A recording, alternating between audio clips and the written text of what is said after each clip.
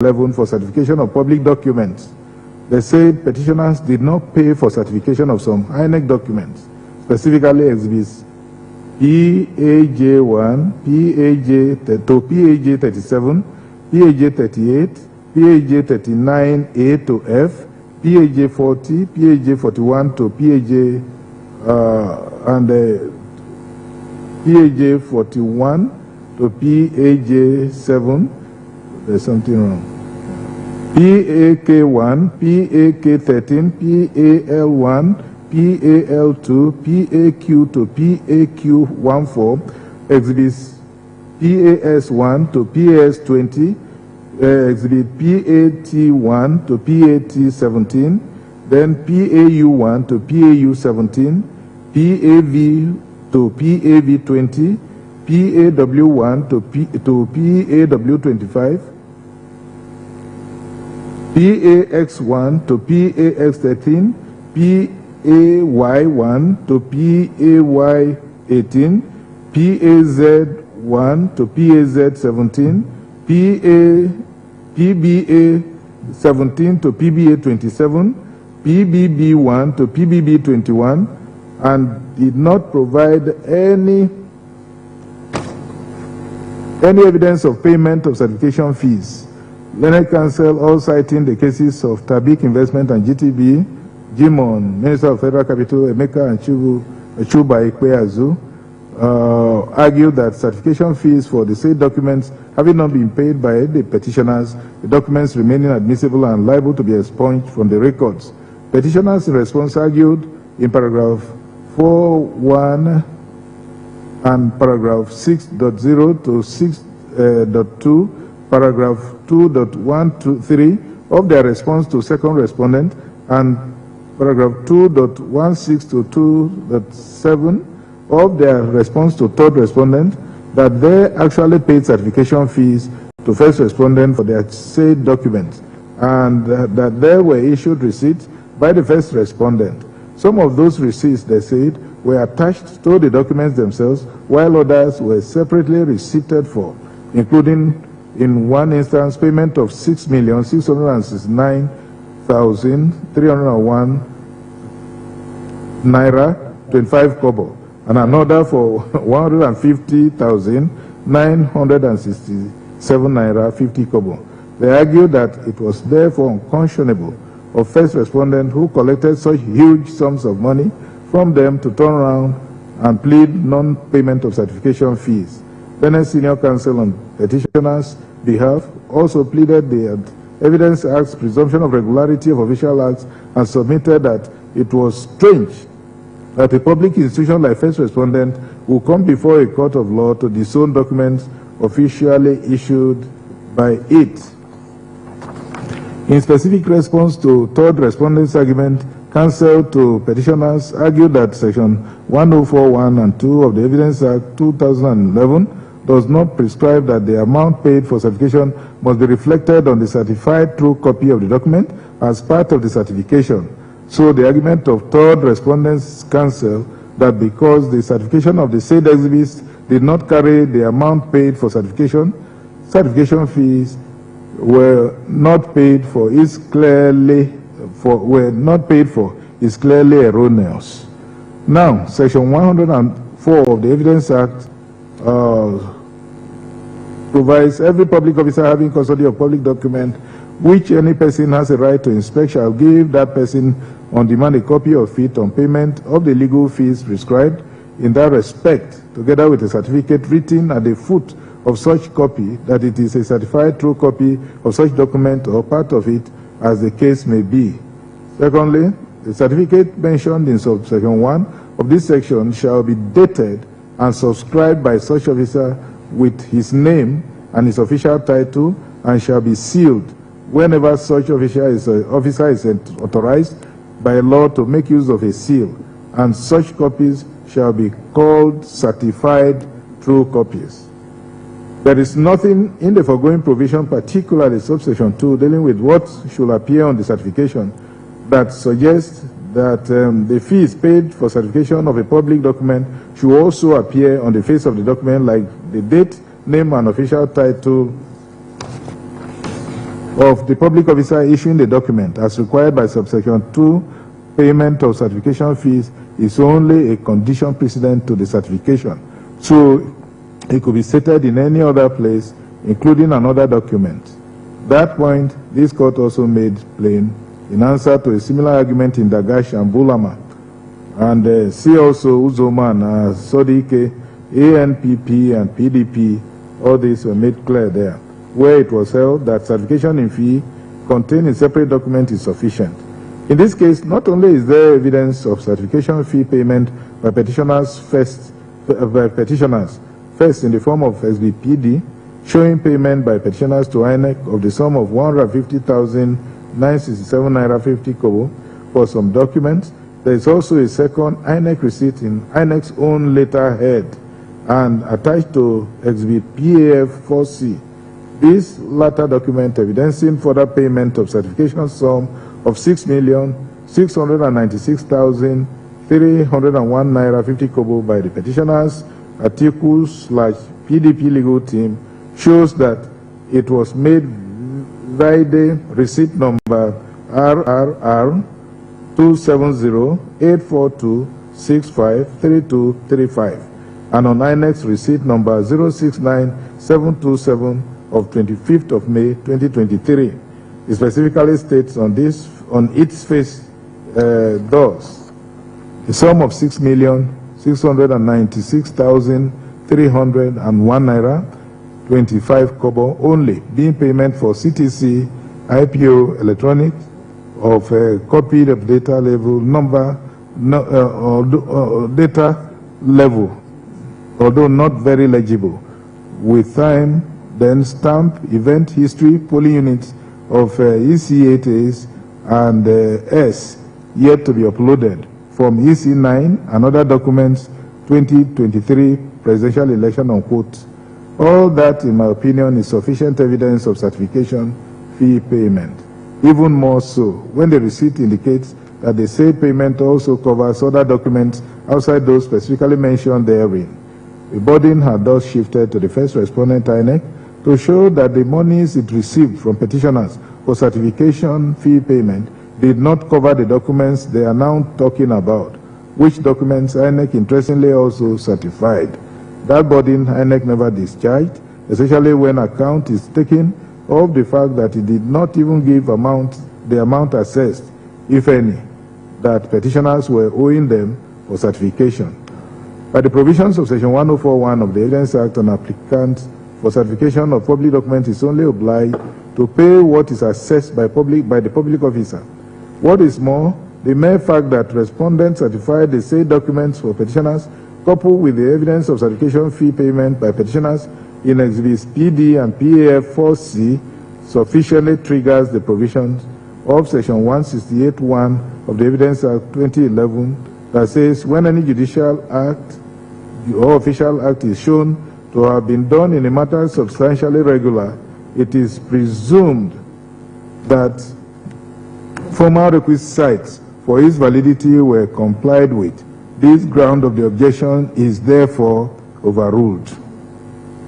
Then on the issue of alleged engravement of certification, it was also argued by the respondents relying on Belgore and Ahmed that certification of the same documents was done by public officer of INEC by engravement of his name, official title and date instead of subscription, so that also, he said, is invalidated the documents and rendered them inadmissible.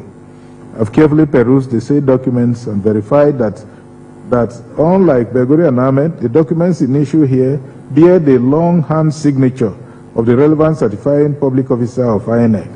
That, in our opinion, is substantial compliance with Section 104 of the Evidence Act and attracts the presumption of genuineness via Section 146 of the Evidence Act.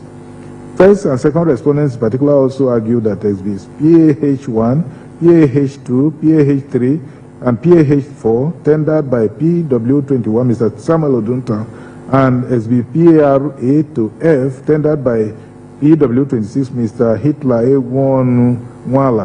were made during pendency of this proceeding or in anticipation of it and therefore inadmissible in evidence by virtue of Section 83(3) of the Evidence Act 2011. In their response, the petitioners argued that the said documents were made pursuant to the orders of this court, pursuant to Section 146(1) of the Electoral Act 2022, permitting them to inspect documents, so they were properly before the court. Much as I am not oblivious of our earlier ruling that these same documents coming from witnesses whose witness statements on oath were not front-loaded with the petition are incompetent and so already struck out, I am also of the opinion that the petitioners seem to 595 seem to completely misconceive the objection raised by the respondents, which is to the effect that the said documents, having been undeniably made during the pendency of this petition or in anticipation of it, are rendered inadmissible by the principal law guiding admissibility of evidence, the Evidence Act 2011, and Section 83 thereof, sub 3 thereof. It is therefore lame of the petitioners to find their breach of that provision on account of the orders of this court made pursuant to Section 146 of 1 of the Electoral Act 2022, that they be allowed to inspect polling documents in the custody of INEC. In any case, Section 146(1) of the Electoral Act 2022 merely states that an order for inspection of a polling document or any other document or packet in the custody of the Chief National Electoral Commissioner or any other officer of the Commission may be made by an election tribunal or a court of competent jurisdiction if it is satisfied that the order required is for the purpose of instituting, maintaining, or defending an election, unquote. This does not in any way give petitioners the leeway to adduce evidence in breach of Section 83 sub 3 of the Evidence Act 2011. Section 146 of the Electoral Act 2011 and the interim orders of this court only permitted the petitioners to inspect election documents for the purpose of instituting or maintaining an election petition. Nothing in that provision allows a petitioner to file evidence, let alone the bulky expert reports as in exhibits PAH 1 to 4, PAH 1AF, PAR 1A to F during the pendency of the petition. The whole idea behind Section 83(3) of the Evidence Act 2011 is to eliminate the danger inherent in allowing a party to manufacture and bring in evidence specifically tailored in anticipation of a case, or was to produce such fresh evidence after the case had begun and parties had fully joined issues in it. That is exactly what the petitioners sought to do with exhibits PAH 1 to 4 and PAR 1 A to F, prepared and filed by experts long after pleadings in the petition had closed, when respondents will no longer have opportunity of retaining their own experts to respond to the evidence presented against them in the said reports. I'm in agreement with the respondents and hereby uphold their objection that the said reports, which were admitted in evidence as exhibits PAH 1, PAH 2, PAH 3, and PAH 4, and PAR 1A, PAR 1B, C, D, and E and F are without prejudice to our earlier decision that the incompetent is also rendered inadmissible in evidence by virtue of Section 83 sub 3 of the Evidence Act 2022. Oh, sorry, Evidence Act 2011. Then the next one is inadmissibility of election documents tendered as exhibits by petitioners on grounds of absence of pleading to support them and consequential irrelevance to the petition. The respondents' argument here are given, so we'll now skip that to the resolution. We've seen that, and the resolution we have is, it appears clear to me that the respondent's objection here is misconceived and founded on isolated reading of paragraph 143 of the petition, where the petitioners aver that the first respondent and his agents wrongly and deliberately entered wrong scores results for the underlisted 22 states, namely Abia, Damawa, Akwa Ibom, Anambra, Bauchi, Bayelsa, Cross River Delta, Edo, Enugu, Gombe, Imo, Kaduna, Katsina, Kebbi, Niger, Oshun, Taraba states. Pleadings, they said, of party is not read in that isolated manner to get at a party's complaint. Pleadings must be read holistically to get at the complaint in issue. If that is done as it should be done, the respondents would have come across where petitioners left no one in doubt that their complaint about the election is nationwide and not isolated to only some few states. That much is clear. First, from paragraph 107 of the petition, where petitioners averred that the petitioners shall give evidence to show that the election results as purportedly declared by first respondent in respect of each state of the Federation, including the Federal Capital Territory, the details of which are contained in the table below, and table was given, are wrong. Then they proceeded to list each of every state of the Federation. They also gave in the table wrong election figures declared by INEC for each state and FCT.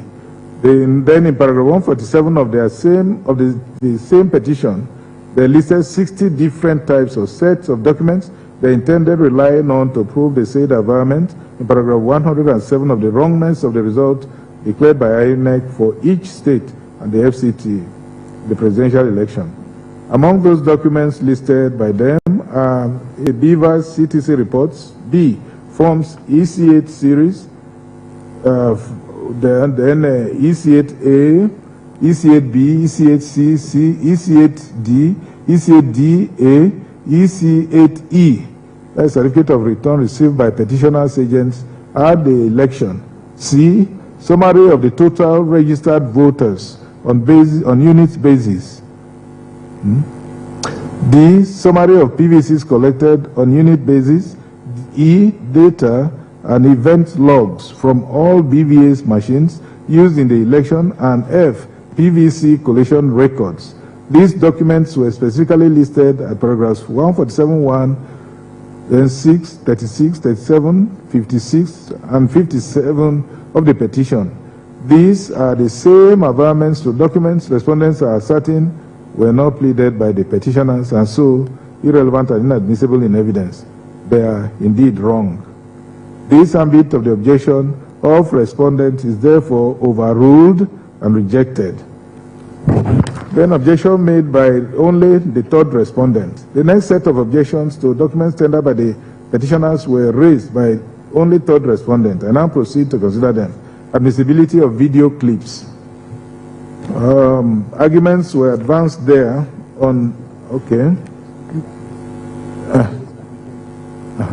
Okay.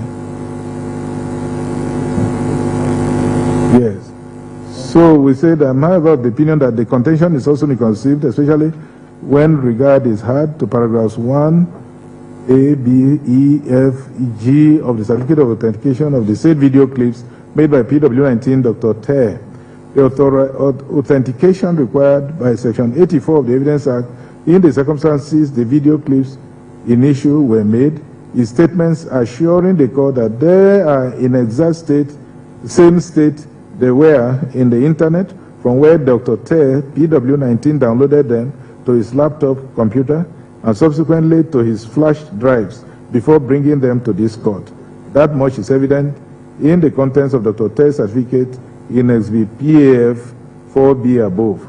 For the same reason, the argument of Dr. Ter is not the argument that Dr. Ter is not in position to answer questions on the said clips, and so his evidence on them is hearsay, is also non sequitur. Then there is also the issue of dumping of documents on court as ground for admissibility. With this one. Okay, that's part of the issue which will be considered deeply. Okay, you see, that is it. This is, okay. Some of them are listed. A simple and straightforward answer to this argument is that this issue, that the issue of dumping of documents on court, which expression in any case suggests, that the documents so dumped are already in evidence before the court only goes to the weight to be attached to the documents by the court. On this reasoning, this ground of the objection is rejected and overruled. Then also there is allegation that some documents tendered were either made during pendency of this proceeding, I think we have seen that, and anticipation of it by interested parties. I think we've done a little consideration of this earlier. So we'll go to number 3. They said also that exhibits PBD, PBD1A, PBD1B, PBD1C, PBD1D, PBD1A, PBD2A, PBD3, and up to PBF4, tendered by the petitioners through PW27, Mike Enauro Eva, to show second respondent's non-qualification for the presidential election on grounds of his alleged conviction stroke fine in the United States of America, forgery of certificates, and dual citizenship are irrelevant to the proceeding and so inadmissible in evidence, petitioners having not pleaded necessary facts in their petition to support them. This also was looked at by us, and okay, and I have already ruled while considering the preliminary objection of the respondents to the petition and replies of the petitioners that paragraph 146 of the petition, where the petitioners averred to non-qualification of second respondent for 2023 presidential election, was bereft of facts to sustain it. I also held that the fresh facts of second respondent's conviction / fine by a district court in Illinois in United States, alleged forgery of documents and dual citizenship, all of which petitioners only introduced for the first time in their replies, were incompetent. They ran foul of both paragraphs 4.1d and paragraph 16.1b are incompetent, liable to be struck out, and were indeed struck out. I'm also aware that we have just few seconds ago ruled here in this judgment that evidence of PW27, through whom they say the documents SB now impeached by third respondent were brought in, is incompetent for non-compliance with paragraph 4.5b of the first schedule to the Electoral Act. Those rulings constitute issue estoppel, binding not only on the parties but on this court too, meaning further that this court cannot depart from them. See Francis Shano and Afri Bank, and also Lawal Daodo and Kadoso and Daniel and all that. Consequently, the objection of third respondent to the admissibility of this evidence earlier highlighted, the objection is hereby upheld, and the said documents are further ruled inadmissible and expunged from the records of this court. The summary of all the foregoing is that 1. The objection to the evidence adduced by PW12 witness Eguma Friday, PW13 Grace Timothy, PW14 Grace Ajabona. Okay. Well, he said all those ones we have mentioned and also recouched here, we say that the objection is upheld, and that evidence together with the documents reports included tendered by the same witnesses are hereby expunged from the records of this court. See, it's there. It's here. Secondly, the objection of respondents to exhibits PAH1, PAH2, PAH3, PAH4 made by Mr. Samuel Odunton, PW21, and exhibits PAR1A to F made by Mr. Hitler Wanwala, PW26, is also further upheld, and the said documents already held incompetent and inadmissible by earlier rulings are again hereby pronounced inadmissible in evidence on this ground too. Then the third one now is the objection of third respondent to the admissibility of exhibits PBD, PBD1A, PBD1B, PBD1C, PBD1D, PBD1A, PBD2A, PBD3, PBD4, PBE1, up to PBF3, PBF4, tendered by PW27, Mr. Mike Enauro, is also upheld, and the said documents are further ruled inadmissible and expunged from the records of this court. Save for these ones mentioned above, all other objections of the respondents to documents tendered by the petitioners are overruled. Well, at this level, I hand over, like my brother said, to my leader to continue with the judgment. Thank you. I now consider the substance. Melt fat like butter with this new powerful military invention. This $69 Special Forces device turns men into beasts. New groundbreaking technology emulates 54,000 crunches in 20 minutes, allowing you to rapidly burn fat and build an incredible six-pack without working out or dieting. And it's 10 times faster than regular exercise. It was created by Captain James Snipes, a 31-year-old Special Forces officer and a bioengineer. After being wounded in his last mission and spending 3 months in a hospital, he felt weak and realized he wouldn't have enough time to get back in shape for the critical next mission. That's when he remembered what he learned in the army about using electronic muscle stimulation, and had a desperate idea. Using the EIMD phenomenon that powers all the muscle tissue growth in a human's body, he built a revolutionary device that uses military technology and an innovative type of stimulation to ignite rapid fat loss and explosive muscle gain. Having only 3 weeks left for the mission, he started using the device for 20 minutes per day to improve his core, arms and legs muscles, and the results were incredible. Just after a few days he began feeling stronger and started losing fat he gained when recovering in the hospital, and after only 2 weeks of using the device, he was back in peak physical condition, and his muscles were visible like never before. That's when James realized how powerful his invention was, and decided to start producing it. Coming to the hearing, the petitioners called a total of 27 witnesses and closed their case on 24th June 2023. The respondents opened their respective defenses starting from 3rd day of July 2023. The third respondent called one witness as one of his staff, RW1, and closed his case. The second respondent also tendered documents and called one witness, RW2. The third respondent did not call any witness but tendered documentary evidence. At the close of the case of the parties, the court ordered written addresses. The addresses were filed on schedule. In the final address for the first respondent filed on 14 July 2023, the learned leading senior counsel of first respondent, Mr. A.B. Mahmoud SN, raised 4 issues as follows. 1. Whether having regard to section 47 subsection 2 and 3 of the Electoral Act 2022, paragraphs 38 and 92 of the regulations and guidelines for the conduct of elections 2022, and totality of evidence adduced at the trial, the inability of the first respondent to transmit the polling unit results electronically in real time using the BVAS device to the IRF portal constitutes non-compliance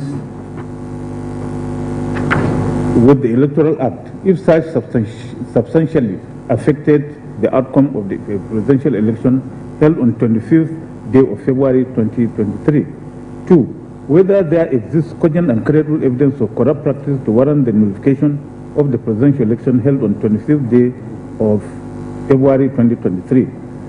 3. Whether going by the provisions of section 131 and 137 of the Constitution of the Federal Republic of Nigeria as amended, the second respondent was at the time of the presidential election held on 25th day of February 2023 not qualified to contest the said election. 4. Whether upon proper construction of section 134(2)(b of the Constitution of the Federal Republic of Nigeria 1999, the requirement that a candidate must score not less than 1/4 of the votes cast at the election in each of at least 2/3 of all states in the Federation as the Federal Capital Territory Abuja means that a successful candidate must specifically score at least 1/4 of the votes cast in the Federal Capital Territory Abuja in addition to 2/3 of all the states. The second respondent, through his counsel, Wale Olani Pekun, SAN, filed his written address on 14 July 2023. He raised for determination 4 issues which were listed as follows. 1. Considering the relevant provisions of the Constitution of the Federal Republic of Nigeria 1999 as amended, the salient provisions of the Electoral Act 2022, as well as the admissible evidence on record, whether the election of the second respondent into the office of President of the Federal Republic of Nigeria on 25th February 2023 was not in substantial compliance with the principles and or provisions of the Electoral Act 2022. 2. In view of the clear provisions of the Constitution, the Electoral Act 2022, and plethora of judicial precedents on the criteria for qualification of candidates for election to the office of President, coupled with the peculiar circumstances of this petition, wherein the petitioners pleaded no fact in support of their allegation of non-qualification of the second respondent, whether the second respondent was or is not eminently qualified to contest the presidential election of 25th February 2023. 3. Upon a combined reading of Section 134 and 299, as well as other relevant provisions of the Constitution, Section 66 of the Electoral Act 2022, and other relevant statutes, whether the second respondent has not satisfied the necessary constitutional and statutory requirements to be declared winner of the presidential election of 25th February 2023 and returned as President of the Federal Republic of Nigeria. 4. Considering the constitution of the petition and the thus evidence adduced, whether this honorable court can accede to any of the reliefs being claimed by the petitioner. The third respondent, through her lead counsel, filed its final address on 14 June 2023. Similarly, 4 issues were generated for determination. 1. Whether, having regard to the relevant and admissible evidence led by the parties, the conduct of the presidential election held on 25th day of February 2023 was vitiated by non-compliance and corrupt practices that was substantial enough to direct or directly attributed to the second respondent as to have affected the outcome of the election and to justify notification of the election in a manner envisaged by the applicable provisions of the Electoral Act 2022. 2. Whether the burden of proving that first petitioner and not second respondent scored majority of lawful votes cast and satisfied the constitutional requirement of having 1/4 of the votes cast in each of at least 2/3 of all states of the Federation and the Federal Capital Territory to be declared and returned as the winner of the presidential election held on 25th February 2023 has been discharged by the petitioner. 3. Whether, having regard to the issues joined and evidence led on the qualification of the second respondent to contest in the presidential election held on 25th February 2023, the petitioner has established that second respondent was not qualified to contest the presidential election as provided for in the Constitution and the Federal Republic of the Federal Republic of Nigeria, 1999, as altered. And 4. Whether, having regard to the totality of the evidence led by the parties and the applicable law, the petitioners are entitled to succeed on any of the reliefs sought in the petition at all, or that the petition ought to be dismissed in favor of the respondents. In response to the addresses filed by the first, second, and third respondents, the petitioners, through their leading counsel, Chief Chris Uche, SAN, filed their respective written addresses on 21st July, 22nd July, and 23rd July 2023. The petitioner's senior counsel filed separate written addresses in response to each of the first, second, and third respondent addresses. The issue for determination raised in the 3 written addresses filed by petitioners in response to each of the written addresses of each of the respondents are the same, and they are: 1. Whether the return of the second respondent in the election to the office of the President of the Federal Republic of Nigeria held on 25th day of February 2023 was not invalidated by reason of substantial non-compliance with the provisions of the Electoral Act 2022 on electronic transmission of results for collation and verification. 2. Whether the second respondent was lawfully declared and returned as the winner of the presidential election held on 25th day of February 2023, having not secured 1/4 of the value of votes cast in the Federal Capital Territory, Abuja, as required by the Constitution of the Federal Republic of Nigeria, 1999, as amended. 3. Whether the second respondent was not disqualified under the provisions of the Constitution of the Federal Republic of Nigeria, 1999, as amended, to contest the presidential election held on 25th day of February 2023, having regard to the alleged order of forfeiture arising from drug-related offense, his acquisition of the citizenship of a country other than Nigeria, and presenting a forged certificate to the first respondent. 4. Whether the first respondent was not wrong in returning the second respondent when he was not duly elected by majority of the lawful vote cast in the election. A look at the issues formulated by the parties will show clearly that though differently worded, they are similar in context and content. It is in the face of this that we choose the 4 issues formulated by the petitioners, albeit with necessary modifications to anchor the determination of this petition. The issues for determinations as modified are as follows. 1.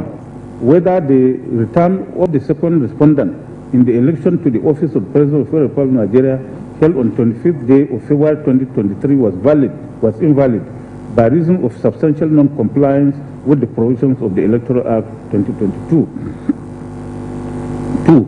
Whether the second respondent was lawfully declared and returned as the winner of the presidential election held on 25th day of February 2023, having not secured 1/4 of the valid votes cast in the Federal Capital Territory, Abuja.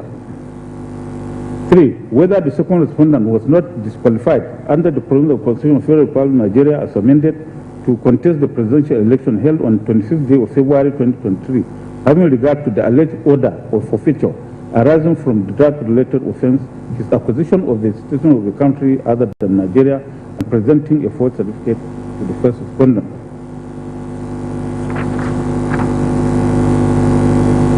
4. Whether the second respondent was duly elected by majority of the lawful votes cast in the election and the first respondent was right in returning him as duly elected.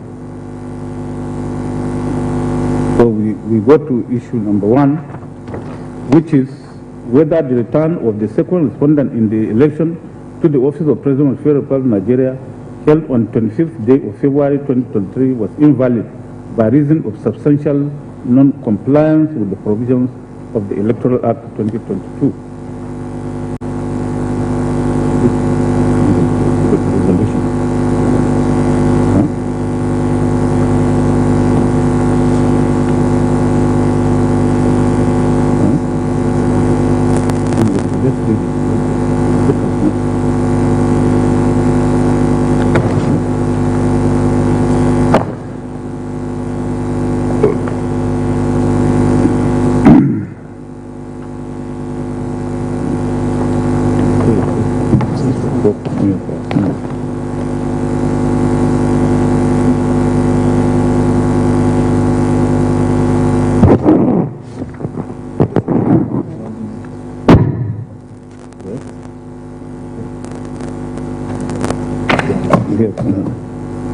Yes, we have considered the submissions of council which we have summarized here.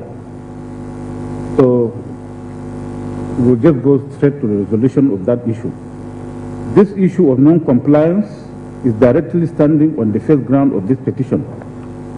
Thus, by paragraph 16A of the petitioner stated that the election of the second respondent is invalid by reason of non-compliance with the provisions of the Electoral Act 2022.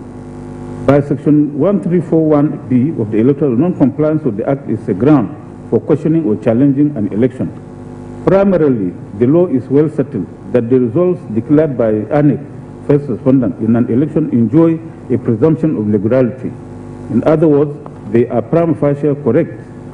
Section 168 of the Evidence Act 2011, recently applied by the Supreme Court in Atuma and ANEC and APC.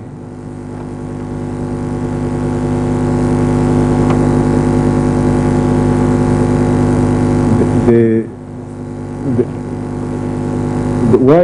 JSC held as follows. By virtue of Section 168 sub 1 of the Evidence Act 2011, presumption of regularity inures in favor of judicial or official acts, including those carried out by ANEC. The exact words of the subsection are thus: when any judicial or official act is shown to have been done in a manner substantially regular, it is presumed that formal requisites for its validity were complied with. Fortunately for the appellant and first respondent, it is only a presumption which implies that it is rebuttable.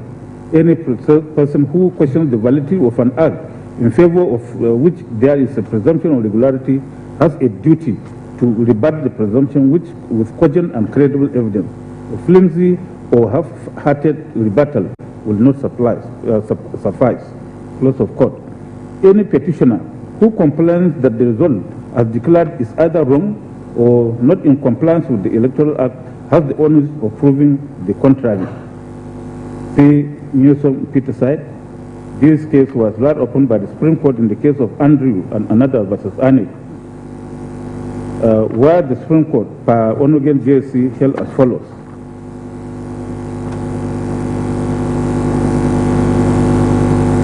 Well, the term is far gone. We'll skip those petitions. When you get the judgment, you will see. Generally, it is the law that he who alleges must offer the requisite proof. The petitioners have the burden of proof, and they must succeed on the strength of their case as per their pleadings. The level of proof required is twofold. The first level is that there is non-compliance. The second level is to prove that the non-compliance substantially affected the result of the election.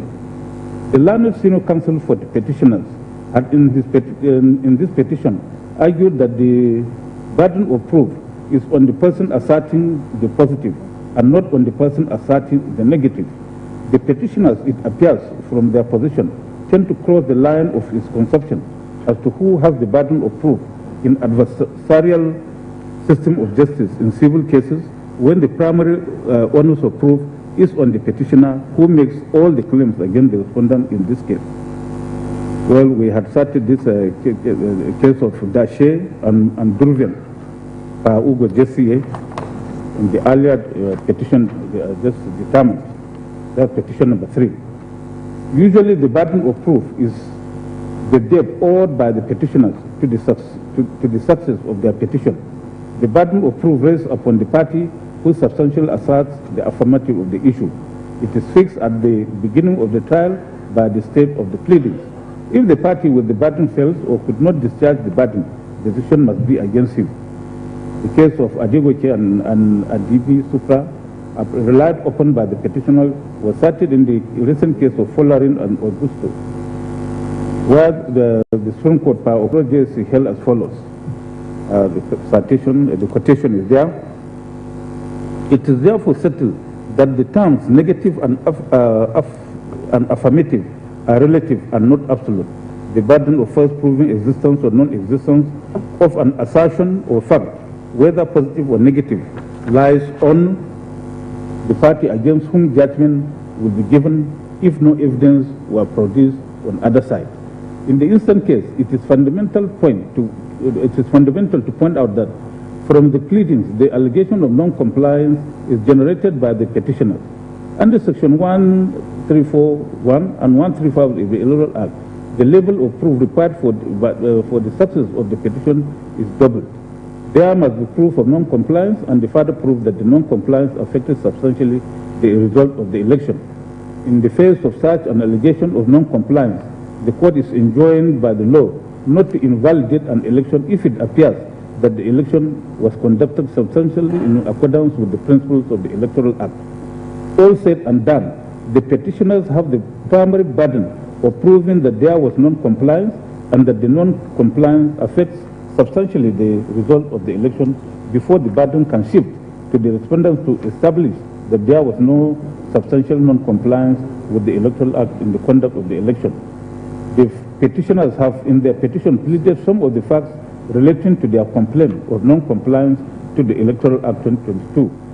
The key paragraphs of their petition in that regard are paragraphs 18, 22, 23, 25, 28, 29, 35, 36, 37, 38, 39, 40 to 44, 46, and 48 of the petition. The respondents joined issues with the petitioners in respect of this issue, and they all denied the facts pleaded by the petitioners. The denials of the first respondent in its reply are very significant. In paragraphs 17, 18, 19, 31, 32, 33, 34, 35, 36, and 37 of the first respondent reply to the petition, the first respondent is in great measure denied all the allegations of the petition. In the petition, since those paragraphs are direct and straight denial by the first respondent, the burden of proof remains on the petitioners to establish their claim as required by the law. Apart from the first respondent, who is the primary respondent, due to the fact that it is acts that are challenged in this petition, the second and third respondents, who are the beneficiaries of the declaration of the results, join issues with the petitioners. The second respondent, in its reply to the petition, countered all the petitioners pleaded in respect of this issue. Issue 1 with paragraph 6, 33, 56 and 57 thereof. The third respondent countered the petitioner's allegation with paragraph 26, 37 and 40 of its reply to the petition. Non-compliance in ordinary parlance means failure to or refusal to do something that you are officially or statutorily supposed to do. See Shulua and another versus To J.I. 13, Ojuku and Yaradua and Akirdulu and Mimiko. The Electoral Act 2022, in an explicit manner, has laid out clearly grounds upon which an election can be questioned in section 134 thereof. Then there is section 135 of the Electoral Act, which looks like a proviso to section 134 for proper appreciation of the intendment of the law. Section 134 and 135 of the Electoral Act must be considered together. Well, an election may be, 1341 says, an election may be questioned on any of the following grounds. B of it says the election was invalid by reason of corrupt practices or non-compliance with the provisions of this Act. Then 135(1) says an election shall not be liable to be invalidated by reason of non-compliance with the provisions of this Act if it appears to the election tribunal or court that the election was conducted substantially in accordance with the principles of this Act and that the non-compliance did not affect substantially the result of the election. This ground of non-compliance to the Electoral Act has been in all our electoral laws, even from when we had parliamentary system of government. The courts have over the years shed a lot of light on the requirement of the law in proving the allegation of non-compliance. A short chronicle of the decisions of our courts will throw more light on the evidential burden of proving non-compliance. For that purpose, we cited the cases of Basi and Young, Awolowo and Shagari. We also cited the cases of Buhari and Anada versus Obasanjo and others, and CPC versus Buhari and others. So in all these decisions, the evidential burden of proof of non-compliance lies on the petitioner, who must first prove that there was non-compliance, and secondly, that the non-compliance has substantially affected the results being contested. Let me say that at the risk of sounding repetitive, that it is after the onus on the petitioner is discharged to the satisfaction of the court, that the onus will shift to the respondents to establish that the results were not affected. It follows, therefore, from the authorities referred to, that for the petitioner to succeed in the allegation of non-compliance, they must plead clearly in their petition the non-compliance and call witnesses or place before the court cogent and credible evidence of such non-compliance. The petitioners need to place before this court evidence based on their pleadings, indicating that the non-compliance has affected the votes cast at the election and that the impact is substantial enough to invalidate the election. The petitioners, it must be underlined, pleaded in paragraph 4 of the petition that the petitioners had agents in all the polling units, ward collation centers, local government collation centers, and state collation centers in all the states of the Federation and the Federal Capital Territory, as well as the National Collation Center. Of this crowd of agents, the petitioners did not call any of their agents at the polling units. The said agents at the polling units were the ones who were meant to sign and collect duplicates of results from EC8A. The few agents called were state and national collation agents. Largely, their testimonies were hearsay. Let us now examine their evidence before the court. The PW1 is Captain Joe Agada, retired. His statement on oath is at pages 198 to 200 of the petition. He was the petitioner's collation agent for Kogi State. In paragraphs 7, 8, and 11 of his statement, he deposed that from his analysis, he discovered various forms of non-compliance and corrupt practices such as suppression of votes, manipulation of beavers machines, manipulation of accreditation, intimidation and harassment of voters, massive thumbprinting of ballot papers, etc. This witness did not give particulars of these malpractices. There was no forensic report to support allegation of multiple thumbprinting at the polling units. In PDP and ANEC and others, this court, per Agim Jesse as it then was, held that it is only a polling unit agent, or a person who was present at the polling unit during polls that can give admissible evidence of what transpired during the poll in the unit. See also Goyal and Anada versus ANEC, Buhari and ANEC and others. In the instant case, PW1 was not a polling agent, he was a collation agent. When cross-examined, he said he would be wrong to say that he was present when all the ballot papers and boxes were manipulated, that he visited only 20 polling units out of the over 3,000 polling units in Kogi State. He admitted that his party had polling unit agents in all the polling units and that they are still alive. The PW2 is also a collation agent. His witness statement on oath is at pages 213 to 215 of the petition. His statement is similar to that of the PW1. His name is Dr. Solarin Sunday Adekunle. He was the collation agent of the petitioner for Ogun State on the election day. Under cross-examination, he said he only visited 19 polling units out of the 5,040 of the polling units in Ogun State. PW3, 4, 5, 6, 7, 8, 9, 10, 11, and 11 are all collation agents. The evidence of these witnesses centered around the events and the duties carried out by the polling unit agents of the petitioners. They agreed under cross-examination that the polling unit agents functioned very well in their units.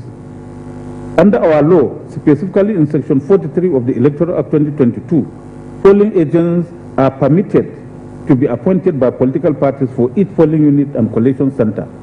The wisdom in this is for each of the political parties involved in an election to be represented by its own agents. The duties of an agent are to represent the interests of his or her principal. Having regard to the fact that no mortal can be in all the places at the same time, the law allows political parties to have their agents at all polling units and collation centers.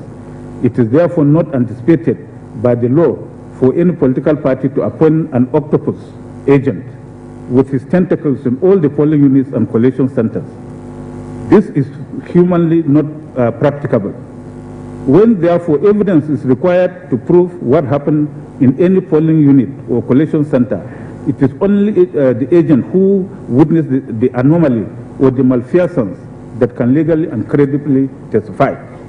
It follows therefore that PW1, 2, 3, 4, 5, 6, 7, up to 11, PW 19, 20, and 22, who were state and national collation agents of the petitioners, can only testify of the events in their units or collation centers where they voted or acted as agents, and not all over the states of the Federation.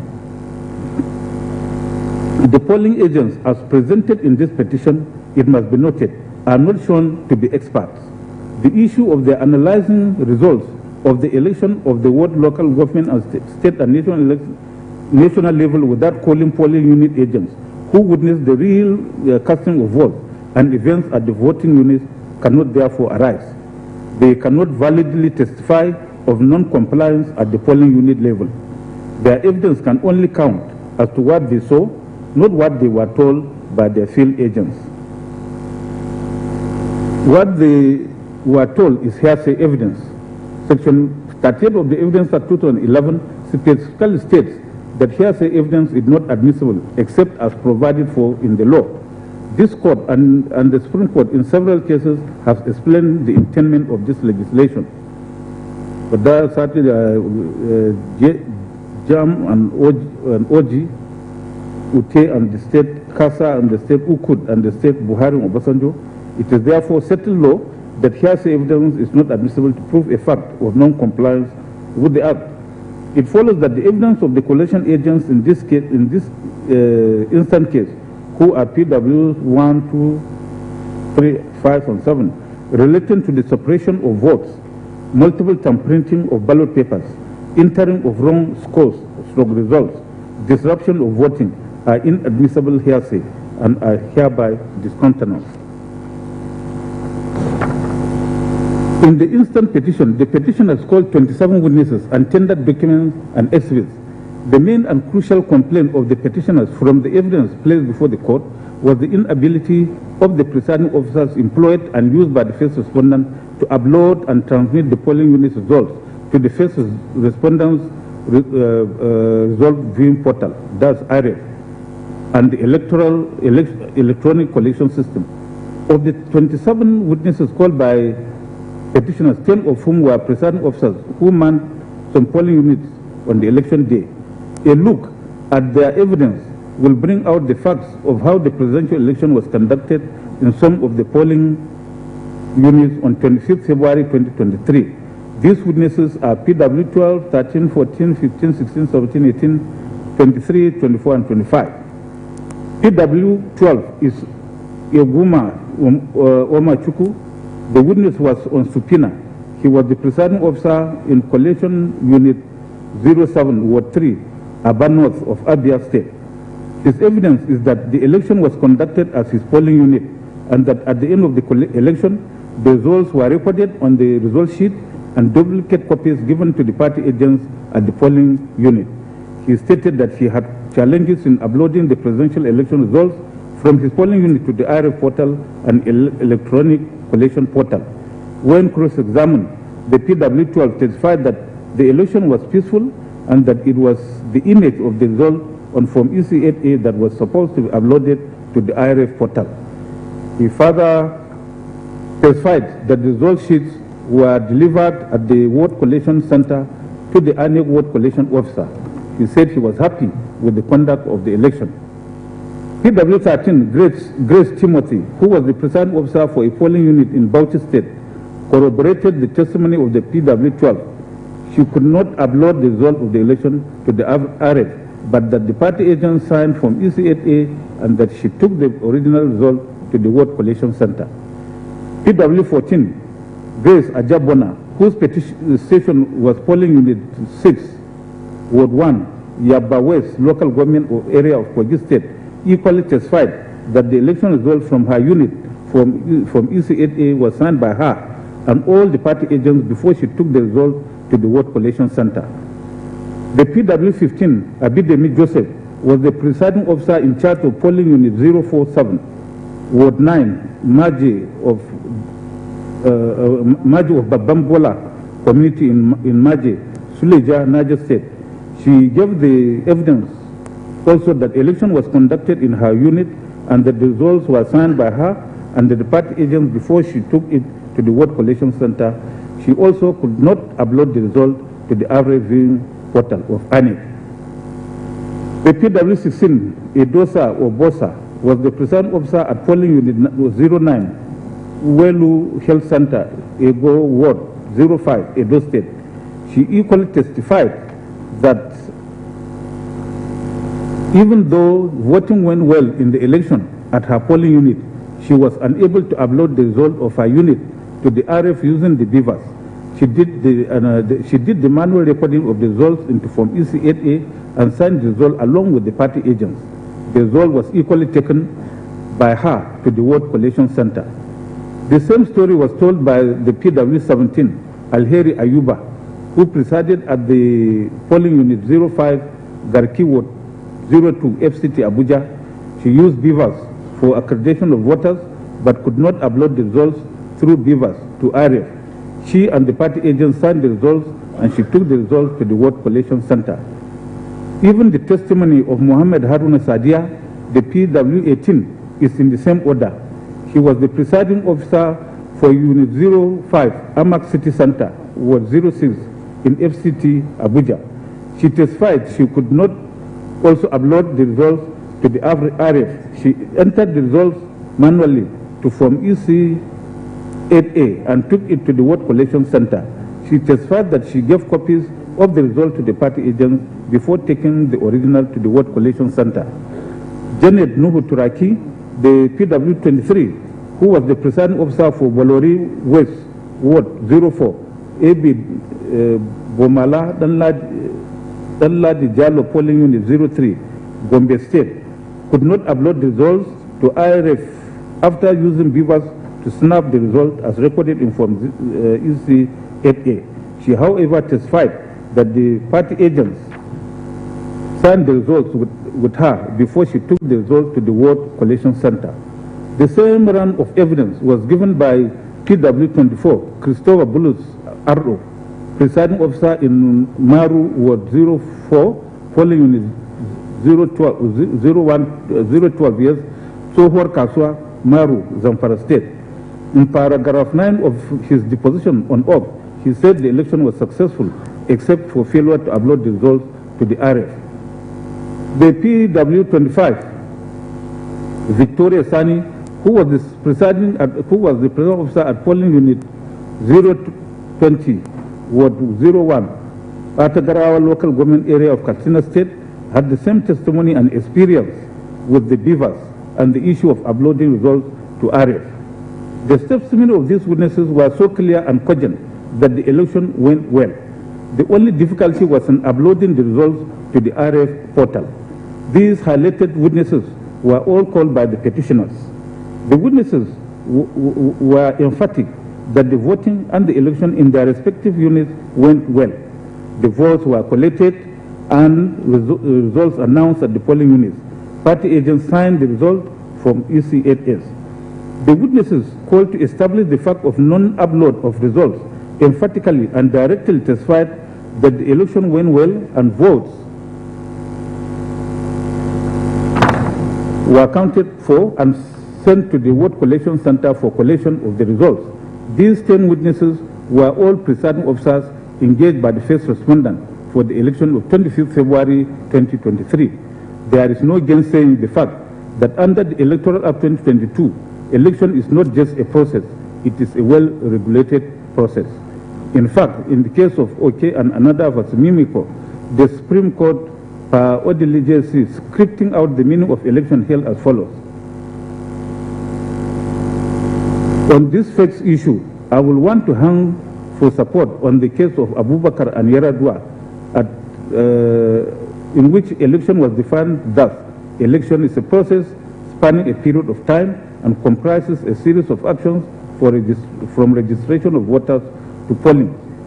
Then in Bile and the state, the court Panguta JSC explained further that election is defined as inter alia, the act of choosing or selecting one or more from a greater number of persons, things, causes, or rights.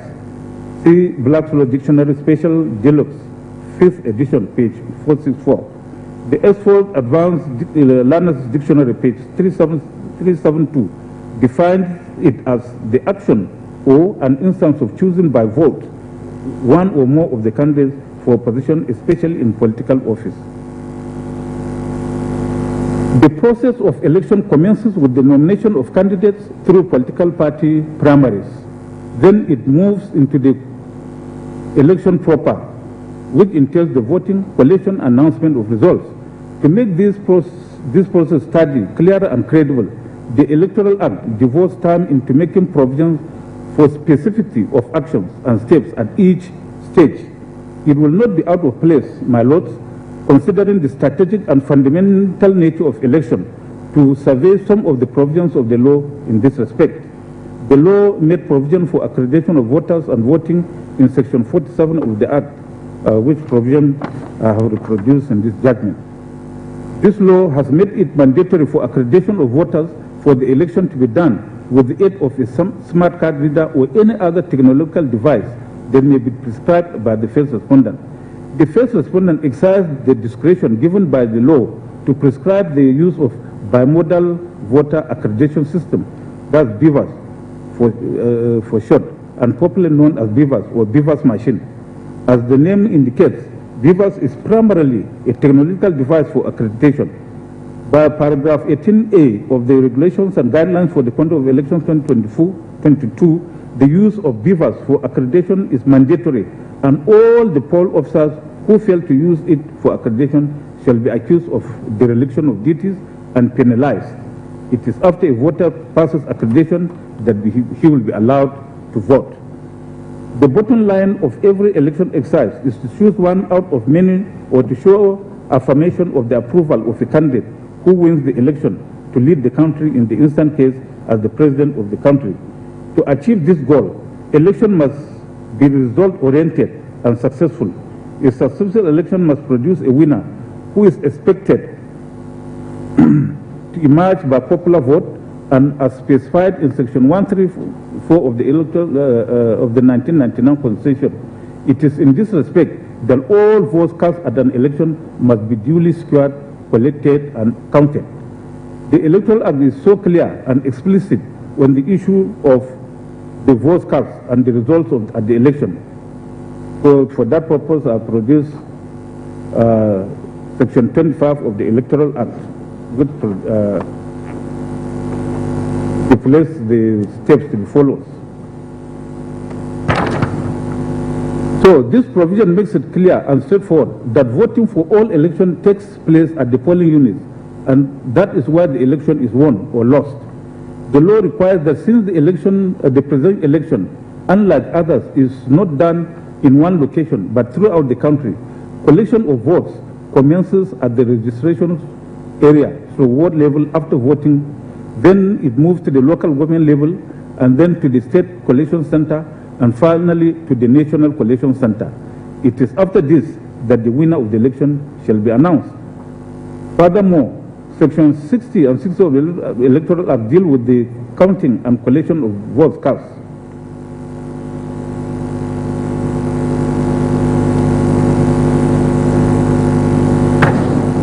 These provisions of the Electoral Act are very simple, plain, and straightforward, and do not require any technical rule of construction. The law is tried that where words used in a statute are clear and unambiguous, the courts are enjoined to interpret the words in their ordinary and natural meanings. Words used are to be interpreted in a way that will not clash with and defeat the manifest intention of the legislation. Every legislation is scripted by the lawmakers with a purpose. The court must be careful not to interpret the law so as to create absurdity or make nonsense of the law. See the cases of Imiano and others versus Anekwe and others, Jegede and Anek, Guma and versus APC and others, Lado and another versus Masari and others. The law as prescribed in Section 60 and 62 of the Electoral Act 2022 does not in any form or sense make any provision or pretension as to any form of counting and collection of election results other than manual collection. In Oyetola and Anik Supra, the Supreme Court, par Agim JC, held on transmission of results the essence and status of the collection system and the Anik RF portal as follows. Court, as I had held herein, there is no part of the Electoral Act requiring the presiding officer to transmit the accredited voters in the polling unit or the polling unit results during election to the Anik database as part of the election process. As stated in Section 62(1) of the Electoral Act 2022, after the recording and announcement of the result, the presiding officer shall deliver same along with the election materials under security and accompanied by the candidates or their polling units, polling agents, where available to such person as may be prescribed by the Commission. This is to enable the Commission compile, maintain, and update on a continuous basis a register of election results. This intention is clear from subsection 2 of Section 62, which provides that the Commission shall compile, maintain, and update on a continuous basis a register of election results to be known as the National Electronic Register of Election Results, which shall be a distinct database or repository or polling unit by polling unit results, including collected election results of each election conducted by the Commission in the Federation, and the register of election results shall be kept in electronic format by the Commission at its national headquarters. As their names depict, the collection system and the Anik Result Vim portal are part of the election process and play particular roles in that process. The collection system is made of the centers where results are collected at various stages of the election. So the polling unit results transmitted to the collation system provides the relevant collation officer the means to verify a polling unit result as the need arises for the purpose of collation. The results transmitted to the result viewing portal is to give the public at large the opportunity to view the polling unit results on the election day. It is clear from the positions of Regulation 38(1) and 2 that the collation system and result viewing portal are different from the National Electronic Register of Election Results. The collation system and result viewing portal are operational during the election as part of the process. The National Electronic Register of Election Results is a post-election record and is not part of the election process. With this state of the law, let us now assess the case of the petitioners in this petition. The petitioners, as earlier mentioned in this judgment, are claiming that the failure of the first respondent to upload the election results constitutes non-compliance to the Electoral Act. They pleaded in paragraph 14 and 15 of their petition. Thus, reproduce paragraph 13 and 14. So the petitioners, by this pleading, are relying on the summary of final collation and declaration of results, which are in forms ECDA, in bracket, EC8E, as issued by the first respondent.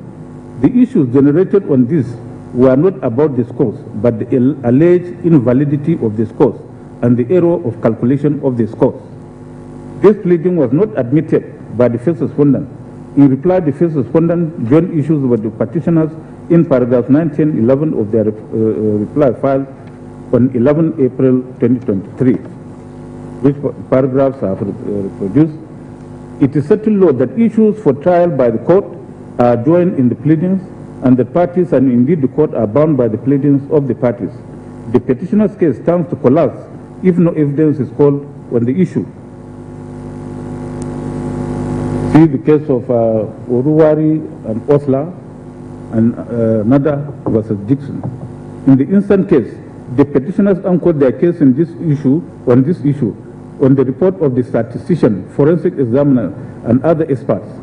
The statistician's report referenced by paragraph 14 and 15 of the petition was tendered in court through PW21, Mr. Samuel Oduntan. It was filed on 14th of June 2023. The statistician's report were tendered, admitted, and marked exhibits PAH1, PAH2, PAH3, and PAH4 respectively. This report was challenged by the respondents, and in our earlier ruling, we came to the conclusion that it was incompetent and liable to be struck out, and was in fact struck out. Without prejudice to that ruling, I wish to assess its value. Nevertheless, PW21, the maker of the said reports, was cross-examined in court by all the respondents, and he showed clearly that he is an unreliable witness. He was contradicting himself on issues around his report, apart from the fact that this witness is a subpoena witness whose witness statement of oath was not front-loaded. He did not present himself as a credible witness. Hear him under his cross-examination by Mahmoud SN for the first respondent. He said, I have formal training in information technology, IT, as stated so in my written statement. I was commissioned by the petitioners. I was compensated by the petitioners for my work. I am an expert in statistics. Apart from what I stated in paragraph 5 of my witness statement, I have enough experience in my work on election petitions. One does not need to be an expert to read INEC forms EC8S. I commenced my work sometimes in April. It took me about a month to complete my assignment. I cannot recall any proceeding where I admitted that I am not an expert.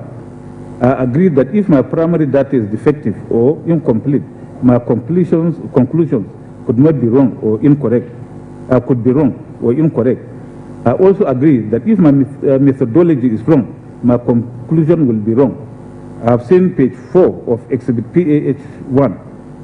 That page refers to the methodology I use as referring to forms EC8S. I inspected the forms EC8S at the ANEC headquarters. I do not know if those forms EC8S are before the court. I am aware that the form EC8S are stored in the various state headquarters. If what I stated in paragraph 2 at page 4 of Exhibit PAH1 is wrong, my conclusion will be wrong. I have seen column 1 of volume 3, Exhibit PAH4, at page 1, line 1. It refers to polling unit 009, Ward 6 of Anambra State. When cross-examined by Chief Olanipekun SN for the second respondent, the PW21 said, I have seen paragraph 5A of my written statement on oath. It is true that I did not present the report in Khalil and Yaradua. I agree that no pictorial images of the electoral documents are referred to in my statement are attached to my statement. I am aware that PDP won the election in Adamawa State. By my report, we are not satisfied by the votes returned by ANIC in Adamawa State, including the votes scored by the first petitioner. I say so because I am not satisfied by irregular votes recorded in Adamawa State. That is why I sought the deduction of those votes. By my report, the petitioners won the election in 12 states. By my figures, I am not satisfied with the score for PDP in those states because they are printed with irregularities.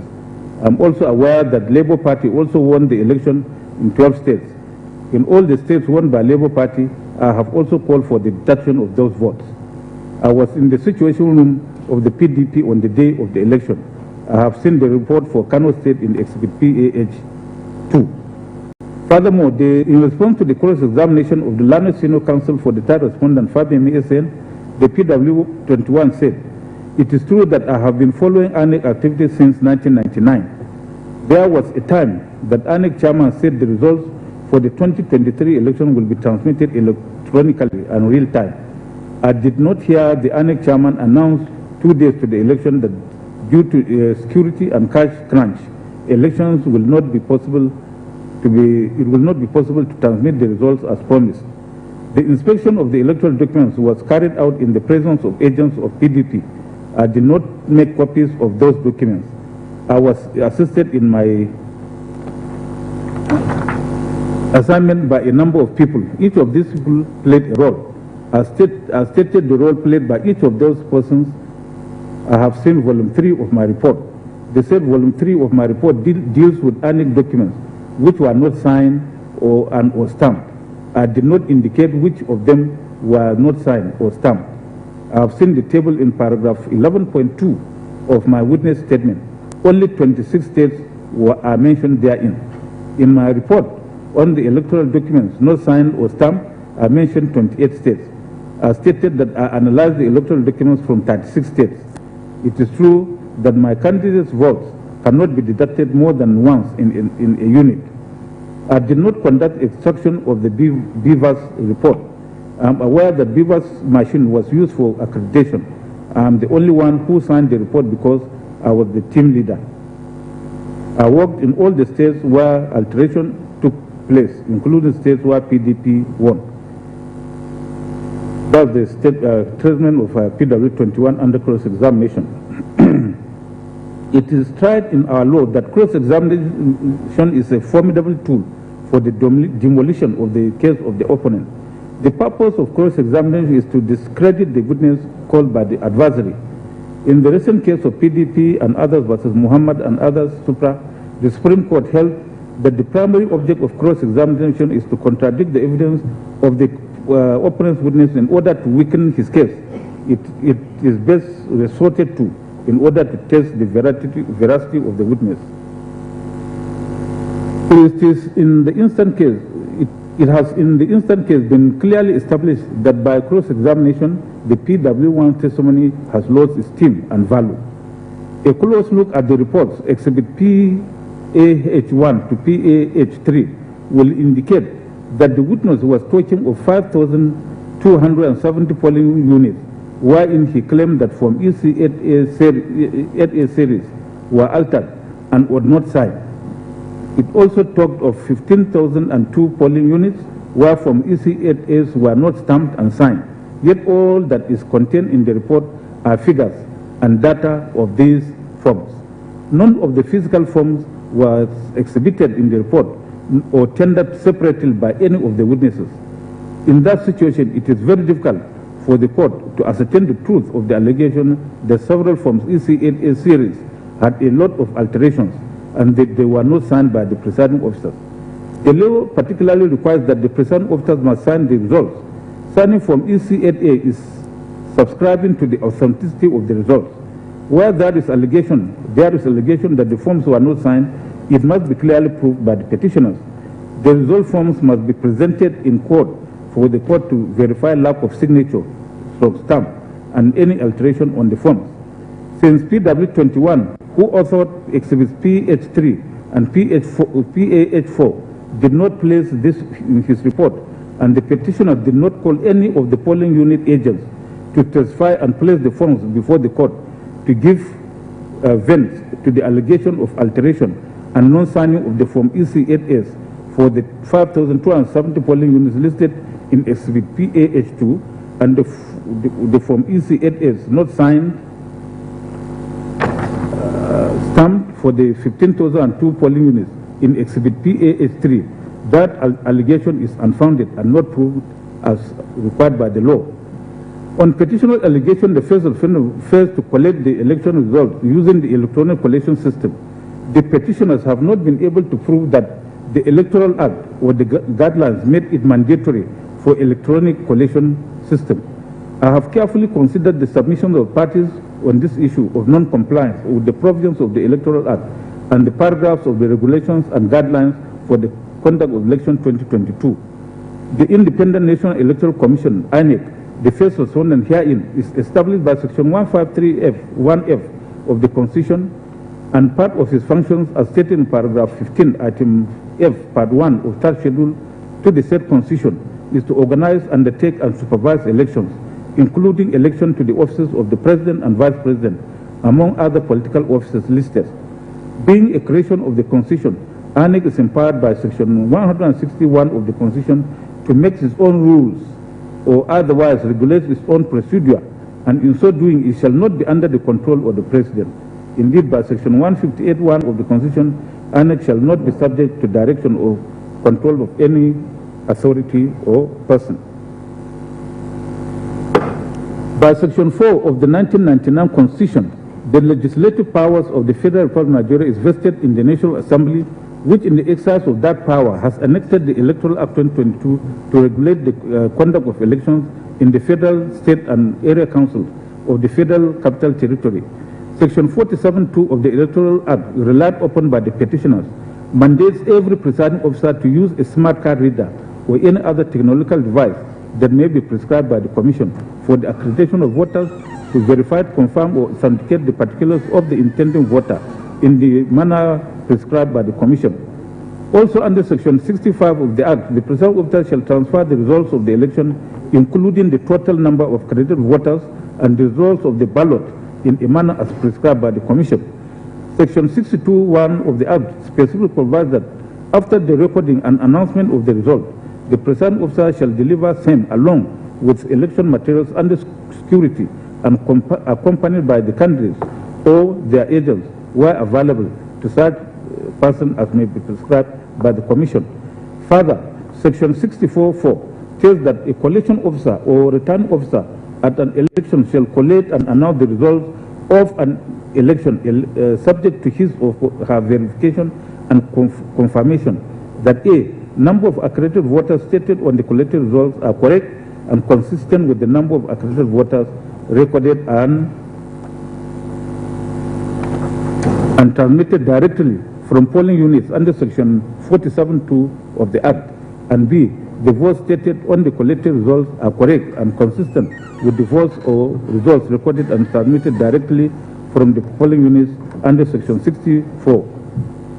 At this stage, it should be noted that Section 47(2) referred to in Section 64(4)(a) relates to procedure for accreditation of voters by the presiding officer using the technological device prescribed by the Commission. As for Section 64, referred to in Section 64, subparagraph 4b of the Act, it only mandates the presiding officer to count and announce the result at the polling unit. In fact, subsection 5 of Section 60 goes ahead to mandate the presiding officer to transfer the result, including total number of accredited voters and the results of the ballot in a manner as prescribed by the Commission. The Act also provides in Section 60, subsection 5, that the collection officer or return officer shall use the number of accredited voters recorded and transmitted directly from polling units under Section 47, subsection 2 of the Act, and the votes or results recorded and transmitted directly from polling units under Section 64 of the Act to collect and announce the result of an election if a collected result at his or her lower level of collection is not correct. From the aforementioned sections, it is clear that while subsection 4 of Section 64 provides for what the collection or returning officer will use to verify and collect the results, subsection 5. Tomorrow is happening right now, because at Enbridge, we're modernizing our operations to ensure the world has safe, secure, and sustainable energy today and tomorrow. These are the original of the disputed collected result for each polling unit where the election is disputed, which in our view means the physical or hard copy of the disputed collected result. B, the technological device used for accreditation of voters in each polling unit where the election is disputed. C, the data of accreditation recorded and transmitted directly from each polling unit where the election is disputed as prescribed under Section 47, sub 2 of this Act. And D, the votes and results of the election recorded and transmitted directly from each polling unit where the election is disputed as prescribed under Section 60, subsection 4 of the Act, which requires only the accounting and announcement of results at the polling unit. A careful examination of the above sections relied upon by the petitioners show that the Electoral Act had used the words deliver in Section 61, transfer in Section 65, and transmitted directly in Section 52, sub 2, 64, sub 4, 5, and 6 of the Electoral Act in stating how results election should be handled under those provisions. A look at the definition of those words in the Black Law Dictionary, 6th edition, show that the word transfer is defined at page 1497 as to convey or remove from one place or person to another, or to pass or hand over from one to another, or to specifically change over the possession or control. The word transmit, on the other hand, is defined by the same law dictionary to mean to send or transfer from one person or place to another, or to communicate. In my view, the Electoral Act 2022 has used the words deliver, transfer, and transmitted directly interchangeably to describe how the results of the election shall be moved from one stage to another until the results are finally collected and declared. In all this, the Electoral Act 2022 has not specifically provided that the result of the election shall be electronically transmitted. It is in the exercise of its powers under Section 160, subsection 1 of the 1999 Constitution and Section 148 of the Electoral Act 2022 that that the first respondent herein made the regulations and guidelines for the conduct of elections 2022 as well as ANIC Manual for Election Officials 2023. In paragraphs 14A and 18A of the regulations, the first respondent prescribed the bimodal vote accreditation system, BVAS, as the technological device for the purpose of accreditation and verification of voters in the 2023 general elections. The petitioners have also hinged their allegation on non-compliance on paragraph 38(1), Roman 1 and 2, 48A, B and C, 50, Roman 5, 7 and 20, 51, Roman 2, 54, Roman 12, and 55, Roman 12, and paragraph 93 of the regulations and guidelines. Paragraph 38, those provisions refers to have been reproduced in this judgment. So from the foregoing provisions of the regulations and guidelines relied upon by the petitioners, it is clearly evident to me that although the Electoral Act has provided in Section 621 for the delivery by the presiding officer of the result, along with other election materials under the security and accompanied by candidates or their polling agents, were available to such persons as may be prescribed by the first respondent. The first respondent has, by paragraph 30 of the regulations and guidelines quoted above, introduced electronic transmission to a collation system in addition to the physical transfer of the election results to the registration area for vote collation officer. As stated earlier, the technological device prescribed by ANIC in the conduct of the 2023 election is the bimodal voter accreditation system. The functions of BVAS, as stated in paragraph 14A and 18A, is for verifying the voter through a positive identification of the voter and authentication of the voter by matching his or her fingerprints or face, that's facial recognition, thus accrediting the voter to vote at the election.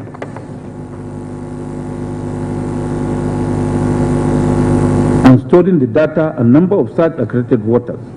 By paragraph 38, Roman 2 and 3 of the regulations, the BVAS is also to be used by the presiding officer to upload a scanned copy of the EC8A to the annual result viewing portal, after which the presiding officer shall take the BVAS and the original copy of each of the forms to the registration area for vote collation center. From the above functions of the BVAS, it is clear to me that apart from using the BVAS to scan the physical copy of the polling unit result and upload same to the result viewing portal RF, there is nothing in the regulation to show that the BVAS was meant to be used to electronically transmit or transfer the results of the polling unit direct to the collection system. It should be noted that ANIC results viewing portal RF is not a collection system. Thus, the Supreme Court in Oyetola and ANIC has explained system and RF, where again JSC held as follows. As their names depict, the collection system and the ANIC result viewing portal are part of the election process and play particular roles in that process. The collection system is made of the centers where results are collected at various stages of the election. So, the polling unit's results transmitted to the collection system provides the relevant collection officer the means to verify a polling unit result as the need arises for the purpose of collection. The result transmitted to the result viewing portal is to give the public at large the opportunity to view the polling unit results at the election day close of court. A community reading of the relevant provisions of the Electoral Act 2022, the regulations and guidelines for the conduct of election 2022, and the ANIC Manual for Election Officials 2023 show that the Electoral Act expressly provides in section 621 that after recording an announcement of the result, the presiding official shall deliver same along with election materials under security and accompanied by the candidates or their polling agents to such persons as may be prescribed by the Commission. The regulations and guidelines as well as the ANIC manual also state that hard copies of election results shall be used for collation, and it is only where such hard copies of the election results exist. Do not exist. No such hard copy of the election results exists that electronically transmitted results or results from the ANIC will be used to collect the results. I had earlier said that the non-compliance that can significantly affect the result of an election must be such that is substantial enough to cause the court to invalidate it as prescribed by Section 135 of the Electoral Act. The burden and standard of proof is primarily on the petitioners to establish the existence of those facts or allegations asserted by them. It is important to note here that although election petitions are sui generis, they are governed by the Evidence Act as well. Where therefore an election petition is founded on allegations of non-compliance, as in the instance case, from the myriad of decisions, the onus is directly on the petitioners not only to establish such through credible and compelling evidence, they have to go further and demonstrate through credible evidence that the non-compliance was substantial and that the non-compliance truly affected the results of the election to warrant their being annulled. See Akinlade and another versus ANIC, Audu and ANIC, Oke versus Mimiko, Kente and Ishaku, Nda Kene and Adamu and others. The Electoral Act made provision for declaration of results and the posting of results of the election. See Section 66 and 68 of the the act which have been produced in this judgment. By the law, results are declared by the counting of votes cast in the election and in accordance with the constitutional provision for the election of the president as in section 133 and 134 of the Constitution. The votes so counted and collated are the votes cast at the polling units. Let me underline here that the conduct of an election, in the conduct of an election, certain processes must have been worked over to conclude and confirm that the election was conclusive. The steps outlined by the law must not be broken. These steps are accreditation, conduct of polls, counting of votes, collation and announcement of results, signing of result forms, and publication of results. The results sought by the reliefs sought by the petitioners are declaratory in nature. It is cited a law that where a petitioner seeks declaratory reliefs, the burden is on him to establish his claim. His success is on the strength of his own case and not on the weakness of the defense of the respondents or defendants. See Omishore and Arebeshola and Oga versus Ipiazu. It is also the law that the pleading and the claim of the petitioners determines the burden and the standard of proof that is required. By Section 135 of the Evidence Act 2011, if the commission of a crime by a party to any proceeding is directly in issue in any proceeding, civil or criminal, it must be proved beyond reasonable doubt. See the application of this provision in the cases of PDP and INEC, IG versus PDP and others, APC and another versus Obaseki and others, Suleiman and others versus APC and others. In all these cases, the position of our law is that whenever crime is alleged, even if the case is a civil case, its proof must be that of beyond reasonable doubt. In the instant case, the petitioners have grounds of non-compliance with the Electoral Act 2022 and allegation of corrupt practices. Section 134(1)(b) refers to the ground of corrupt practice or non-compliance. If the ground pursued in any petition is simply non-compliance with the Act and there is no tincture of allegation of crime, the proof required would be on the balance of probabilities. But the standard of proof in any ground that is primarily on corrupt practices would require proof beyond reasonable doubt that allegation being criminal in nature. In the instant case and on the issues being resolved here, the petitioners tendered some documentary evidence directly from the bar. The objections to the admissibility of most of the documents had earlier been dealt with by this court in the earlier ruling on the objections as to the admissibility of the documents, and some of them have been held inadmissible in evidence. The petitioners called 2 star witnesses alongside other witnesses. The star witnesses are PW19, Dr. Alex Adum Tar, and PW22, Senator Dino Melai. The sworn evidence on oath of PW19 is at pages 131 to 160 of the petition. In paragraph 23 and 30 of his sworn deposition, Dr. Tar, that's PW19, said as follows: I know that on the face of the form EC8D, 8 in A in bracket, there are calculation errors as shown and contained in the report of the statisticians, which the petitioners shall rely upon. The non-compliance consists of refusal to authenticate all the intending voters in the election using the technological/electronic device prescribed by the first respondent, in addition to failure of the first respondent to transfer the outcome of the election directly into the portal of the first respondent, created for the viewing of the public as a means to ensure the integrity of the election at the polling unit, and the electronic collation system before the declaration as to who is the winner of the election.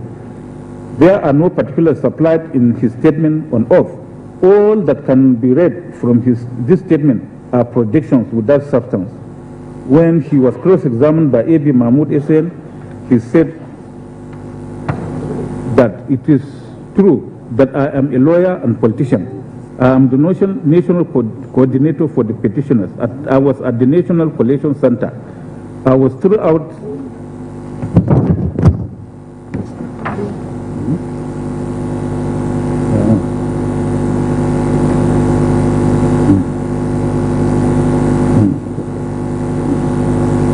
okay, it's up to here.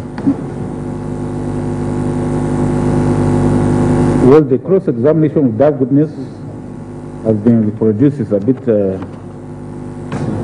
when 701.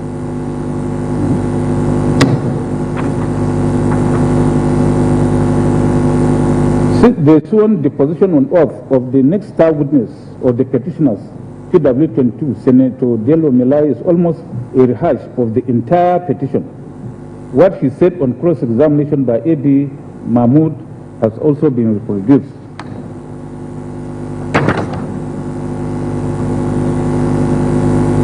The testimonies of these star witnesses under cross-examination aggregated the same account given by other witnesses that the election went well. Accreditation with the Vivas device was all right. The agents of the petitioners were on ground at the polling units, and that the results were entered on forms EC8As and duplicate copies given to the agents. The facts elicited from the cross-examination of these witnesses have belied much of the strands of their written statements on oath. This, of course, is a challenge to the credibility of the evidence of PW19 and PW22.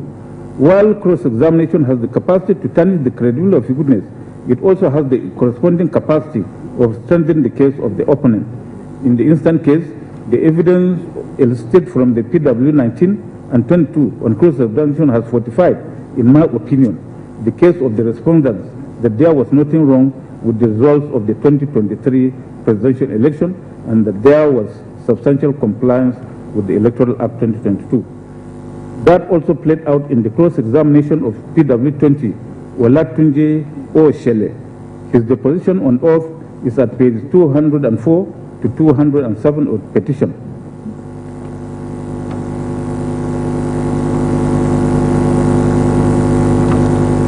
Let's go to 205. That is the same trend in the account of these witnesses. They were majorly giving account of not only the polling stations they voted, but other places not within their reach. The significant tone is that they testified of casting their votes without any problem. The results by their admission were properly declared and taken to the vote collation centers. The irony though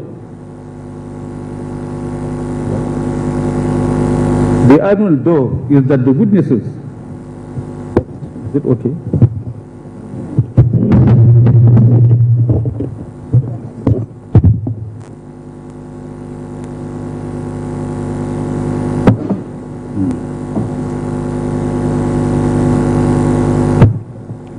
The irony, though, is that the witnesses did testify to a peaceful and valid election in their polling units where they voted and then turned around to give evidence of alleged infractions in polling units where they were not present. Their testimonies in that respect are hearsay. Hearsay evidence is not admissible and has no value in proving the petition filed by the petitioners. Furthermore, in the instant petition, first respondent is consistently maintained that the technical glitch that occurred on the election day was the failure of the e-transmission server to upload polling unit results for the presidential election into the IRF portal.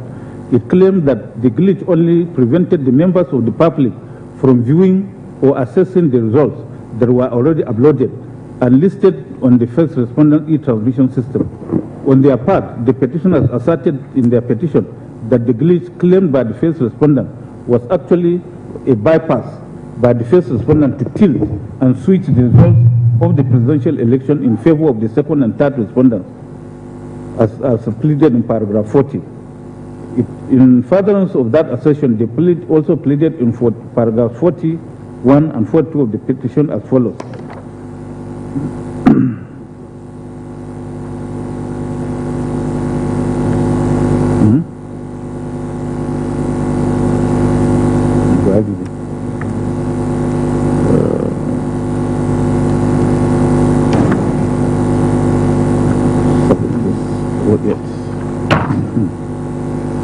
The petitioners applied to the court for subpoena to issue to the witnesses listed in paragraphs 41 and 42 of the petition on 26/5/2023. These witnesses were not called by the petitioners, and no reason was given as to why they backed down from calling the witnesses they pleaded to call in proof of their petition. It is tried that litigation, particularly election dispute litigation, is fought on pleadings. Parties swim or sink with their pleadings. For this, see the case of Anyafulu and others versus Meka and others. See also Ifeanyichukwu Osondu Company Limited and another versus Ahibe. Those pleadings in paragraphs 41 and 42 of the petition, having been abandoned, are discountenanced. In the same vein, paragraph 96 of the petition averred that agents of the second and third respondent disrupted the election. Votes scored were not accurately recorded, and that ballot papers were torn. The petitioners averred that video recording shall be tendered. However, the video recording was not tendered in that regard. In this respect, the presumption in Section 167D of the Evidence Act 2011 that they withheld the said video recording because it will be against them if tendered shall also apply. From the foregoing, therefore, it is very clear and certain that the petitioners have failed to prove that the 2023 presidential election and return of the second respondent was invalidated by reason of corrupt practices or non-compliance with the Electoral Act 2022. This issue, that's issue 1, is therefore resolved in favor of the respondents and against the petitioners.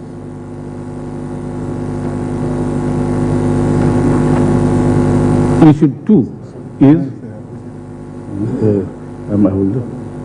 2 is whether the second respondent was lawfully declared and returned as the winner of the presidential election held on 25th day of February 2023, he having not scored one quarter of the total valid votes cast in the Federal Capital Territory, Abuja. This issue has been resolved in petition number 3, and we adopt our finding and conclusion in that regard in this petition.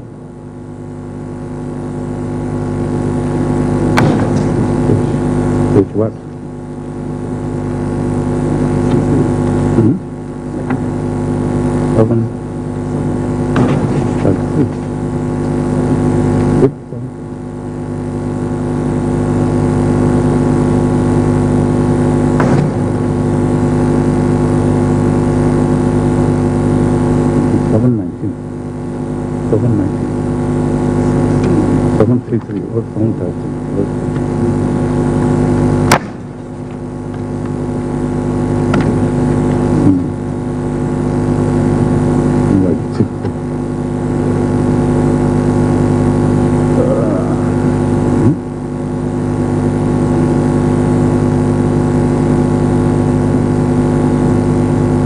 Issue 3 is whether the second respondent was not disqualified under the provisions of the Constitution of the Federal Republic of Nigeria 1999 as amended to contest the presidential election held on 25th February 2023, having regard to the alleged order of forfeiture arising from drug-related offense, his acquisition of the citizenship of the country other than Nigeria, and presenting a forged certificate to the first respondent.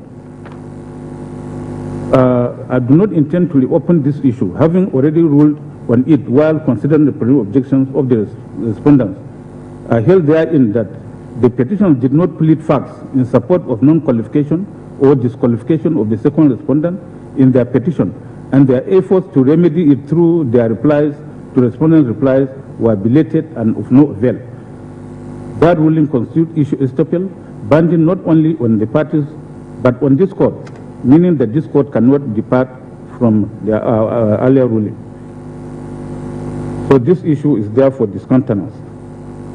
This issue is whether the second respondent was elected by majority of lawful votes cast in the, that's issue 4, yes.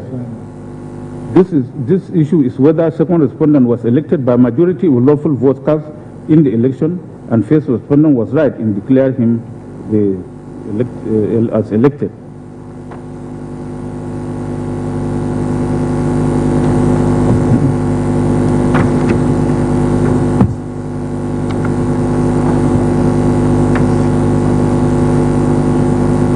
This issue covers ground 3 of the petition.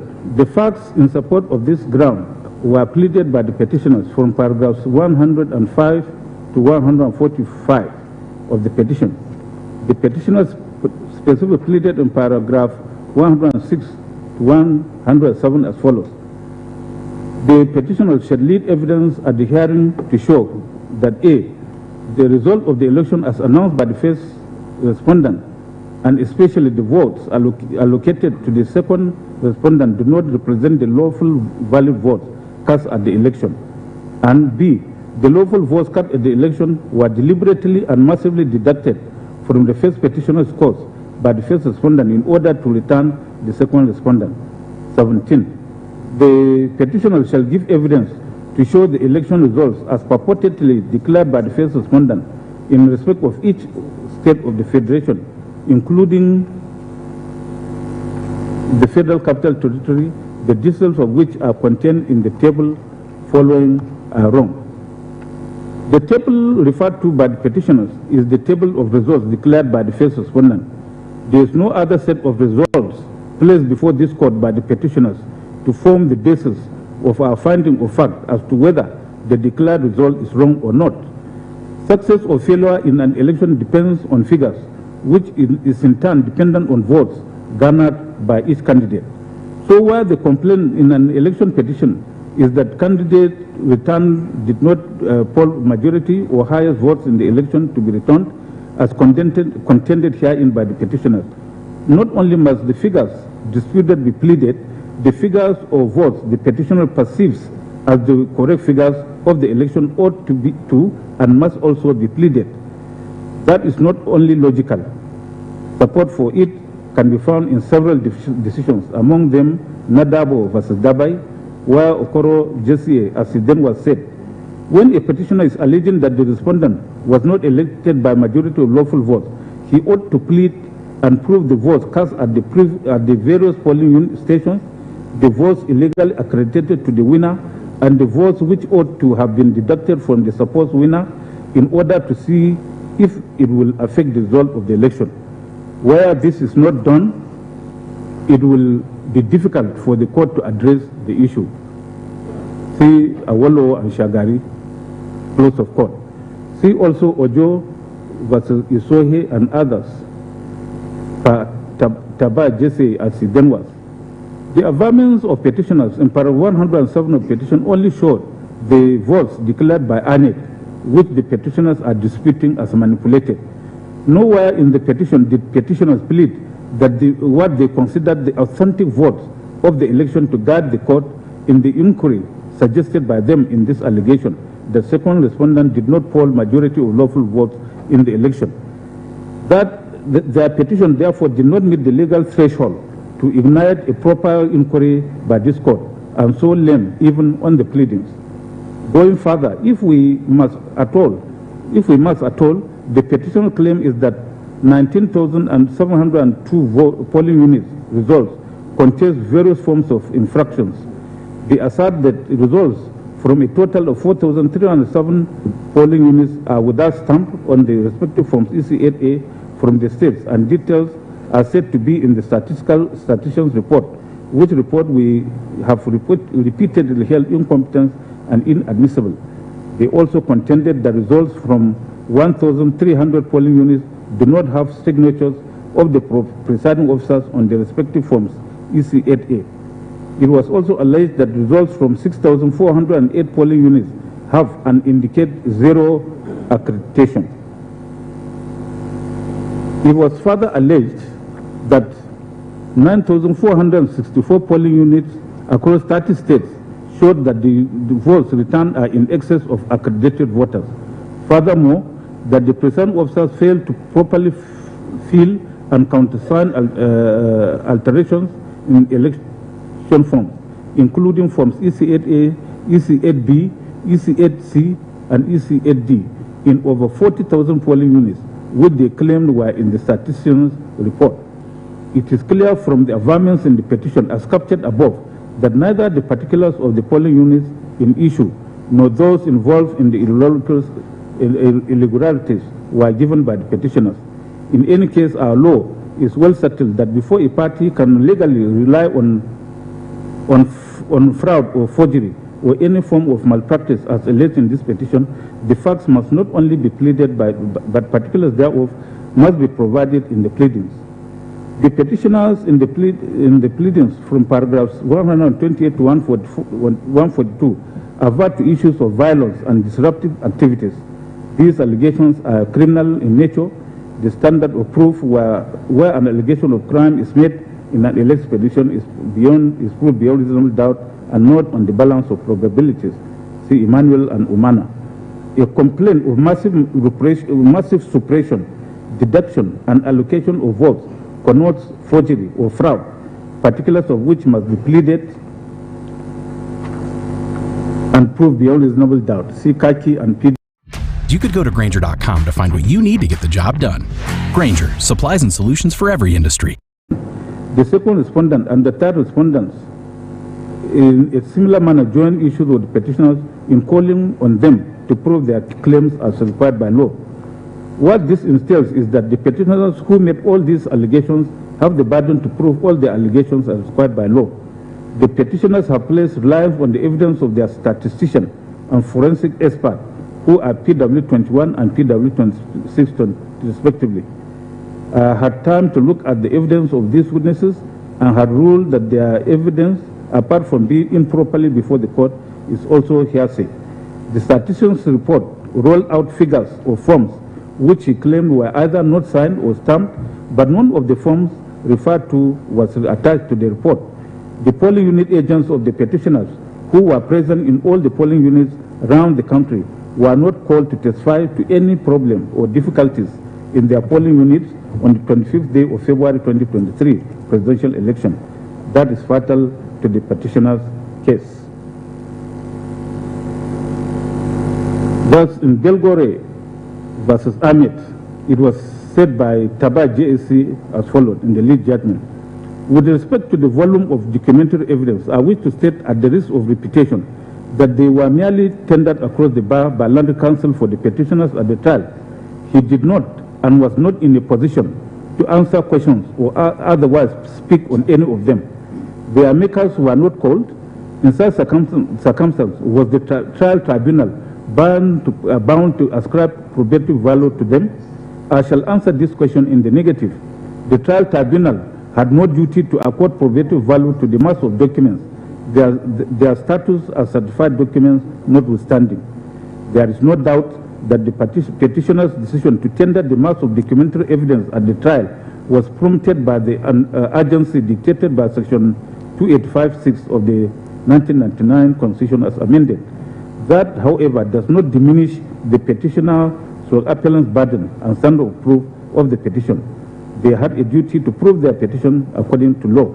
Close of court. This position of the law may have been fairly watered down under the current electoral regime by Section 137 of the Electoral Act 2022, stating that it shall not be necessary for a party who alleges non-compliance with the provisions of this Act for the conduct of elections to call oral evidence if originals or certified true copies manifestly disclose the non-compliance alleged. But even at that, it cannot be gainsaid that oral evidence is necessary to explain discrepancies in original or certified true copies of election documents, where the complaint verges on whether an alteration or amendment in an original or certified true copy of a polling unit result was made with intent to falsifying it, or whether it was simply made to correct an apparent human error in the course of making entries in the result. Such situation would surely need a witness to explain or speak to the documents in order to prove falsification of election documents when it is so alleged, as pointed out in Belgole and Ahmed. See also the case of Waziri Ibrahim and Shagari and Buhari vs. Obasanjo. All the above, in my view, also explain the rationale for the employment of the adverb manifestly by the draftsman in Section 137 of the Electoral Act 2022. What the word suggests is that the non-compliance complained of must be apparent on the face of the electoral document. It must not be something that can be explained away by oral evidence one way or the other. I have in this judgment explained the issues of evidence of witnesses who were not polling unit agents. The collation agents of the parties who testified were given accounts of stories related to them by people who were not called as witnesses in this petition. The interpretation of Section 137 of the Electoral Act 2022 by the petitioners was generously and swiftly silenced, the otherwise potent adverbial word manifestly used by the legislature in that section of the law. Manifestly is defined by online dictionary to mean in a way that can be readily seen by the eye or the understanding plainly or obviously, evidently close of court. This means for the petitioners to throw up their arms and say we need not call oral evidence in proving non-compliance as they are conversing. The certified copies of documents presented must be manifestly and readily seen to convey the fact of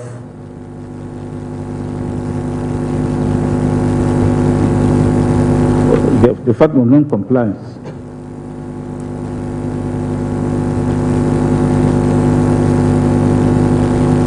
We have started this approach to Oetolo and Anik for the JSC. From this authority, it is the law that where the documents tendered and relied upon by the petitioners do not manifestly disclose the non-compliance alleged, the petitioners will still need to call witnesses who witnessed the alleged acts of non-compliance to testify. In the instant case, the petitioners tendered loads of certified copies of the document.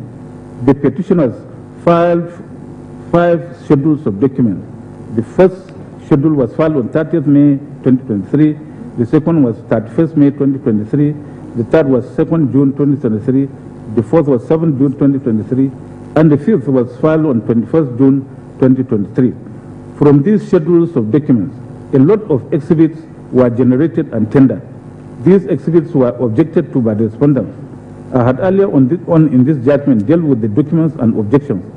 However, I want to have a look at these documents to see if they manifestly show any lack of compliance. These exhibits include the following: exhibits PG, PG1 to PG3, which were the printouts of bimodal voter accreditation system, VIVAS, for Abia, Adamawa, Akwa Ibom, Anambra, Bauchi, Bayelsa, Benue, Borno, Cross River, Delta, Ebonyi, Edo, Ekiti, Enugu, FCT, Abuja, Gombe, Imo, Jigawa, Kaduna, Kano, Katsina, Kebbi, Kogi, Kwara, Lagos, Nasarawa, Niger, Ogun, Ondo, Oshun, Oyo, Plateau, Rivers, Sokoto, Taraba, Yobe, and Zamfara were admitted, though objected to. Exhibit PH1 to PH36, which were the annex data on number of registered voters and collected PVCs for the 2023 general elections for the state, listed in the first schedule of documents as numbers 46 to 82 were admitted. The second schedule of documents was filed on 31st May 2023, and the documents listed here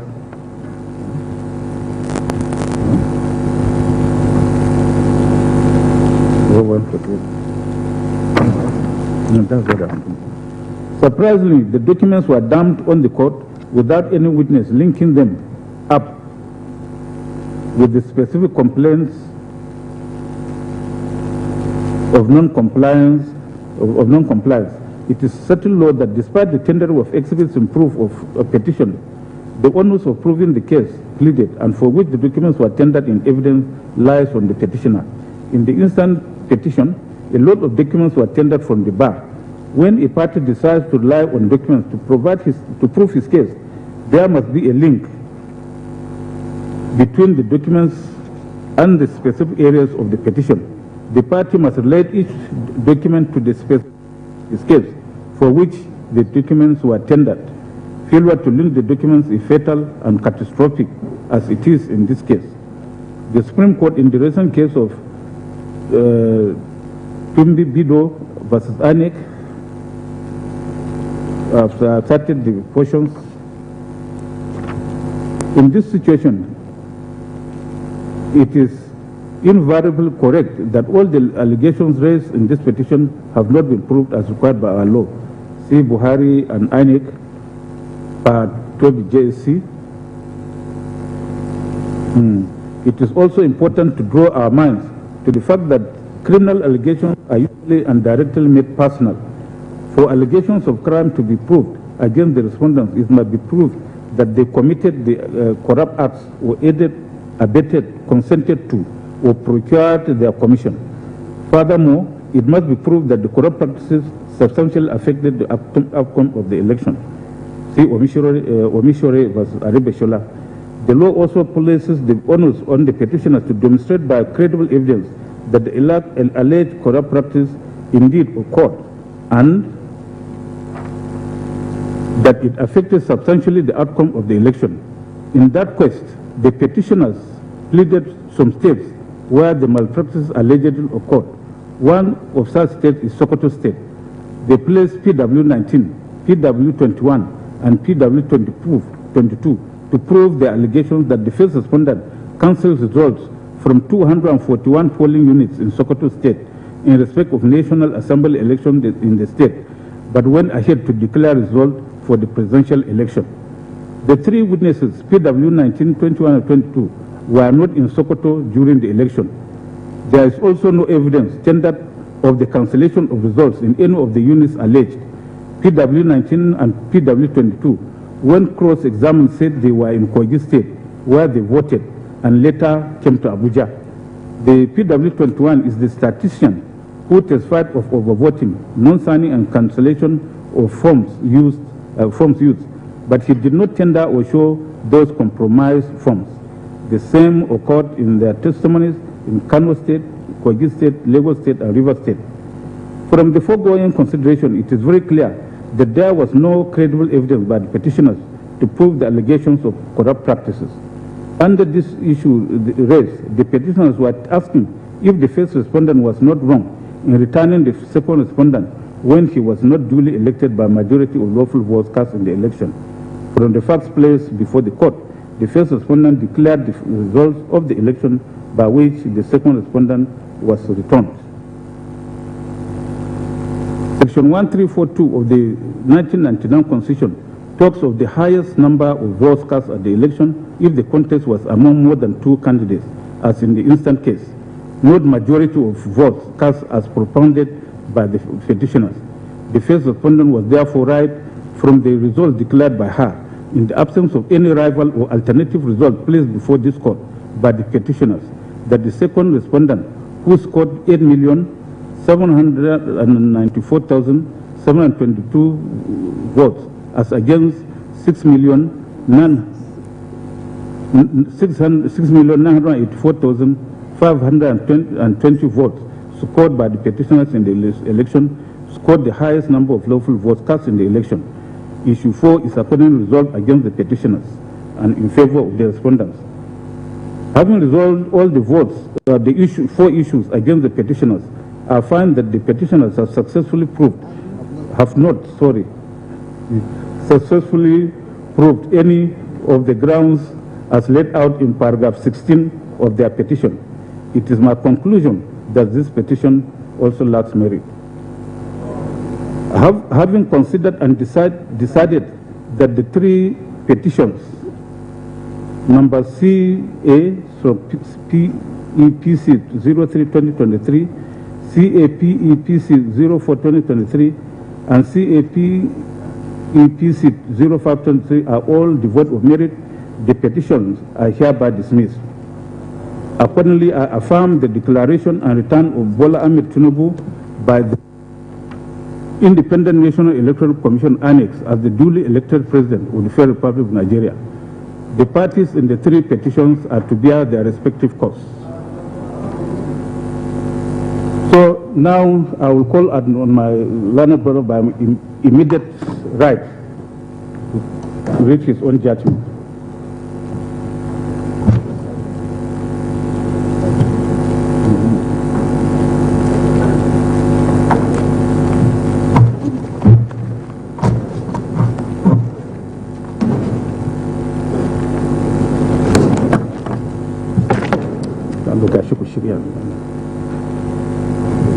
Arrange it. Nasha for Kim.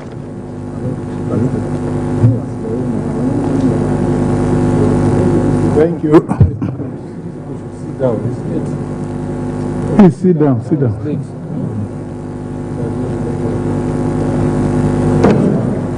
Thank you, my Lord. I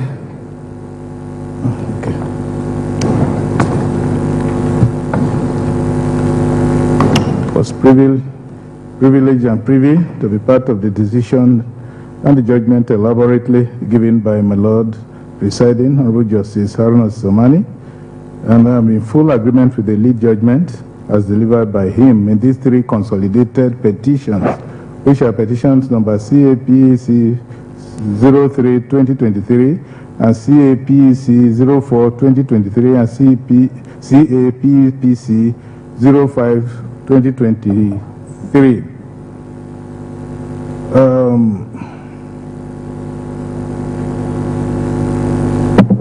I agree also with the consolidated rulings on the various objections and other interlocutory applications relating to the competence of witnesses and the documents tendered in the three petitions highlighted. I also agreed with the reasoning and the conclusions arrived at the rulings on the preliminary objections and the substantial issues raised therein. In any concluded election, there are bound to be a winner and losers. While the winner celebrates victory, an aggrieved loser may come before the court to ventilate his grievances. This is made possible by the Constitution of the Federal Republic of Nigeria, 1999 as amended, which in section 6 thereof empowers the courts to determine disputes, including election disputes. It is well settled that an election petition by nature is sui generis, of its own kind or class. It is not like going to court to make a claim of debt, contract, or tort. It has its own character, and it is unique by its nature. The slightest non-compliance with a procedural step, which otherwise could either be cured or waived in ordinary civil proceedings, could result in a fatal consequence to election petition. A lot of authorities listed there. Election petition as a special proceeding is specifically regulated by the Constitution of the Federal Republic of Nigeria, the Electoral Act, and other rules of procedure, such as the Federal High Court Civil Procedure Rules, the practice direction of the Honorable President of the Court of Appeal for the hearing of the election petition for the hearing of election petition and the election petition appeals. By section 285(5) of the Constitution, an election petition shall be filed within 21 days after the date of the declaration of results of the election. And by section 285(6) thereof, an election tribunal shall deliver its judgments in writing within 180 days. These timelines are sacrosanct and cannot be extended by the court. It is tried law that under the first schedule, under the first schedule of the Electoral Act, the election petition to be filed is well regulated. Paragraph 4, 5, and 6 of the Electoral Act provides that the election petition shall be accompanied by a list of witnesses that the petitioner intends to call in proof of the petition. 2, written statements on oath of witnesses. 3, copies or lists of every document to be relied on at the hearing of the petition. A petition which fails to comply with subparagraph 5 shall not be accepted for filing by the Secretary. An election petition which does not comply with subparagraph 1 or any provision of that subparagraph is defective and may be struck out by the tribunal or the court. The word shall used in this legislation makes it mandatory for a petitioner to comply with the provision of the law in pursuing or prosecuting election petition. Failure to comply is fatal. Election petitions are fought on pleadings, competent and credible witnesses. Where a petition is deficient in pleadings and evidence, it is difficult to say it is proved, or that it is difficult to prove the state petition. In the instant case, the petitioner's pleadings were deficient. While they complained of non-compliance with the Electoral Act against first respondent, their own petitions were massively deficient in non-compliance with the said act. The lead judgment has elaborately dealt with these issues. When a court is called upon to determine an election dispute, he is called upon to do justice. Our notion of justice is justice doing justice is not that of doing justice according to the whims and caprices of the judges or the parties. It must be justice according to law. Justice according to law is also that which is neither based on technicality nor justice according to the suggestive clout of pressure groups, but as such as it substantially meets the demands of justice. This, with all respect, is what we have done in the lead judgment. I therefore concur with the leading judgment that these three consolidated petitions, having not been proved, are hereby dismissed. I abide by the consequential orders as made in the lead judgment. I will call on my land brother, my immediate left, to deliver his own judgment. I have read the lead rulings and judgments of my learned brother, H.S. Samani JCA, in the above consolidated petitions. I agree with his reasoning and conclusion in each petition and adopt same as mine. I add a few words for emphasis. Petition number 3. Ground 1 of the petition is that the respondent was, at the time of the election, not qualified to contest the election. The first complaint under this ground is that the purported sponsorship of the second and third respondents by the fourth respondent was rendered invalid by reason of the third respondent knowingly allowing himself to be nominated as the vice presidential candidate, whilst he was still a senatorial candidate for the Borno Central constituency. The controversy about the third respondent knowingly allowing himself to be nominated in more than one constituency was the subject matter in PDP against INEC and others, reported in 2023 LPELR 60457SC. The Supreme Court Paukoro JSC, Augi JSC, Ogumiju JSC, and Ajim JSC, in their concurring opinions, held that the third respondent, having withdrawn his nomination and personally delivered the notice of withdrawal to his party, fourth respondent in this petition, on 6 July 2022, he was no longer a candidate for Borno Central constituency senatorial election. In his subsequent nomination as the vice president for the presidential election was not multiple nomination. The opinion of the Supreme Court of the Supreme Court, Paukoro JSC, Augi JSC, Ogumiju JSC, and Ajim JSC, is not a comment or observation made in passing. It is an exposition of the law on withdrawal of a candidate from an election and the allegation that the third respondent knowingly allowed himself to be nominated as the vice presidential candidate while he was still a senatorial candidate for Borno Central constituency. Concurring opinion forms part of the lead judgment, and it is meant to complement him by way of addition or an improvement on the issues resolved in the lead judgment. See Unwana against FCDA, Oloruntoba Oju against Abdurrahim, and both and others against Just Electricity Distribution Company PLC. Citations supplied. The Supreme Court, having rendered its considered and definite opinion on the validity of the nomination of the second respondent as vice presidential candidates of the fourth respondent, attempt to reopen the issue in this court is a misadventure.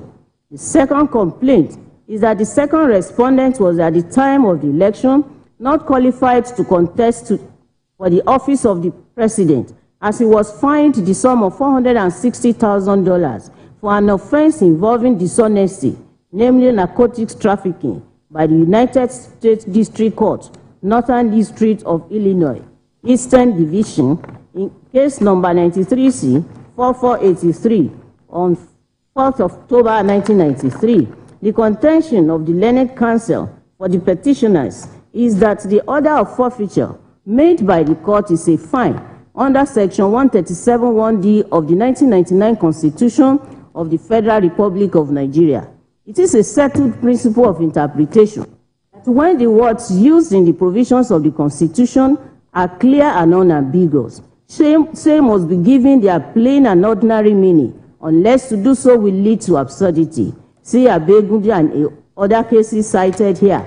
The context in which the word sentence is used in Section 137, 1D of the Constitution connotes formal pronouncement awarding punishment after conviction for an offense. Conviction is a finding of guilt after an indictment, arraignment, and trial. See Kole Osho against FRN, Mohammed against Olawumi, Modu against Federal Republic of Nigeria. Therefore, the words sentence, imprisonment, and fine used in Section 137(1)(d) of the Constitution definitely connotes only a punishment imposed on a defendant following an indictment, trial, and conviction for an offense. See Babangida Usman against the state. Citation supplied at 40 to 41. Sharif against Federal Republic of Nigeria. Citation supplied. In civil forfeiture or a non-conviction-based forfeiture proceedings, in civil forfeiture or non-conviction-based forfeiture proceedings, the government only needs to show by preponderance of evidence that the property is a proceed of crime or was used to facilitate a crime. Criminal forfeiture, on the other hand, is seizure of a property connected with a crime after obtaining conviction and as part of sentence or punishment for the crime. Civil forfeiture is not a conviction or verdict of guilt after an indictment, trial, and conviction. See Jonathan against Federal Republic of Nigeria, citation supplied, where the Supreme Court Parkas JSC considered the provisions of Section 17 of the Advanced Fee Fraud and Other Related Offences Act and persuaded by the decisions of the various courts across the world, held that civil forfeiture is an action in rem embarked upon when the interest of the government is merely to recover the proceeds of unlawful activity. The court also held that an application for interim forfeiture of property that is not predicated on conviction of the owner of the property will necessarily be an action in rem, because it is the recovery of the property that the law aims at.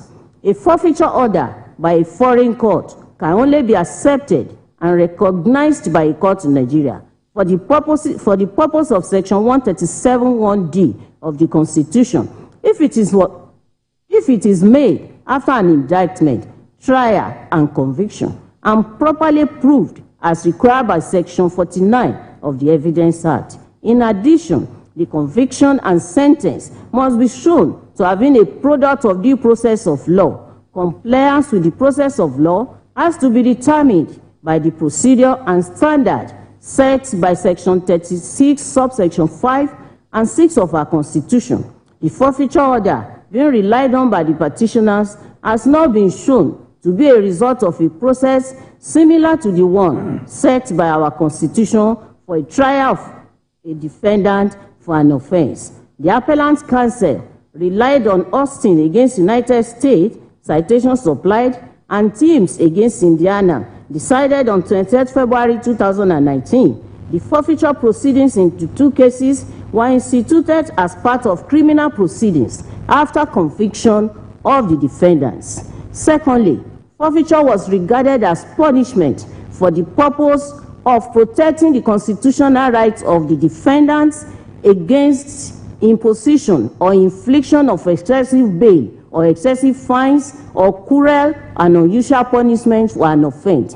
Eighth Amendment provides that excessive bail shall not be required, nor excessive fines imposed, nor cruel or unusual punishments inflicted.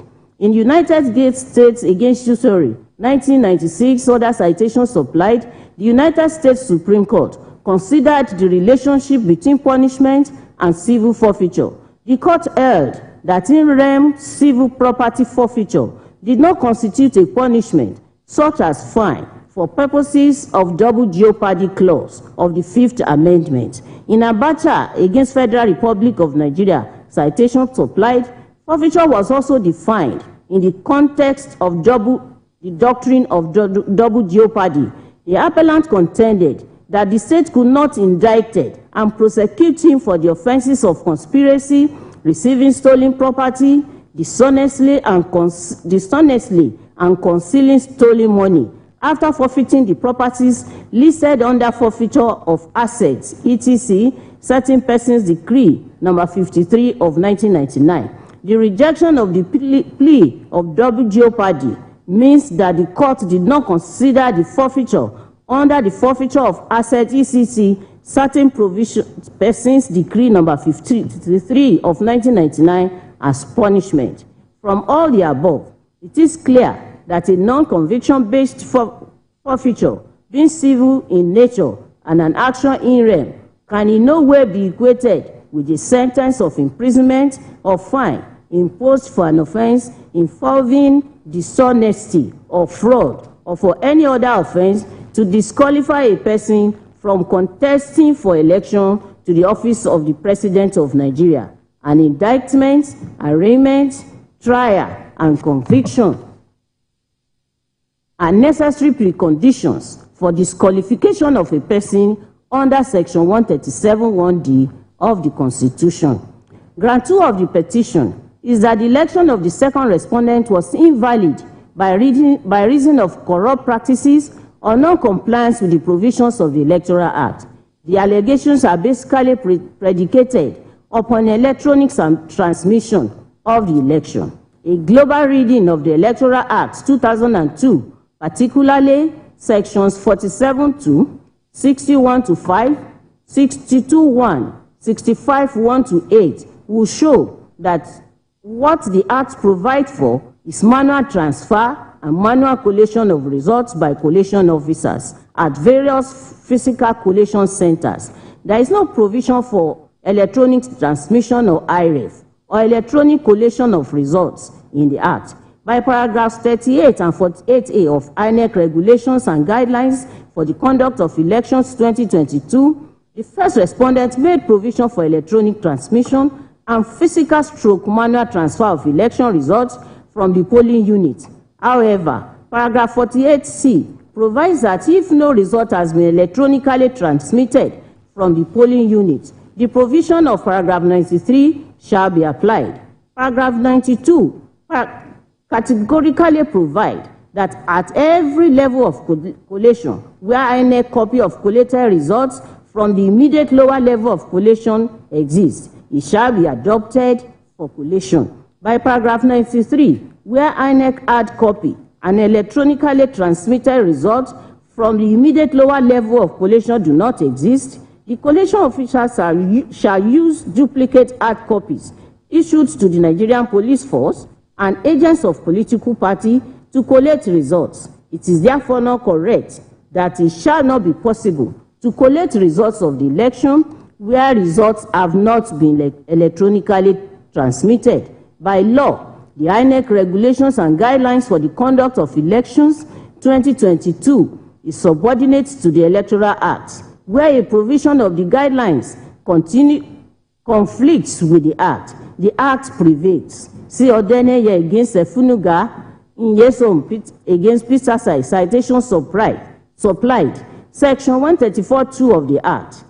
By Section 134(2) of the Act, any circular, press release, promise, or stated intention of INEC that is in conflict with or expand the provisions of the Electoral Act cannot prevail over the Act. INEC guidelines cannot be elevated above the provisions of the Electoral Act so as to elevate electronic transmission of results over and above manual and physical transmission of hard copies and manual collation of results as prescribed as provided for by the Act, to the extent that non-compliance with the regulation automatically invalidates an election.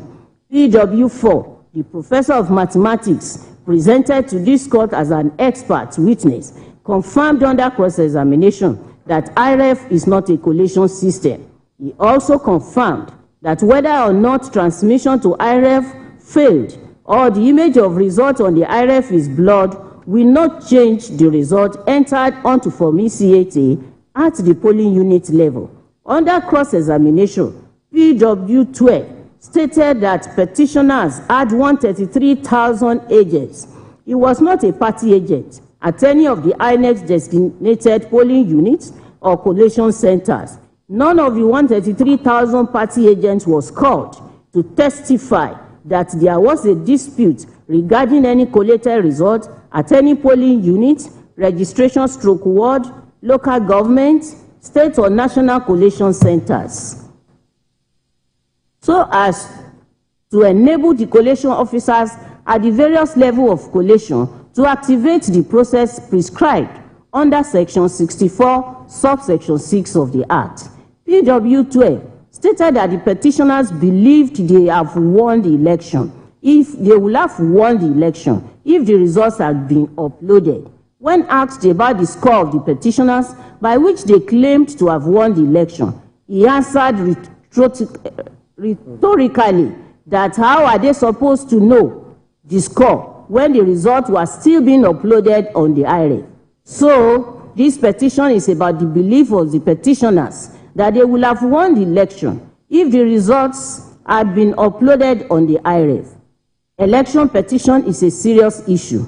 A petitioner is not permitted to engage in fishing expedition or a roving inquiry, as the petitioners herein did. It is clear from the pleadings and the evidence of PW 12 that the petitioners were from the onset engaged in a wild goose chase and inquisitorial adventure.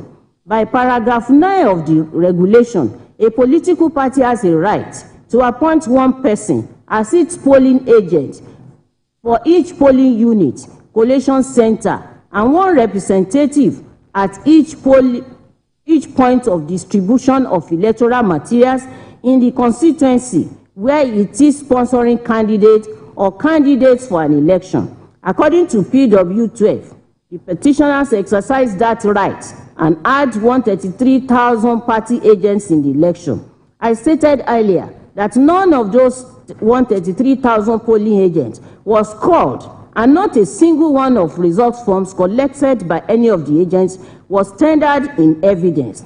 Electoral Acts provided a candidate who wishes to challenge any result declared by INEC with a potent material, which are the forms on which results are entered, signed by the first respondent officials and party agents, and a duplicate copy of it is given to the party agent. Any serious candidate ought not to depend on INEC for materials to prosecute his petition. By Section 167D of the Evidence Act, the failure of the petitioners to produce election result forms collected by their agents raises a presumption that if those forms had been produced, it would have been unfavorable to the petitioners. The first respondents in their pleadings and evidence through DW1 stated that the delay in uploading the results from the polling units to the IREF was due to a technical glitch which occurred on their transmission system, which was rectified within a few hours. All that the petitioners could do was to bring a PW1, a member of the second petitioner, who claimed to be a software engineer and an employee of Amazon. She had the temerity and the audacity to claim authorship of a document, a word of which does not belong to her. The first respondent never claimed that the glitch occurred on Amazon Web Services. It is obvious from PW7's evidence that the petitioners did not understand the explanation of the first respondent, or were just fixated on their belief that they won the election without any cogent and credible evidence, and they did not even bother to place any such credible evidence before this court. Were they expecting the court to go and gather evidence from the streets or from the markets, or to be persuaded or intimidated by threats on social media? That is not the way of the court. See the admonition of Toby JSC in Buhari against Yaradua on a similar situation like the instant case, citation supplied. Thus, the petitioners not only failed to prove non-compliance with the Electoral Act, they failed to prove that the non-compliance substantially affected the result of the election declared by the first respondent. It is settled that even if non-compliance with the Electoral Act is established, if there is evidence that despite the non-compliance, the result of the election was not affected substantially, the petition must, as a matter of law, be dismissed. See Abubakar and others against Yaradua, citation supplied. The third ground of the petition is that the second respondent was not duly elected by majority of lawful votes cast at the election, having not obtained 25% of the votes in FCT. The provisions of the Constitution must be read together to discover the intention of the framers of the Constitution. A court of law has no power to take away or limit the words of the Constitution or import into it what it does not say. See Elelu, Abib, and another. Against the Honorable Attorney General of the Federation, citation supplied. A narrow interpretation that would do violence to the provisions of the Constitution and fail to achieve the goal set by it must be avoided. Our Constitution is based on principles of freedom, equality, and justice in all ramifications, and is for the purpose of consolidating the unity of our people. Section 41 and 2 of this Constitution, 14(1) and 2, states that the Federal Republic of Nigeria shall be a state based on the principles of democracy and social justice. The participation by the people in their government shall be ensured in accordance with the provisions of the Constitution. The right to vote is at the foundation of our democracy. It is the most potent and priceless opportunity a citizen has to have a say in who governs. Every citizen who is qualified to vote must be afforded equal opportunity to cast his or her vote to elect leaders who governs. Our constitutional principles of freedom, equality, and justice, democracy, and social justice means that the vote of each citizen shall count. Each and every vote should count equally. No vote should weigh more than the other. The principles of equality of vote must be protected by the court. The interpretation of Section 134(2) of the Constitution being urged on us by the petitioners is an unjust manipulation of the Constitution to create inequality of votes. It negates the principle of equality and justice, democracy and social justice, and participation of the people in their government enshrined in our Constitution. It strikes at the very foundation of our Constitution. It is capable of further dividing the citizens of this country. The politicians are good at using all sorts of means and sentiments to divide the citizens of this country. The interpretation being urged on us is their latest invention in that regard, and unfortunately, they found a ready alliance in those who should know better. The interpretation being urged on us is squarely against the letters and spirit of our Constitution, and it is hereby rejected. Based on the above and the further reasons lucidly explained in the lead judgment, I too dismiss the petition. 04. I have had a preview of the reasons given in the lead judgment of my learned brother. I agree and conclusion. I adopt same as mine. I hereby abide by the orders made therein. As for 05, I adopt my reasoning in respect of the third ground, and I also dismiss the petition. On the whole, I too dismiss each of the three consolidated petitions. I abide by the order made in respect of the petition in the lead judgment. My learned brother, by my extreme right, shall present his own judgment. Long last.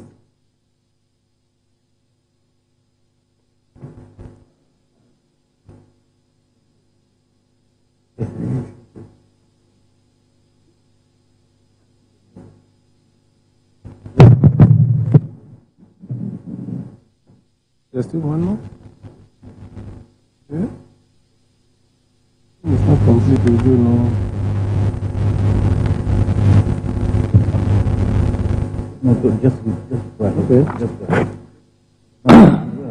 I'd earlier read in draft the rulings and judgments of my learned brother, Aruna Simon Samani, in these consolidated petition numbers CAPEPC 03, 04, and 05, 2023. I am in complete agreement with His Lordship's reasoning and conclusions on all of them. First, for petition numbers PEPC 04, 2023, that is the Allied People's Movement petition, I am of the very fixed view that the issues agitated by the petitioner therein concerning third respondents' alleged disqualification by reason of matters connected to or surrounding his running mate's nomination and relinquishing of his earlier nomination by his party for the Borno Central Senatorial District having been settled on their merit by the Supreme Court in its judgment, in appeal numbers SCCV 501, 2023, in third and first respondents' favor therein, with the Apex Court even holding that the said issues did not disqualify them, that decision constitutes issue estoppel, being status defining, and so judgment in rem it binds every person, including non-parties to the suit, like the petitioner in petition number CAPC 04, 2023, C. Kotum, and Oyekomi, Soson, and Odemuyiwa. Furthermore, by the doctrine of stare decisis, it also binds this court. In fact, it will, in my humble opinion, amount to judicial heresy for this court to involve itself in inquiring by whatever guise into that same issue already settled by the Apex Court. Coming to petition number CA03, 2020, of Peter Obi and another versus INEC and others, and CAPC 05, 2023, Atiku Abubakar and another, again, I am of the very fixed view that the two sets of petitioners did not by any means discharge the burden on them of proving that the results of the presidential election of 25th February 2023 as declared by first respondent were incorrect. Incidentally, their burden is even made heavier by the legal presumption that the votes of an election declared by the official organizing body that INEC are correct, and it is for the person asserting the contrary to prove it, Buhari and INEC, see Buhari and INEC. Even their resort to first respondent's failure to keep its initial promise to upload poly unit results of that election to its result being portal IREV real time, which failure the alleged evidences election manipulation, does not help them. And specifically on this allegation of manipulation of election results, the point must be made that since it is their case that from the word go that the election results in issue were manipulated by first respondent in favor of second respondent, and specifically that the manipulation took the form of quote, programmed failure of the technological device, machines, that is beavers, by first respondent by intercepting the results, quarantining, warehousing, and filtering such results before releasing them to the IREF portal. 2, INEC replacing its in-house IT expert at the 11th hour with a rogue staff, all in a bid to completely control, monitor, and filter data transmitted from the beavers devices to the electronic system. And 3, that Globacom, the internet provider for the beavers and electronic system, was also disconnected by first respondent to enable it to manipulate the results.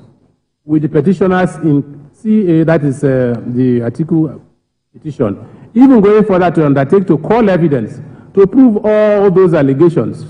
The burden of proof was on the petitioners to prove those assertions, and that is regardless of whether they are positive or negative.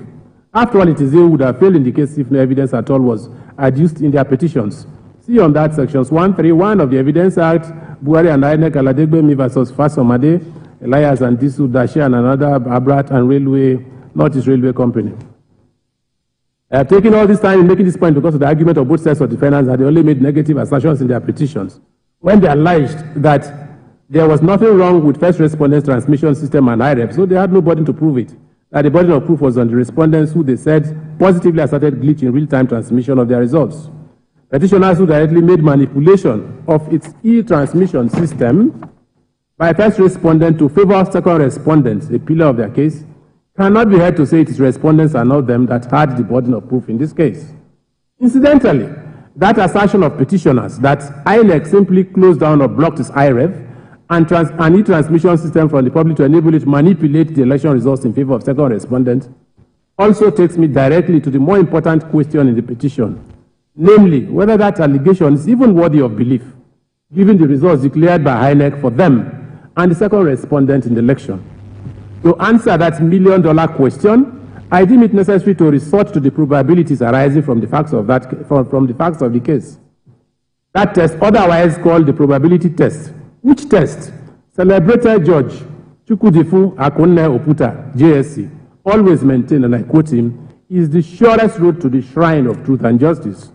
In the cases of, he said so in the case of Dibiamaka and others, and in Ojegele and others, the first 1989 and the second 1988. I gave the citations.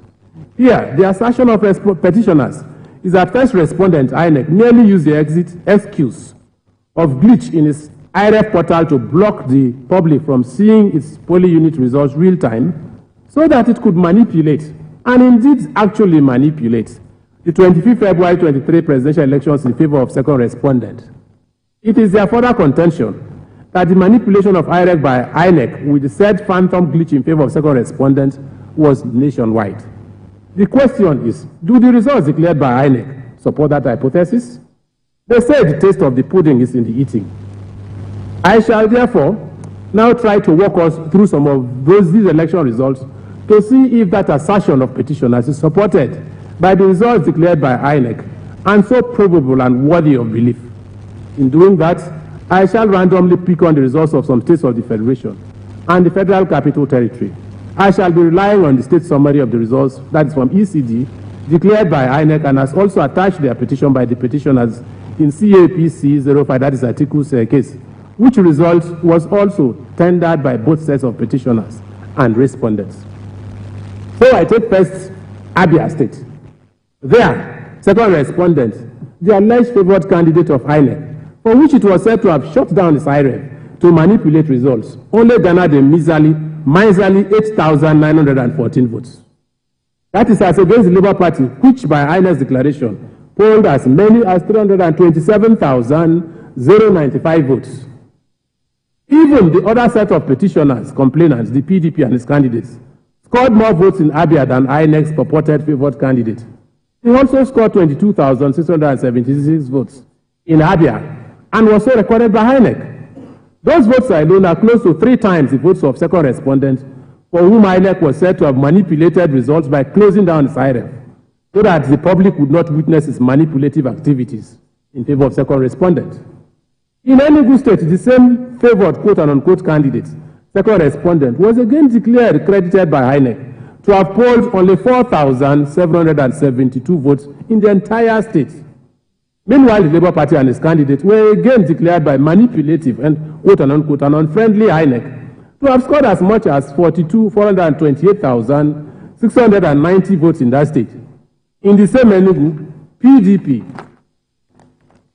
and its candidates was also declared by INEC to have polled 15,745 votes, a number that is also nearly 3 times the votes of the so-called favored second respondent. In Anambra State, the same purported favored candidate, second respondent, was declared by his alleged friend INEC to have scored only 5,111 votes. Meanwhile, the Labour Party, whose candidate, first petitioner in CAPC, I must take judicial notice of, via Section 124 of the Evidence Act, is from that state, again was declared to have polled as much as 584,621 votes.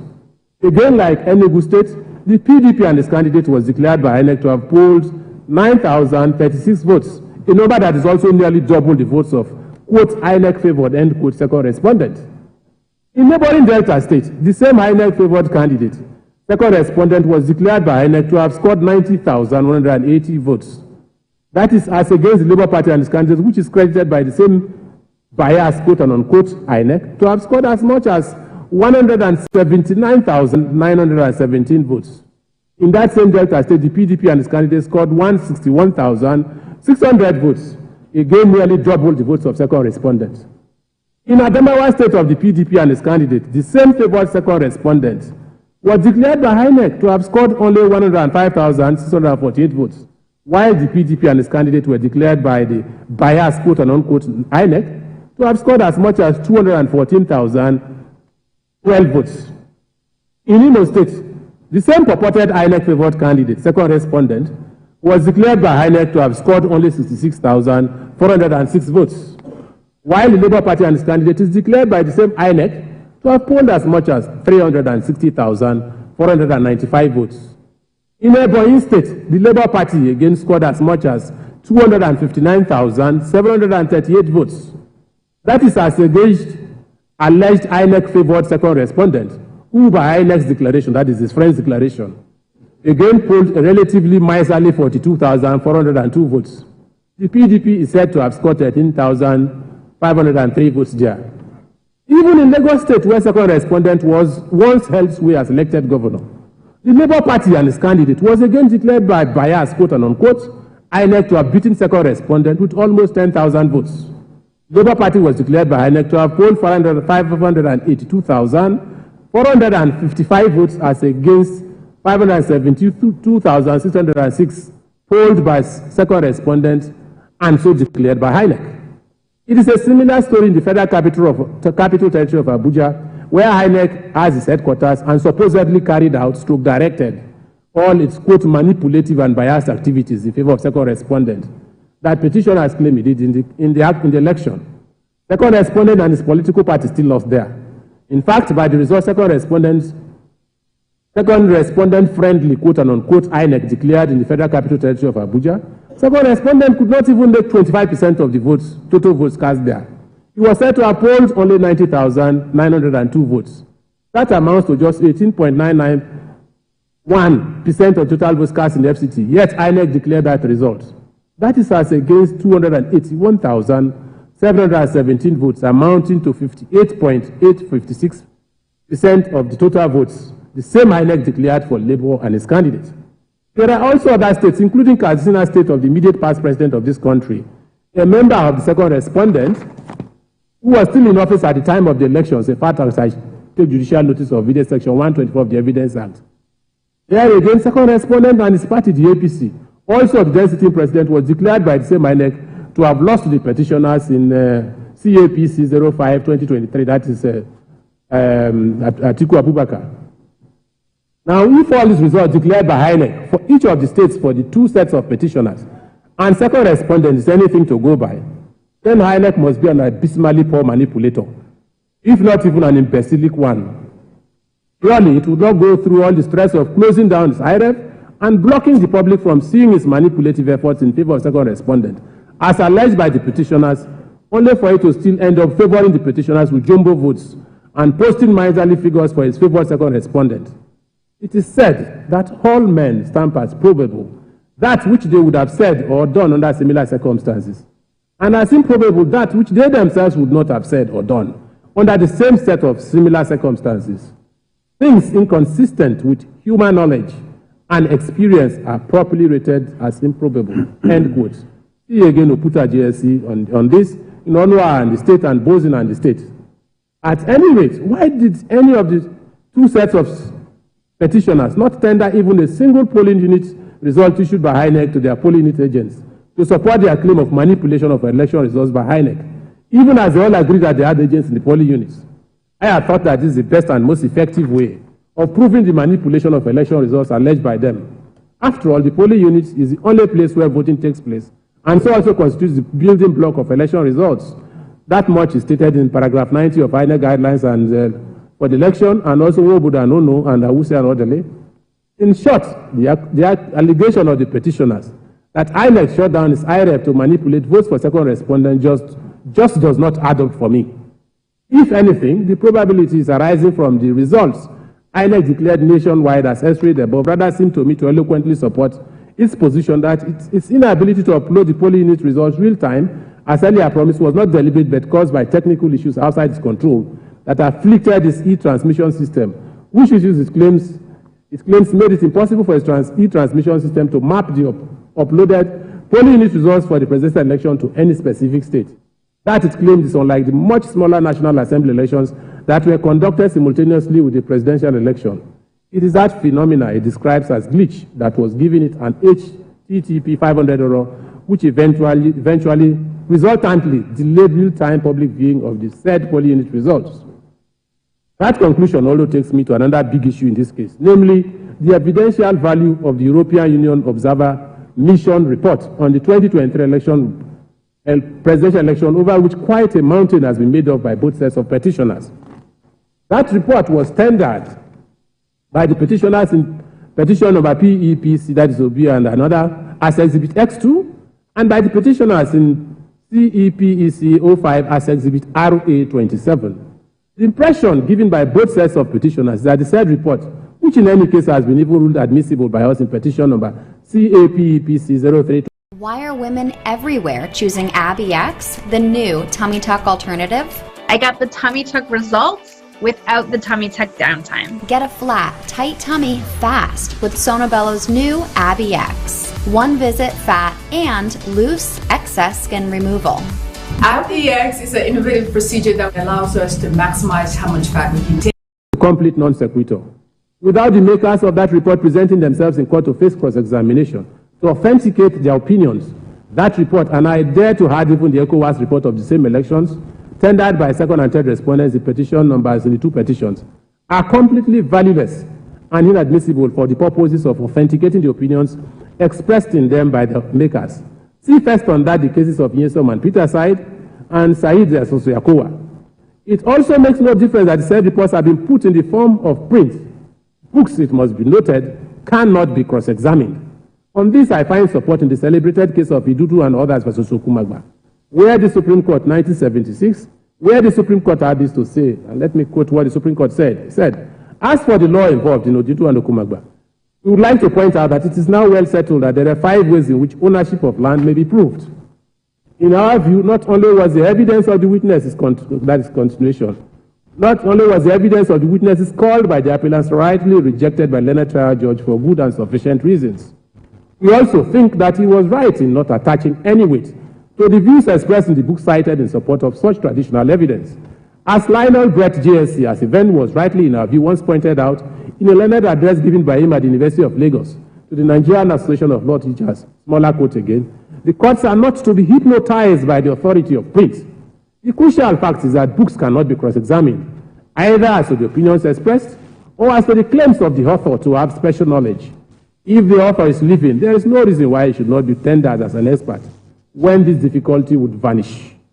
More quotes, end quote of that side. Then the Supreme Court went on to say, moreover, none of the authors of these books in that Kumagba's case testified in support of the views stated therein, and no explanation was given for the omission. For all these reasons, we share the apprehensions of the learned trial judge about the value or weight of the traditional evidence as narrated by each of these authors, particularly as the authenticity and impartiality of the sources of their narratives cannot, for obvious reasons, be easily ascertained, end quote. I wanted to say that is the exact same situation we are confronted with here as regards both the European Observer Mission report and its brother ECOWAS Election Observer report. For purposes of proving the opinions expressed in them by their makers, neither of them is of any higher value than the mere sheets of paper on which it is recorded.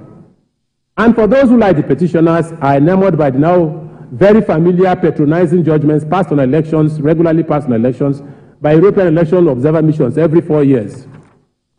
Even as the same Europeans have maintained a deafening silence on the never-ending complaints of former President Donald Trump, that the year 2020,000 presidential elections of the United States that saw him out of office was also a fraud, it may interest them to know that Sir Justice Lionel Brett, who made the comment cited approvingly by the Supreme Court in Okumagba's case that I read above, was also a European. He's British. He was British. I think I intend to stop here. I think I've said enough.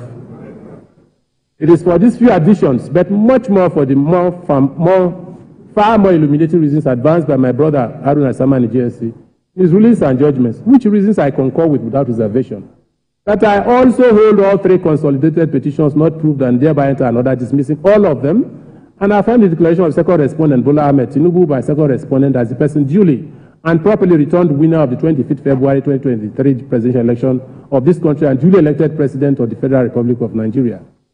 I also abide by all other consequential orders, including that as a cause contained in the leading judgments.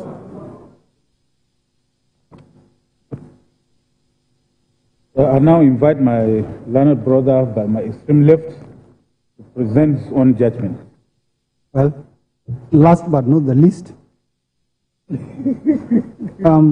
I've read before now a draft of the lead judgment just delivered by my learned brother, Haruna Simon Samani, JCA, in the 3 consolidated petitions of CAPEPC 03-2023, CAPEPC 04-2023, and CAPEPC 05-2023. I'm in agreement with and I adopt all the reasons and conclusions stated therein, both in relation to the rulings on the objections and the merits of the 3 consolidated petitions. Although all the issues in petitions number CAPAPC 03 and 2023 and CAPAPC 05 2023 have been exhaustively resolved in the lead judgment, I deem it only pertinent to highlight a fundamental vice which has affected the 2 petitions, especially as it relates to the petitioner's essential contention or premise upon which they predicated those 2 petitions. In those 2 petitions, the petitioners have premised their ground that the presidential election conducted on the 25th of February 2023 is invalid by reason of corrupt practices and non-compliance on their contention that by the provisions of the Electoral Act 2022 and the regulations and guidelines for the conduct of elections 2022, the first respondent, INEC, is mandatorily required to electronically transmit election results to the coalition system and to the INEC results viewing portal, the IREV. They contended that the first respondent had deliberately refused to comply with those mandatory provisions and had manipulated the results of the election through various corrupt practices which they allege in those 2 petitions. However, in both petitions numbers TEPC 03-2023 and PAPC 05-2023, exhibits X1 and X2, which were tendered respectively to show that the Labour Party, the second petitioner in petition number PEPC 03-2023, had before the elections approached the Federal High Court Abuja for the determination that, and I quote, by the provisions of the Electoral Act 2022, INEC, the first respondent, has no power to opt for manual method other than the electronic method provided for by the relevant provisions of the Electoral Act, unquote. And I quote again, an order of this Honorable Court directing / compelling the respondent to comply with the Electoral Act 2022 on the electronic transmission of results in the forthcoming general elections, unquote. In that judgment, the Federal High Court Abuja Division had dismissed the suit and held that, and I quote, there is nowhere in the above cited sections where the Commission or any of its agents is mandated to use an electronic means of collating or transferring of election results. If any, the Commission is only mandated to collate and transfer election results and number of accredited voters in a manner or way deemed by it. Additionally, this court's attention was referred to the judgment of this court in appeal number CA LAG CV 332-2023, APC versus Labour Party and 42 others, delivered on the 19th of June 2023, in which this court set aside the judgment of the Federal High Court, Lagos Division, in another suit number FHC LCS 370-2023, Labour Party and others versus INEC, filed by 8 Labour Party, the second petitioner in PEPC 03-2023, before the Lagos Division of the Federal High Court to obtain an order of mandamus compelling INEC to electronically transmit or transfer election results as provided in its regulations, after losing in the Abuja Division of the same court. In the judgment of this court of 19th of July 2023, in appeal number CA LAG CV 332-2023, this court particularly held at pages 23 to 24 thereof that, and I quote, it is difficult for suit number FHC LCS 370-2023, which gave rise to this appeal, to escape the level of abuse of court process. I said so because the objective of the suit is to compel the 43rd respondent to adopt a particular way of transmitting or transferring the results of the election in Lagos State. This objective is not in any way different from what the objective of the first respondent wanted to achieve in suit number FHC ABJ CS 1454-2022. Similar parties are the same in the two suits. The second to 42nd respondents are members of the first respondent, which litigated suit number FHC ABJ CS 1454-2022. The second to 42nd respondent's interest is the same with that of the first respondent, so they are the first respondent's previous. Both suits are against the same defendant, that is the 43rd respondent hearing, and filed in the same court, albeit different divisions of the court. The decision of Emeka Nwite J of Abuja Division of the Lower Court, which dismissed the first respondent's suit, holding that on the interpretation of the provisions of Section 60, subsection 5, 62, subsection 2 of the Electoral Act 2022, INEC, the 43rd respondent hearing, is at liberty to prescribe or choose the manner in which the election results shall be transmitted, finally settles the issue. I therefore find in suit numbers FHC LCS 370-2023, which is herein being appealed against all the trademarks of the cause of an abuse of judicial process, unquote. Exhibits X1 and X2, tendered in petitions number 03 and 05 respectively, as well as the decisions of this court in appeal number CA LAG CV 332-2023, Supra, are subsisting judgments of court which are not only binding on the parties, but which constitute issue estoppel to the petitioner's essential contention in the two petitions, that the first respondent is by Electoral Act 2022 and the INEC regulations mandatorily required to electronically transmit and collate results of the presidential election. The doctrine of issue estoppel is that once an issue has been finally decided by a competent court, the issue will not be allowed to be relitigated by the same or even different parties. See Cotton versus Oekami and another, APC versus PDP and others, Ezewani versus Onwodi, citations on the record. Indeed, in Ezewani versus Onwodi, the Supreme Court, Pauputa JSC, specifically held as follows. Civilly speaking, therefore, the concept and value of an estoppel is to bar a person from denying or asserting anything to the contrary of that which he has, in the contemplation of the law, been established as the truth, either by the acts of judicial or legislative officers or by his own deed or representation, express or implied, unquote. It is clearly evident that the decisions in Exhibits X1 and X2, tendered in the two petitions, respectively, as well as the decisions of this court in appeal number CA-LAG CV 332-2023, APC versus Labour Party and 42 others, have dealt a death knell to the petitioner's contention around which they have built their claim of non-compliance and corrupt practices in those two petitions, namely that the first respondent is by the provisions of Electoral Act 2022 and the regulations and guidelines for conduct of elections 2022 mandatorily required to electronically transmit election results to the collation system and to INEC result viewing portal, which is the RF. Apart from this fundamental deficiency, which I have highlighted, the lead judgment just delivered had exhaustively considered all the other issues and rightly concluded, in my view, that the petitioners in petitions number CA-PAPC 03-2023 and CA-PEPC 05-2023 have failed to establish all the allegations contained in the two petitions. I adopt all those reasons and conclusions stated therein and also find the two petitions devoid of merit.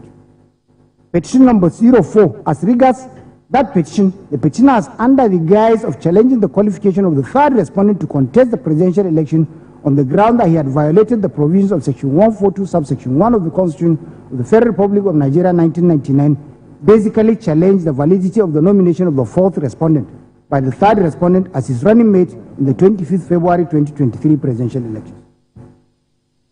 In concurring with the lead judgment just delivered, I also hold the considered view that the status of the nomination of the fourth respondent as the running mate of the third respondent and vice presidential candidate of the second respondent had been finally decided by the Supreme Court in appeal number SC-CV 501-2023, PDP and INEC, delivered on 26th of May 2023, now reported as PDP and INEC and three others, 2023 LPLR 60457SC, the certified true copy of which was tendered as Exhibit X1.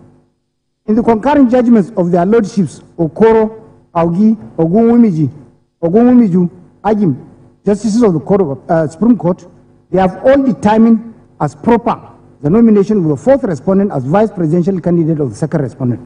As for the petitioner's argument that the pronouncement of the Supreme Court in those concurring judgments is an obiter dictum, the clear statement of Ogunwumiju JSC has left no one in doubt that the Apex Court decided the merit of that case. My Lord Ogunwumiju JSC clearly stated at page 74, paragraph C of that judgment that it is apt in this type of political case of public interest to look into the merits of this case, unquote. It is settled law that once the issue relating to the status of a person or a thing is finally and substantively determined by a competent court, such a determination constitutes estoppel to any subsequent proceedings on the same issue. See APC, PDP, and others, Inakoju and others was the delicate citations on the record.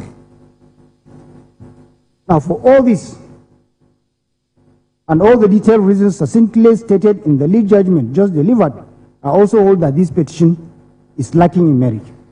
Having also found that no merit exists in all the above three consolidated petitions, I join my learned brothers Amani JCA in dismissing all the three petitions and abiding by the consequential orders made in the lead judgment.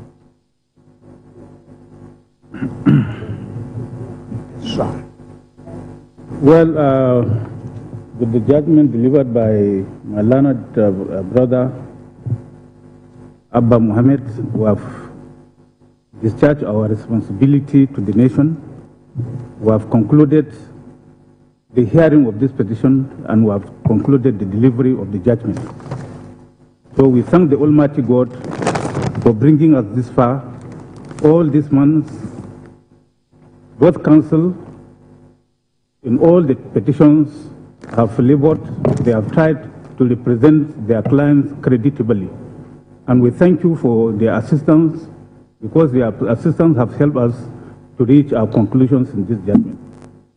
So as we leave today, we hope that very soon, both us and council will meet in our normal cases. Yes. These cases have tended to put a distance between us, but when we resume in our normal cases, we shall see and interact better. Thank you, and God bless us all.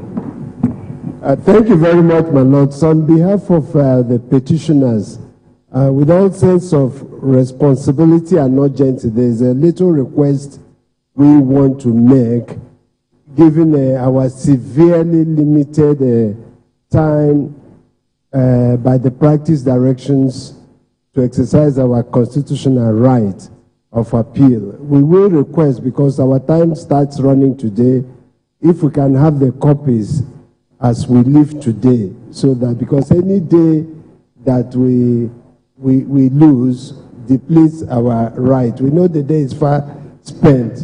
It is our humble request, so that the registry, once we leave, will be able to collect from them. We are very grateful, my lords. Well, I am sure learned senior counsel is aware of the time now. It's 10 o'clock now. And well, it's unfortunate, we understand your constraints, but you have to bear with us to tomorrow. Yes. Hopefully, you know, the judgments are a bit bulky. It's a consolidated judgment. We have to put tomorrow we can have them from. Yes, we have to put everything together, bind them, and give it to council. We are very grateful. Yes. Tomorrow, my lords.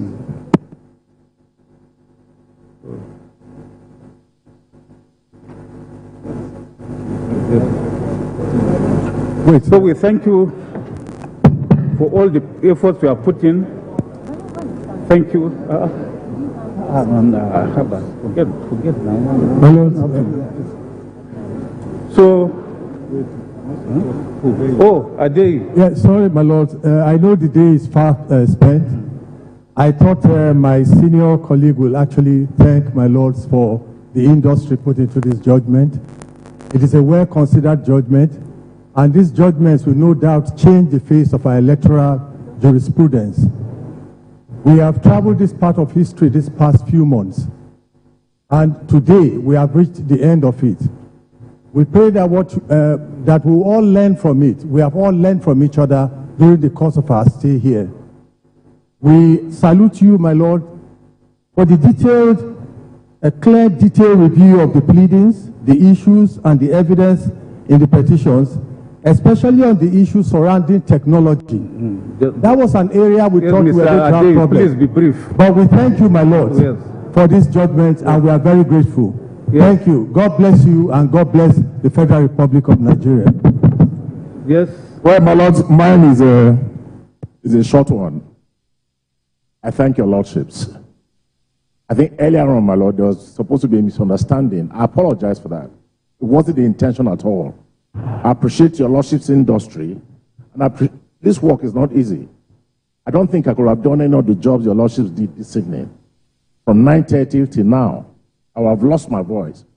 But I thank your lordships, and I pray that the bar and the bench continue to have a good relationship in all things. Thank you very much.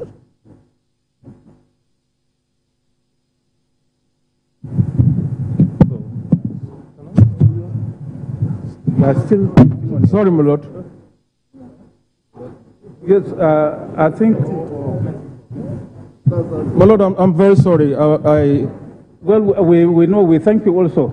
Sorry, my Lord. Yes, we thank you for. No, my Lord, I just have one or two things to say. You are who? Who are you? My Lord, I'm counsel to the second and third respondents. Hey, Malik. Yes, my Lord. Oh, okay. Okay, thank you, my Lord. My Lord, I'd just like to also register my appreciation for our appreciation. And I do this, my Lord, with every sense of responsibility and on behalf of our leader, Chief Wole Olanipekun, Senior Advocate of Nigeria, who is unavoidably absent. My Lord, I'd just like to say that I have listened to several judgments emanating from the world of the soul of this court. None of them ranked top as this one in terms of industry, scholarship, and all of the good things that we have seen evident and are on offer in this judgment, consolidated judgment delivered by the laws. I think it is now time that my Lord take your deserved rest. We wish you good health, my Lord. And God bless you.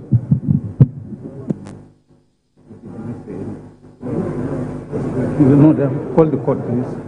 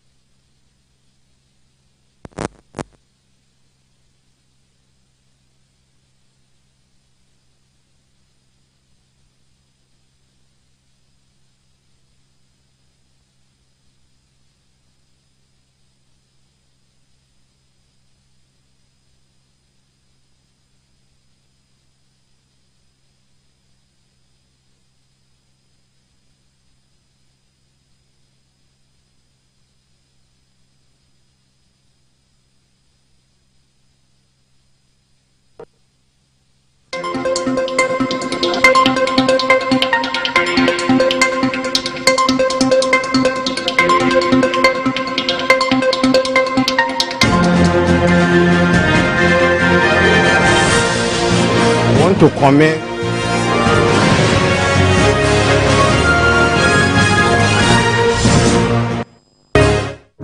well, the long wait is fine. Oh my god, they're so good. Oh my. Sunday. This rainy Sunday. It's a rainy Sunday. Welcome to the program. If you're ready, Journalist Hangout starts now.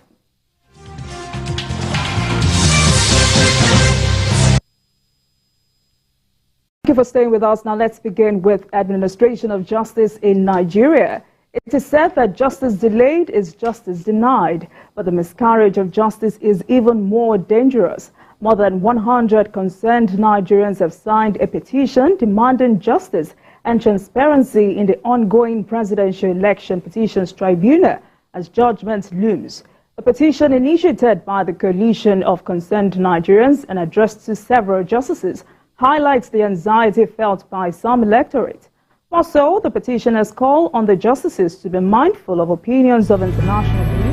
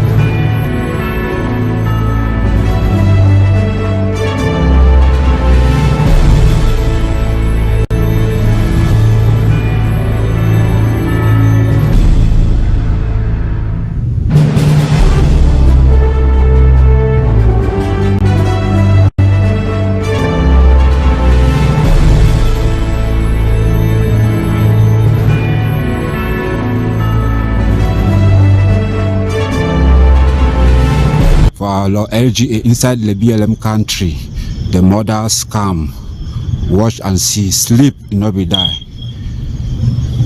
And that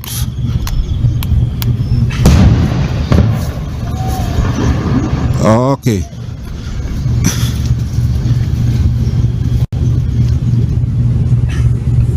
Fellow Ambazonians, good afternoon to all of you watching right here on ABS TV. You're welcome to another episode of The War Zone, and it's a pleasure having you with me today. As you very well know, there is a lot to unpack on this show today. Tuesday, September the 5th, 2023. It's a good day to be alive. It's a good day to be an Ambazonian. And I'm sure you are all as proud and pumped up as I am. But before we go on with this show, ladies and gentlemen, I would like for you to do me a favor and share the link and get as many Ambazonians watching today. We have some really exciting news to share with you. So please do me a favor and share the link. I have a very powerful panel that will be joining me today to discuss the various developments affecting our struggle for the liberation of the Southern Cameroons or the actualization of our independence. It's again a pleasure to have you here with me today. So please, as our ARFs would like to say, shake, shake, inode. Shake, shake, inode. We have said it severally that La Republique will either have to let Ambazonia go or Ambazonia will bring La Republique down. And that is exactly what is going to happen. And you can take that to the bank, ladies and gentlemen. Ambazonia will be free or La Republique will be destroyed. It's up to them to make up their minds. We are determined. For those who have listened to all the noise from La Republique and with them claiming that the struggle is over, that the struggle is over, oh, the struggle is over, everything is back to normal. I want you to carry this message to those La Republique of Cameroon enablers. This struggle is not over, and this struggle will not be over until Ambazonia is free. This struggle is not over, it will not be over until Ambazonia is free. That is the way it's going to be, and they can take it or leave it, but that is the way it's going to be. So, ladies and gentlemen, I'm glad to have you here with me again today. Please share the link. I want to see the numbers climbing. This information we have to unpack here today. You just saw the highlight of the show with a short video that you saw at the beginning of the show. We have all the details about what happened in Legualem today. We have not just the information, not just those who are affected, we have the pictures to share with you. And I'd like for you to get as many people watching as much as possible. Unfortunately, that is what a lot of people wants to see before they can decide to let us go. Like the Egyptians, who did not want to leave the Israelites to go free until they had suffered punishment. If that is what La Republic wants to see, then that is exactly what they're going to get. That is what they are going to get. But at the end of the day, Ambazonia will be free. And you can take that to the bank. Ladies and gentlemen, again, I'm glad to have you here with me today. I have VP Jenny himself will be joining me here today. SOS Frank, who is the Chief of Defense of this interim government, will be joining me. I have Honorable Sama Thomas, who will be joining me. And of course, a very critical analyst, Comrade Mark, will be joining me here today. I have a panel of 4 very knowledgeable individuals who will be joining me to break it down so you can take the information as accurately as possible with regards to the happenings today. So without any waste of time, I would like to bring in my panel. If VP Jenny is there, please, can I see you, VP Jenny?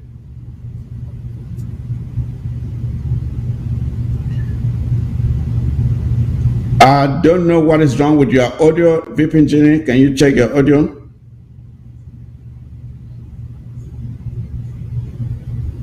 I can't hear you. I can't hear you still. Not yet. If it's not coming on, I would say just sign off and sign back on while I bring in the rest of the panel. VP Jenny, just sign off and sign back on. And before I bring in my panel, first of all, let me take this moment and greet our ARFs from the northern zone to the southern zone, from Cambe right down to the shores of Victoria, from the forests of Ejagam to Kupe Maninkuba, from Womb to Cambe, from the plains to Womb. So I'm saying hello to you. From Meme, you are not forgotten. Every corner of Ambazonia where we have our ARFs, we send you salutations. We tell you to stand strong. The land of Ambazonia belongs to you, and it is your responsibility to take it. It is yours. The resources underneath our soil belong to you. So it is your responsibility to fight and take those resources back from these invaders who have been taking advantage of us for so many years now. So with that said, SOS Frank, I don't know if you're in. If you're in, please, let me see you. SOS Frank, are you there? SOS Frank, okay. All right. Yes, Chairman Mike, can you hear me? I can hear you now. Okay, greetings to you, greetings fellow Ambazonians, greetings to all our tele viewers. It is my pleasure to be here. I'm so sorry. Today I am trying to come to you using my phone due to unforeseen circumstances that have kept me outside until now. I am not at home, but we are at war and we have to do just the needful. So I am glad to be here. And I see the VP. Hello, Mr. VP. It's a pleasure to be with you. Thank you very much. Thank you, SOS Frank. Nice to have you here. And VP Jenny, you must be in now. Let's try your audio now and see if everything is okay. Yeah, Comrade Mike, I hope all is okay now. All is okay. 5 on 5. Oh, glad. Thanks. I'm grateful. And thanks for granting me the opportunity to be here in this special edition of this program today at ABS.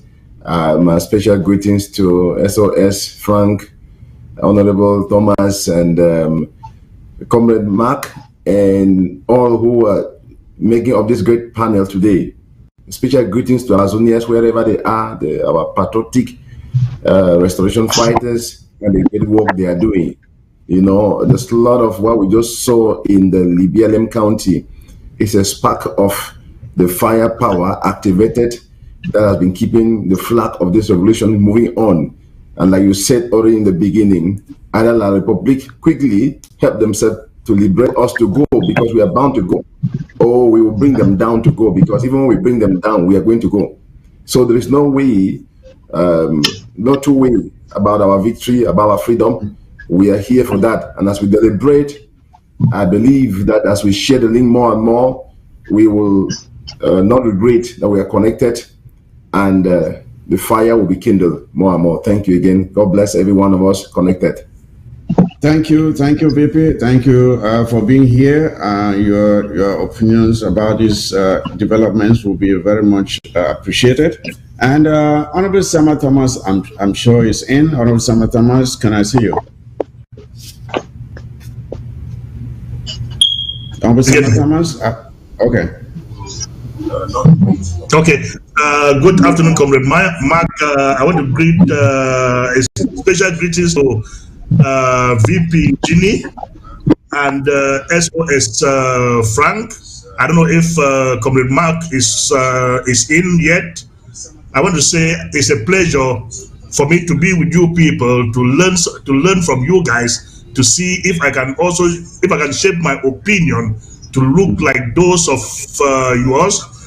But most importantly, let me say congrats to the guys who are fighting on the ground for the freedom of the Southern Cameroons. Kudos to you all. La Republique thought, like they are saying every day, that they are on a reconstruction phase in the Southern Cameroons. For the past 2 years or 5 years, they are reconstructing. I wonder what they are reconstructing. But they will reconstruct till their kingdom come, and nothing will be reconstructed. Yes, Honorable Sama Thomas, talking about reconstruction, these are people who don't know how to construct anything. They don't know how to construct anything. Talk about construction. I'm sure you have seen their bridge of Bonaberry, across the Bonaberry Bridge or something. That is a swimming pool. A swimming pool. When it rains, and that is how they want to come and build Ambazonia. No, hell no. We don't want your construction. We will build Ambazonia the way Ambazonia ought to be built. We don't want your poor construction management and everything that you have there brought to Ambazonia. We are sick and tired of it. We have cut links with you, and we will do it ourselves. I don't know if Comrade Mark is in. If Comrade Mark is in, I would like to see you. If not, we can indicate, the studio can indicate when he comes on, so we can welcome him and bring him on to take part in the discussions. Without much time to waste, we have a lot to discuss today. Let's move on to the first item. And fellow viewers, the highlights of what happened in Libialem are coming up very soon. But we want to get some tidbits in preparation for that juicy piece of information. If you can just continue sharing and invite us as many Ambazonians to watch with us, that would be great. So, but first of all, I have this information about the rally that is being planned for Washington, D.C. on October 1st. For October 1st rally right here in Washington, D.C. You see, the thing is this. We have tended recently to leave all the fighting to ground zero. And I think that is wrong. We have to get back out there and take our struggle to all the four corners of the earth. We have to be out there and be visible, demonstrating that we mean what we say when we say we want to see Ambazonia free. It cannot be left to ground zero alone. No longer left to ground zero. We must be out there. So if you are an Ambazonian, a proud Ambazonian, and you are proud of what our ARFs are doing on the ground in defense of our territory, you owe them that responsibility to take yourself to Washington, D.C. Come October 1st, the day of our independence. Let us come together and celebrate our independence in grand style. Washington, D.C., the venue for the event has already been secured. The permit from the United States government has already been obtained. All we have to do is show up and be part of that festive activity, celebration of our independence. October 1st always lead to Washington, D.C. Wherever you are, you can travel from Europe and be part of it, or you can organize your own event in Europe, wherever you are. We want to see Ambazonians out in their colors, with your flags, with all of your colors. Wear your t-shirts, whatever you have, mufflers, your hats, your caps, whatever you want to wear. Use whatever means possible to celebrate our independence. Nobody would do it for us but us. Nobody would do it for us but us. I know that the last time we were in Washington, D.C. to challenge Mr. Paul Biya, some people said it was too cold. Some people said it was too cool, and they hid under their beds. But October 1st is not that cold, so I hope they will not give that excuse again. So I would like to give each of you just 1 minute, please, just 1 minute to make a comment about the importance of us coming out to celebrate our independence. Why don't you go first, VP Njeri? Yeah, the call cannot be overemphasized. I think it's a pertinent call to every true patriotic Ambazonia, wherever they are, whether back home or in the diaspora. Like Comrade Chris has mentioned repeatedly, challenging us to understand that we have two fronts for this struggle. Two fronts for the struggle for our freedom as Ambazonians. The home front and the diaspora front. We are so glad that the ARF have sustained the home front by activating the firepower despite the lies and the conspiracies of La Republique to paint a different picture to the international community.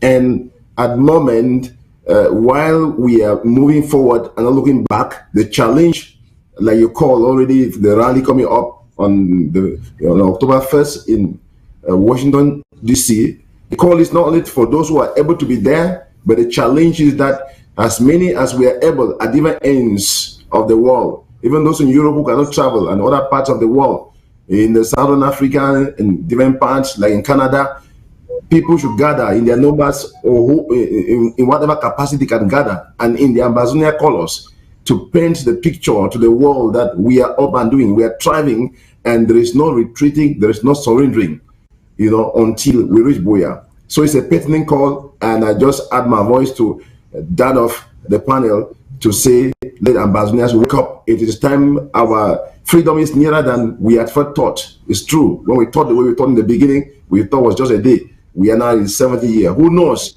This is the complete year or the fullness of it. And we need to maximize and amplify the effort together. Thank you. Thank you, VP Njeri. Thank you for those comments.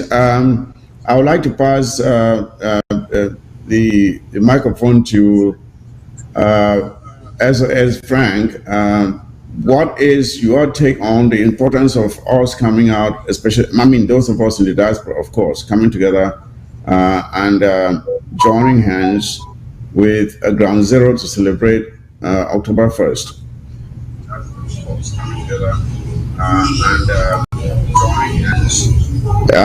As Frank, I don't know if he's there, but if not, Albert Samatamas. Yeah, thank you, Comrade Mike. It is said that when you cannot celebrate your birthday, who do you expect to celebrate it for you? So only Southern Cameroonians will celebrate their Independence Day and not any other person. What can you say, or what can I say, that when I was back home, every 1st October, we were running helter-skelter with the occupational system, forcing ourselves to celebrate 1st October, while they were refusing us from celebrating it. Now that you and I are in a free space, that no one will be chasing after you from celebrating 1st October. what will be your excuse to give if you cannot celebrate it? Oh, have you forgotten the importance of 1st October because you are now in Europe or in the United States of America? If that is your thought, then just know that you are enjoying what is in America because some people fought for it, and they are celebrating the day that they liberated themselves as an independent day. Nobody needs to remind an American. I don't know if you guys call it 4th of July or 4th what, I don't know, which is the Independence Day of the United States. People celebrate it with pomp and gaiety in them. What about you? We are going to do same in the West. I will do same. On behalf of those who are back home who cannot celebrate 1st October, I will do it on their behalf. What about you? I hope you are going to join me celebrate it all the same on behalf of everybody that is back home. Thank you. Thank you very much. Thank you very much. I don't think we can overstate the importance of doing it, because especially those of us in the diaspora, as you've rightly said, because the only reason we are out here is because someone sacrificed to make these places where we are what they are.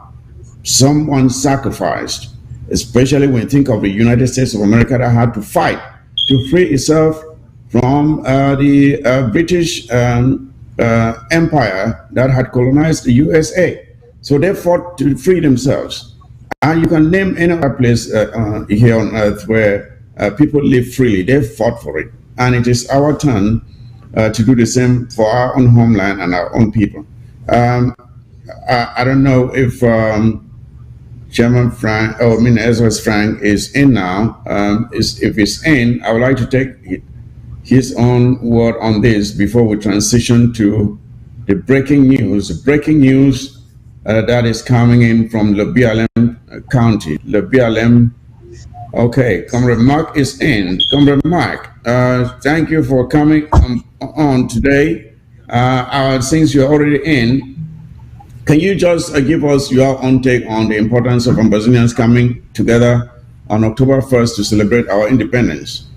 Because if we have to actualize it, we have to be the first to show the world that we mean what we're saying. Over to you. Good evening, fellow Ambazonians. Good evening, Comrade Mike, Honorable Sama, Chairman Frank, and VP Ginny. Good evening to all of you, and it's a pleasure for me to join in this panel. Fellow Ambazonians, make no mistake, the occupying force is trying to make us believe that celebrating our Independence Day is a mockery to those back home. Gone are the days where when we gather together and we eat and share a bottle of drink, they will tell us that our fellow mates are back home suffering and look at us in the diaspora suffering. No, don't take it that way. You should be proud of who you are. You should be proud of 1st of October. So I encourage everyone, as Honorable Sama has said, to go out and celebrate. Those back home are not celebrating because they have been occupied. Some of them are not celebrating because of security reasons. But we are in a free world. So I see no need why we should not go out and celebrate. We should go out and we should celebrate. Gone are the days where we go, we wait for WhatsApp messages, and we are like, what is going on in ground zero? Let's look at what is happening through the various Ambazonian camps of our fighters, of our great fighters. Gone are those days. Now we have to show them that we can fight for them also, that we remember the day 1st of October. So I encourage everybody who is closer to DC to be at DC, but even if you are not closer to DC, you can celebrate in groups of 2, 3, 4, 5 as Comrade Chris, our president, have said that we can celebrate in groups of 5, take photos. But when celebrating, make sure that we come out with something substantial for our fighters back home. So for us here in the Pennsylvania region, we were planning that even if we are celebrating and coming together, we can come up with some little contribution or anything that is significant for our fighters back home. So I will encourage everybody to celebrate. I am a proud Ambazonian. If you are not a proud Ambazonian, I don't know about you. And that I will go with this idea of independence to my grave, and it's in the gene of every person I know. So I don't know about you. So I will celebrate, and I will continue celebrating until I go to my grave. So if you are not proud of your heritage and you are in someone else's country, and every day you are saying 4th of July, waving American flags, where are you coming from? So I want us to have that in mind, that we can also celebrate, and we should also be proud of where we are coming from. So that's what I have to say. Thank you for adding all those details there, Comrade Mark. As you have rightly said, when we celebrate, we have to add some meaning to that celebration. We have to add some meaning to celebration by making sure that we do something that will impact Ground Zero positively, putting something in their hands to continue encouraging them to keep doing what we're seeing today. Give them the tools they need to continue pushing the fight towards victory. And again, like you rightly said, if we do not value ourselves, then who do we expect to value us? You have to, first of all, be proud of yourself. You see, let me tell you something. When you are out of the United States of America, and Americans tell you about their country, you will imagine it to be a heaven. I'm not saying America is not great, but it is not exactly what you think it is when you are not yet in the USA. Because when you get to the USA, you see things that you never believed you could see. And they do so because they are proud of their country. They say, land of the free, home of the brave. They say all great things about themselves. You have to value yourself so that others can take you, can consider you to be an important person. So we have to be able to value ourselves. And the way we do it is by talking big about ourselves, celebrating our own independence, being proud of who we are. And that is why we're calling on you to show up on October 1st so that we make Amazonia proud. Now, without any further waste of time, we will go to the main news of today, which is a breaking story coming out of Lebialem County. For quite some time now, fellow Amazonians, since the demise of FMA the King, a lot of people have wondered if Lebialem will ever be what it once was again. People have wondered, people have complained, people have even thrown insults. But the events that are unfolding in Lebialem today are once more telling us that Lebialem is very much still a potent environment, is still a graveyard for La République du Cameroon invading soldiers. What we are getting from Lebialem is that a large number of La République du Cameroon military have been decimated, and you will see the pictures yourself. When you see the pictures, there will be no doubt in your mind as to this gravity of what just occurred in Lebialem. That the number of persons killed is large, and that this number also includes the colonial DO for Fontaine Central, that he may be one of the casualties in this incident. And we are told, or information reaching us indicates, that there have been 2 helicopters to the area already to evacuate the casualties and the remains of whatever is left of those that were in that vehicle. So before we go on with any more commentary on this matter, fellow Amazonians, I would like for you to watch with me the video of this incident, and then we will make our commentary after that. Let's watch the video. For LGA inside the BLM country, the mothers come, watch and see, sleep, not be die. In that. Now you tell me if there's a possibility of anyone coming out of that vehicle. Inside the BLM country, the mothers come, watch and see, sleep, not be die. Now in that.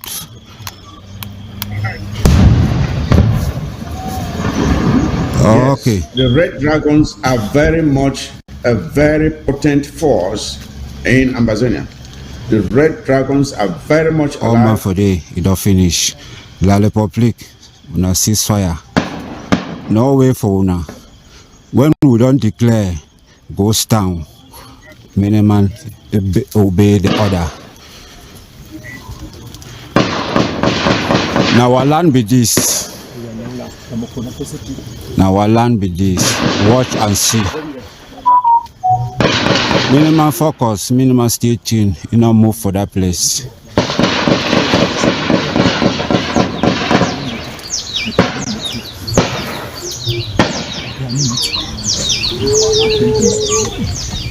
Okay. Those are the images. You can see that is supposed to be an armored car. It's all crumbled up. It's all in pieces. Disturbing, I must say. Disturbing to watch. Disturbing to watch. I think they said there's one lady that was in the car as well. That is one of the casualties, the deal, and many others. That is what is happening, and that Republic continues to send these poor people, innocent people, to come and be blown to pieces in Amazonia.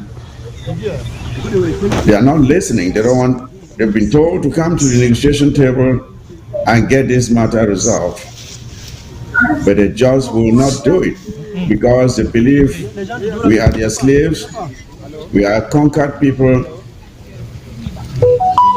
That is what they think. They feel too important to sit down and negotiate.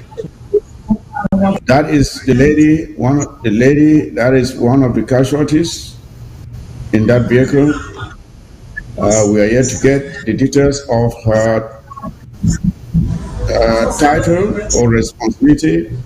Why was she in that armored vehicle? Probably riding with the colonial Dio, who was also one of the casualties. Well, a lot of people says the war is over. I don't know how they can hide these images now.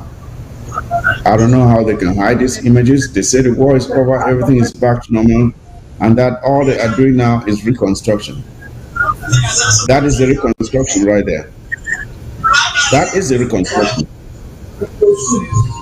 They've been told to come to the negotiation table in Switzerland. They refused to go. They were called to sit down in Canada. They refused to go. And they said everything is back to normal. Well, this is back to normal. So let me get your reactions. Jenny, I want to get your reaction to this story. It is tragic, it's unfortunate, but this is what happens when you are met with intransigence. They say if you are pushing someone and that person keeps stepping back and stepping back, and that person finds himself, his back against the wall, there is nowhere else to go but forward, and that person will fight his way forward. And that is where Amazonians find themselves today. We have begged, we have pleaded in every way possible for La Republic to come to the negotiation table, but they have said we are 2 cubes of sugar and that they were going to crush us in a glass of water. Well, that's your glass of water right there. That's your 2 cubes of sugar. And as I've said, this war will not end until we say until we decide that it will end. If La Republic thinks that they can compare us to continue being their slaves, they are greatly mistaken. Vipin Jenny, I would like to hear what you have to say about this. Thank you, Comrade Mike. I like to confess that my eyes make me glad to see what I'm seeing. You know, my eyes make me feel happy that I'm seeing what I'm seeing. The saying cannot be overemphasized like you put. We have the final say about this war. La Republique doesn't have any conclusive word. They have spoken in the past. The Atangeji who has spoken as and is not disappearing or vanishing in the thin air. Many have spoken before him. Cheromas, they spoke, disappeared. He has spoken, he's disappearing. Many will still speak. But the truth is that we have the final say, Ambazonians. This is a level in which we are. And I like the wordings of the one who filmed and sent out this message. He says, sleep, no be die. When you truly sleep, you get good rest. You be renewed, you be refreshed and restored. And when you bounce back, the enemy, we don't think, say you don't sleep or you don't die, you go be shocked. This is what is happening. And it's a pity to those who have decided to close their minds and stand with the wicked against their own people, against their own land, against their own country. The mothers. Yeah. And this one be a loud message where the wordings be clear, the language be so clear for everybody. If you want to serve the wicked master, you will die the death of a fool. The question you're asking here about that young girl, we be in that Amoka. When investigation only proves he be an enabler trying to point the way through for lead them through to some other direction. Yeah, no matter whatever the message will come, go around, come. The simple truth I say, he be there as one of the eyes and we they serve the cause of direction against the own people and against your own homeland for the wicked master for continual glory, even against your own life. And we think that the message don't go. It don't go right through and it still go viral. Why will they talk here? So that those who in the field hear me, they hear. Those who want the one for persist for, move on, they go like a stubborn fly, go enter the grave with the corpse. I feel talk like Honorable Thomas talk from the beginning. Call those to our Ambazonian restoration fighters, the Red Dragons, and think it's a dawn of a new day and a better day than ever before. Whatever history has registered, they have risen to a level where there will be greater exploit, and we can see this as evident. And there's no retreat, there's no surrendering to reach Buya. Thank you, Vipin Jenny. As you rightly mentioned there, we are told that the Fontaine Central Dio is one of those that have been killed in this blast. But before we even go there, let me say this. For quite some time, or before our ARFs had mastered this technology that they are now using, I don't want to go call the name here. La Republic had felt that once you are in an armored car, you are safe. SOS Frank, this is your department. What do we have to learn from this experience, or what should La Republic do Cameroon citizens and the enablers who had felt that if you are able to get into an armored car, that you are guaranteed of safety and to go out and point out the camps or the hideouts of our ARFs. What should they take? What's the take-home message to all enablers, blacklegs, and even La Republic du Cameroon terrorist soldiers? What should they take home from this? That riding in an armored car through Ambazonia is not safe. What do you have to tell them?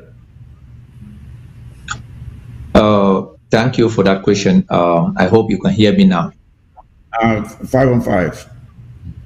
Okay. So, there is a group of Ambazonians that are like the stubborn flies. They hear the truth, they see the truth, they know the truth, but they choose deliberately to believe in lies and to follow people who will lead them into their early graves. We have one message to La République du Cameroun and her enablers and agents. We will never give up. Our independence restoration is non-negotiable.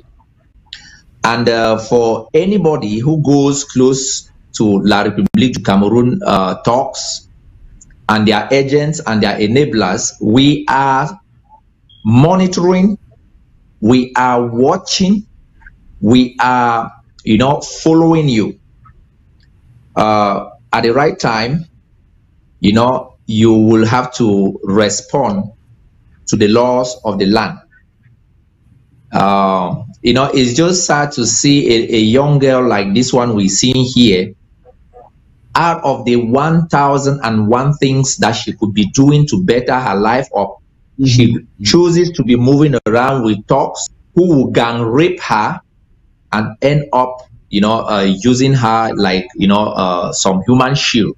Look at the way she is, going through a lot of pain there, and there will be nothing like assistance that will be rendered to her hereafter. Our message is clear. Ambazonia belongs to Ambazonia. Thank you. Thank you, Frank. And Honorable Samba Thomas, you see, following up on this question again of enablers hiding in these cars, so-called armored cars, will it be wrong to call these things now coffins on wheels? Because we have seen these things blown to pieces severally. It has happened in the BLM many times. The last time we saw it, the vehicle was actually lifted up. It was lifted off the ground. And the technology that our ARS are using now is so much more potent.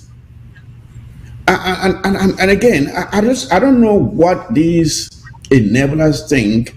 When you take yourself and you are riding in this thing, and you know exactly the danger that is out there, you don't know when it's going to happen.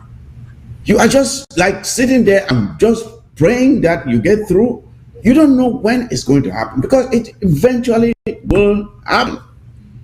It may not happen the first day, it may not happen the second day, but it will happen, and you will pay. You will not even see it coming.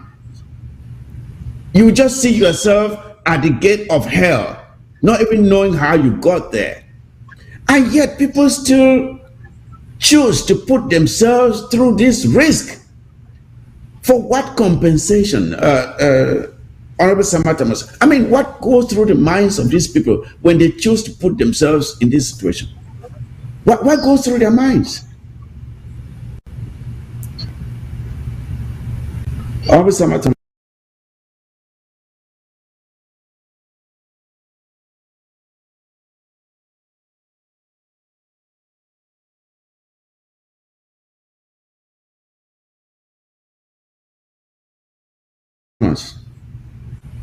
Yeah, I don't know if you can hear me.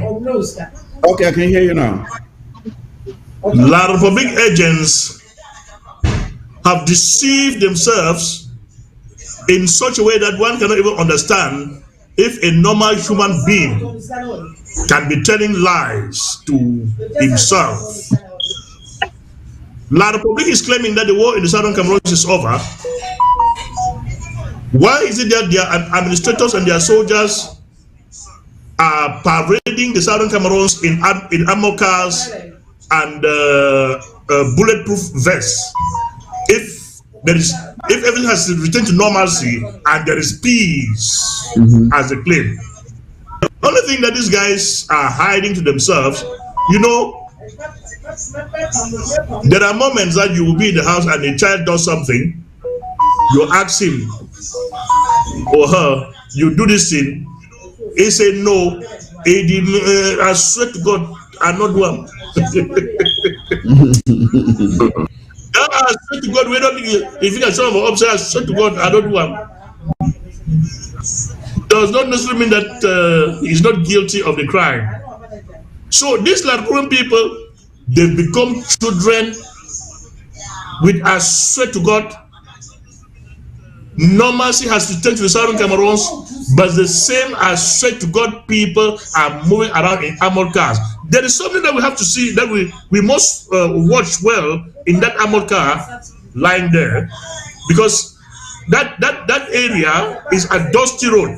But if you look at that armored tank well, you will find that there is something there like a gravel. I'm afraid that what these guys are transporting from Lebialem is cocoa that they are carrying out, because our people can no longer carry cocoa from Lebialem and elsewhere in southern Cameroon for marketing. So their soldiers have become agents of transporting cocoa from our areas for marketing in Douala. Look at that truck well, and you see what is on the floor. And that must have been one of the things that observe even all the guys that are there, that you see some still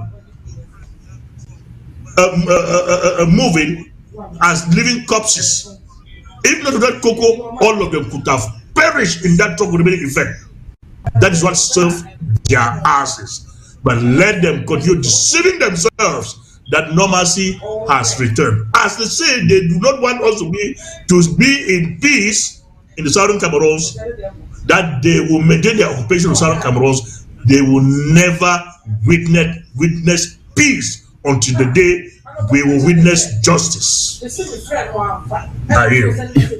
Yes, you have a keen eye there. Mr. Thomas. Yes, you are very right. There's something down there. It looks like gravel, but we don't think it's gravel. Again, back to this thing. You know, these people, I don't know who they are deceiving. I don't know who they are trying to deceiving. Are they deceiving themselves, or are they trying to deceive someone else? Comrade Mark, you remember that for quite some time now, we have seen La République du Cameroun do the same thing. They go to, like, when we tell them there's no celebration of 20th May in our territory again, they go to the grandstand, and you find a Dio sitting there with a military helmet, with a bulletproof vest, and he's sitting there at the grandstand, all suited in gear.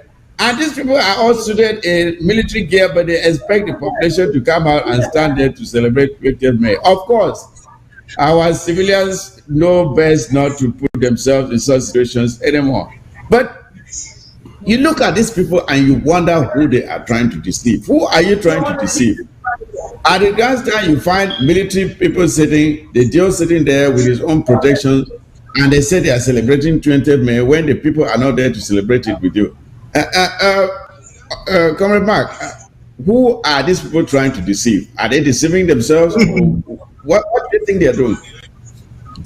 Well, I mean, insofar as I'm concerned, I know that those people are here for a mission.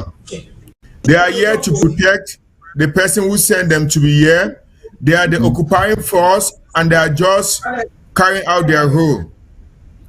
Yes. All those Jews going to the grandstand know what they are doing. They are just fighting for their own share of our resources, and they know that nothing is going to happen.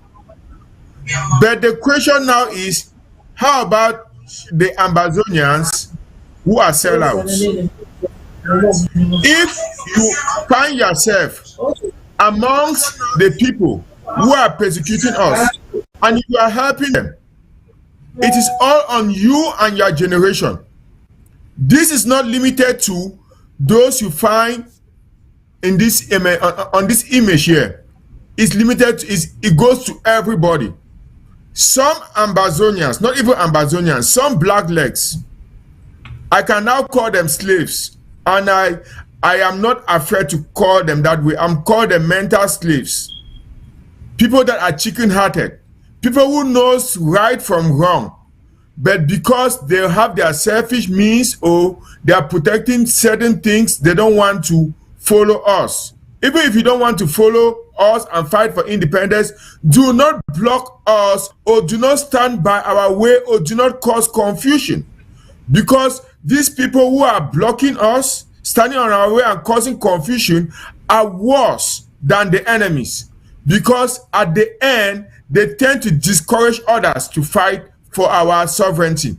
So, I still see some Ambazonians, when they look at images like this, they say that, look at what Amba is doing to its citizens. That we are bombing our citizens, we are doing war to our citizens. That look at this poor woman, the military is inside helping people. Let us repeat what we have been saying. Either you are with us or you are against us. That's it. There's no negotiation. La République has taken that stand that either you are with La République or you are with Amba. And we have also taken our stand. Either you are with us for a free Ambazonia or you are a federalist La Republican citizen. That's our stand we have taken. So if you are dining with the military, you are working with the military, you are doing everything thinking that the military is protecting you, you are just prolonging the inevitable. Your day is coming. So please, our fellow countrymen Ambazonians, we should try as much as possible to follow what our restoration forces are doing. We should desist from helping the enemy. Because when you help the enemy, you find yourself in the wrong side of history. You better stay quiet, because there is no pity for anybody who decides to dine with the enemy. No pity for you. And those who are helping them, those who are in our fora, helping them, giving contrary messages, thinking that they are safe. 99 days for a thief, 1 day for the owner. Your own day is coming. This is a quest for restoration. And know that it is an idea, and it's not a wrong idea. It's our choosing right. It's our destiny. We are going to have it. If you think that this war has ended, you are wasting your time, because those young kids who have lost their parents are our future fighters. Mark my words. This thing will never end until we have independence.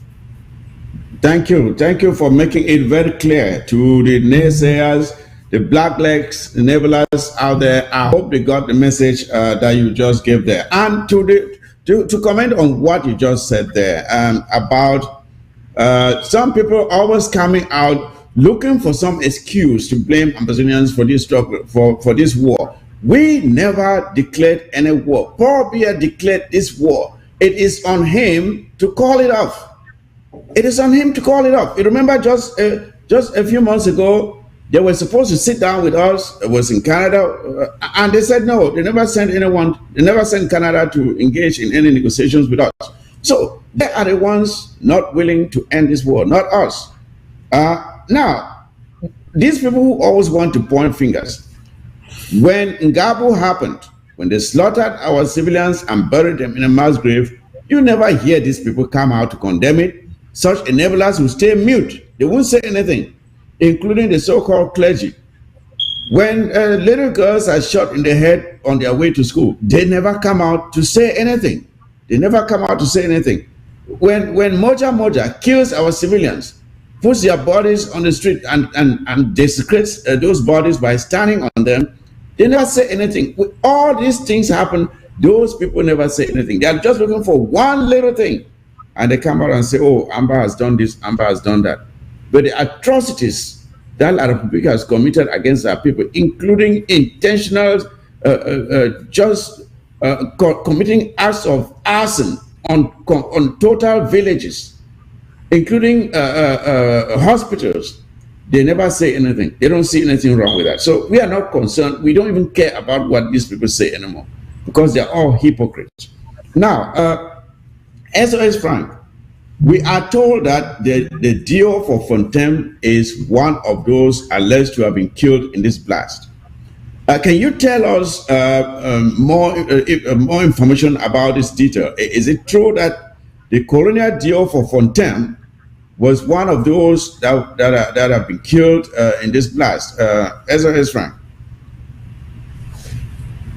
Yeah, can you hear me? Yeah, I can hear you. Yeah, as for the details of that operation, we are still gathering information. We want to bring very credible information to our people all the time.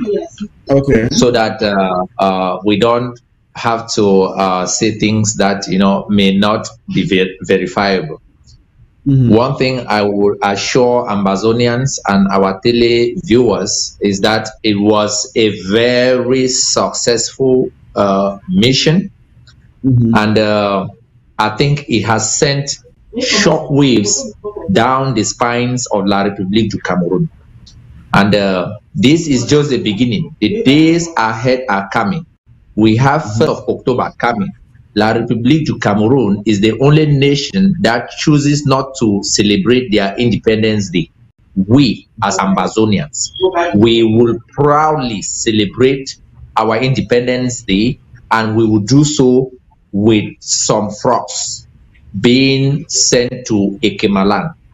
That is what we will do, and we know exactly how to go about that.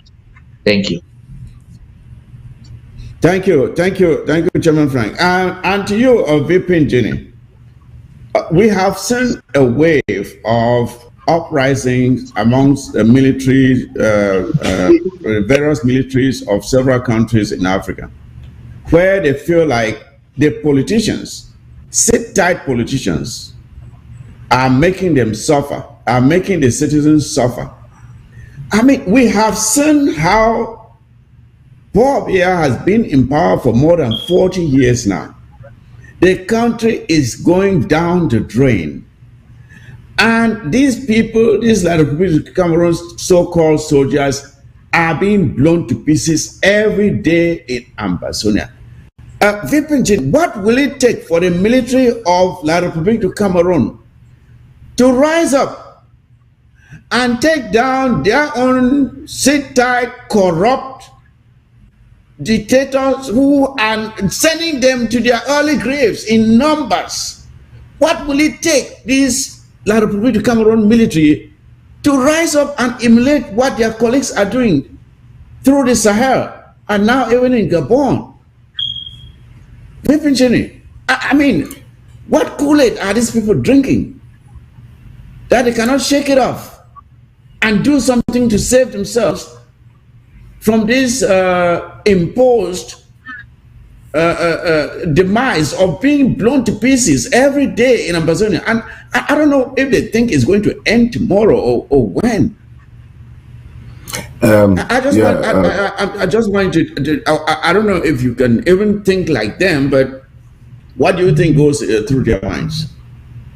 Comrade Mike, thank you. I think your question is very pertinent, and this question is not only on your mind, it is on the minds of many, many people asking, because a lot of people have understood or are aware of the wind of decolonization that is blowing through the countries of Africa, everywhere in Africa. That wind is blowing, and it's a wind of reawakening. And every conscious person's eyes who knows about La République du Cameroon and what it has been all these years, with the frustration of the wicked dictator Paul Biya that is drowning the nation hopelessly and into a horrible end. They are waiting to see that what has happened in Niger, in Niger, like it happened in Mali, it happened in Burkina Faso, and it's happening in other places, should happen now in La République du Cameroon. I am one of the people, and I know this is what is supposed to be done. But the question is that you ask, what will it take the people to the military or the army, who are, when you see them in the zeal, like the case today in the county of Libya in Ambazonia, you understand that these people are not only driven with drunken zeal for a wicked master, but they are really foolish to themselves, because you see they are struggling to jack up the ammo card has been torn apart and upside down place, even lying on some corpse already. And what is happening, what they are trying to do to remove the corpse, is what they will be, others will be doing for them, because it has happened repeatedly. And no conscious army will keep going the way they are going, risking their lives, risking the lives of their own family, and dying helplessly. This wind is blowing and will blow through. While Amazonia is gone, Africa is like a time and no dawn over Africa. I remember a few years, I read through the weddings of today. Yeah, I read through the weddings of former British Prime Minister Harold Macmillan when he visited South Africa in the 60s or 1960, I think about February 1960. It is said he had mingled through visiting some British colonies for over a month.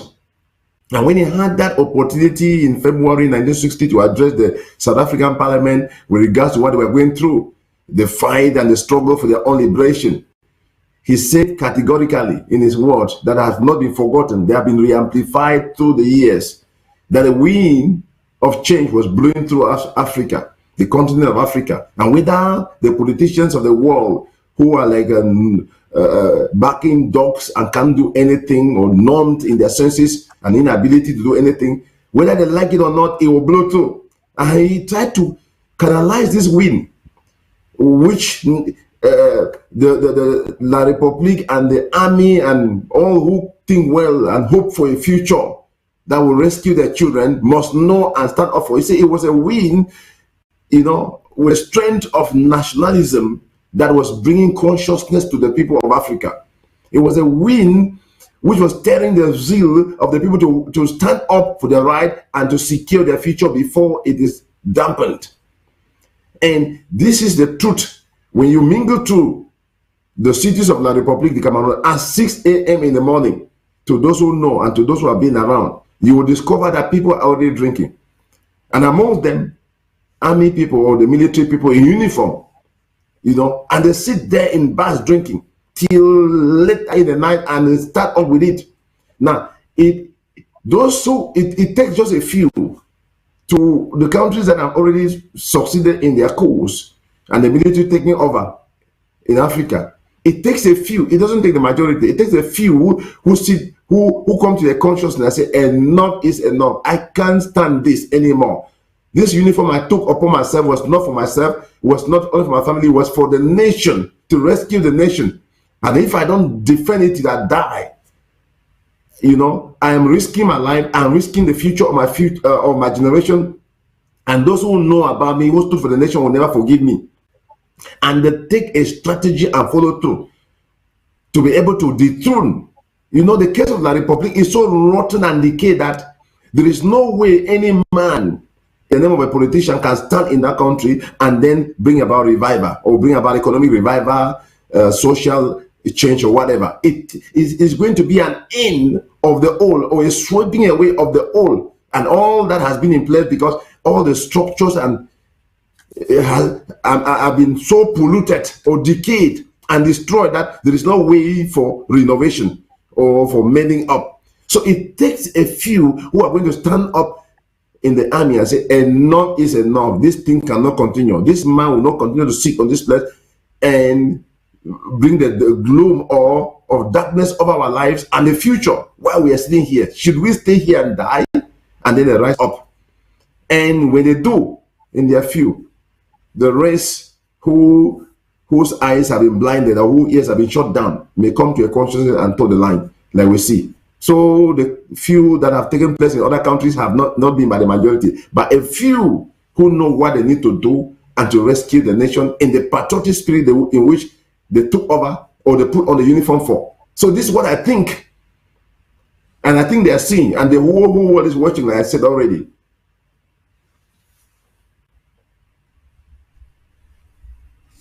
Digging into that, because what I really cannot get is the fact that you find a group of old, mostly very old, corrupt people who have just taken that country hostage.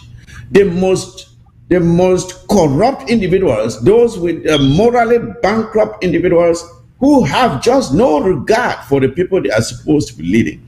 I mean, look at the caliber of people who are leading that country now. You have Pobia, who is the chief living ancestor himself. You have the Speaker of the House of their so-called Parliament, Cavalier Jibril. When Cavalier Jibril speaks here, you would think that he is speaking some strange language because you can hardly understand what he is saying anymore. Then you have the other one, Nyad Jifenji, in the president of the Senate or whatever. He is basically carried around.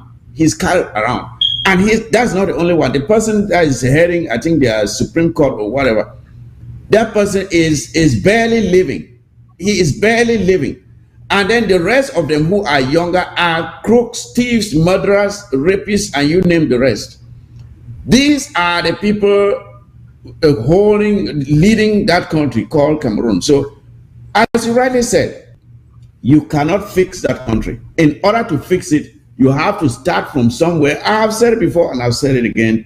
You have to bring the guillotine and select them from director up, select them and send them to face the guillotine. Clean the house, bring new people and put structures in place that will compel them to behave well. You cannot repair. So I don't know, when these military continue to sacrifice themselves for these living ancestors, people who ought to be in the nursing home, some of them who ought to have died. And these young men, 18, 20, 21, 22 years, they go out there and they subject themselves to be blown to pieces. I mean, when are they going to wake up? When really are they going to wake up, Honorable Sama Thomas? I want you to tell me, what are these people thinking? Looking at Paul Biya and those surrounding him.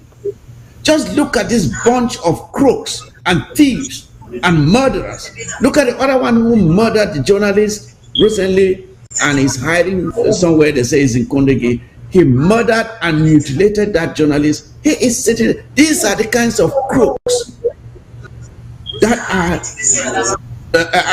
supposed to be leading that so-called damn country. And people still have hope. And I ask them, when you look at the future of the Republic of Cameroon, are you hopeful that tomorrow will be better? Do you really, when you really look at these people in charge of the country, can you say that tomorrow will be better than today? Honorable Sama Thomas. Well, Comrade Mike, what do you want me to say? I wonder, because I read a bit of French Revolution, and if you can ask yourself,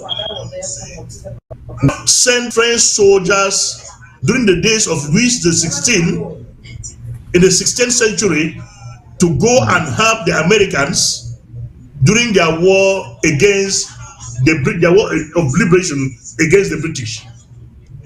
What did these guys after that war learn from America, and what was their reaction when they returned to France?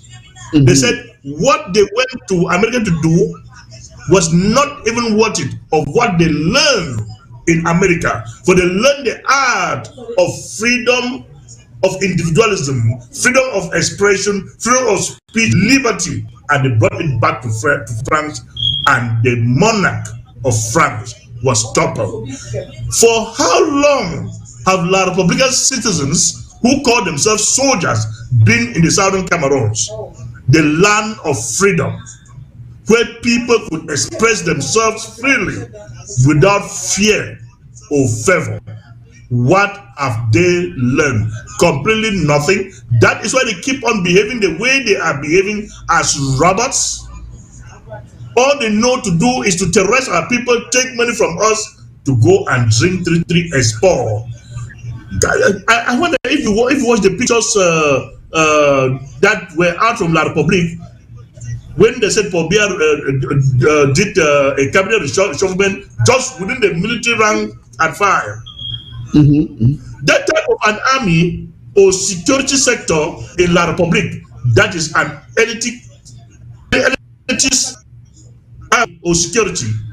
What are you expecting? They will fight and die to protect their master so as to be at the helm of things. They will not learn anything. The freedom does not exist. For freedom to these people is freedom ranks are any other person that is beyond ranks are trampled upon is right for them to do same. That is why France is still in Africa, thinking that the colonial era is still to be implemented till today. They will not leave for Africa. It's their fiefdom, and they can choose to do whatever they want to do in Africa without being questioned. That is exactly what La Republique is perpetrating in Southern Cameroon. But that is their graveyard. If they will not leave, I promise them that is their graveyard. For they refuse to learn anything, and a fly that refuses to hear "get away from this place," or a chicken, it will hear "bam." They are getting back on. They are getting back on sacks. Soon they will not be flown back or taken back to their places in bags, but they will be buried or abandoned on the streets of Southern Cameroon for dogs to eat them, for they will never learn anything.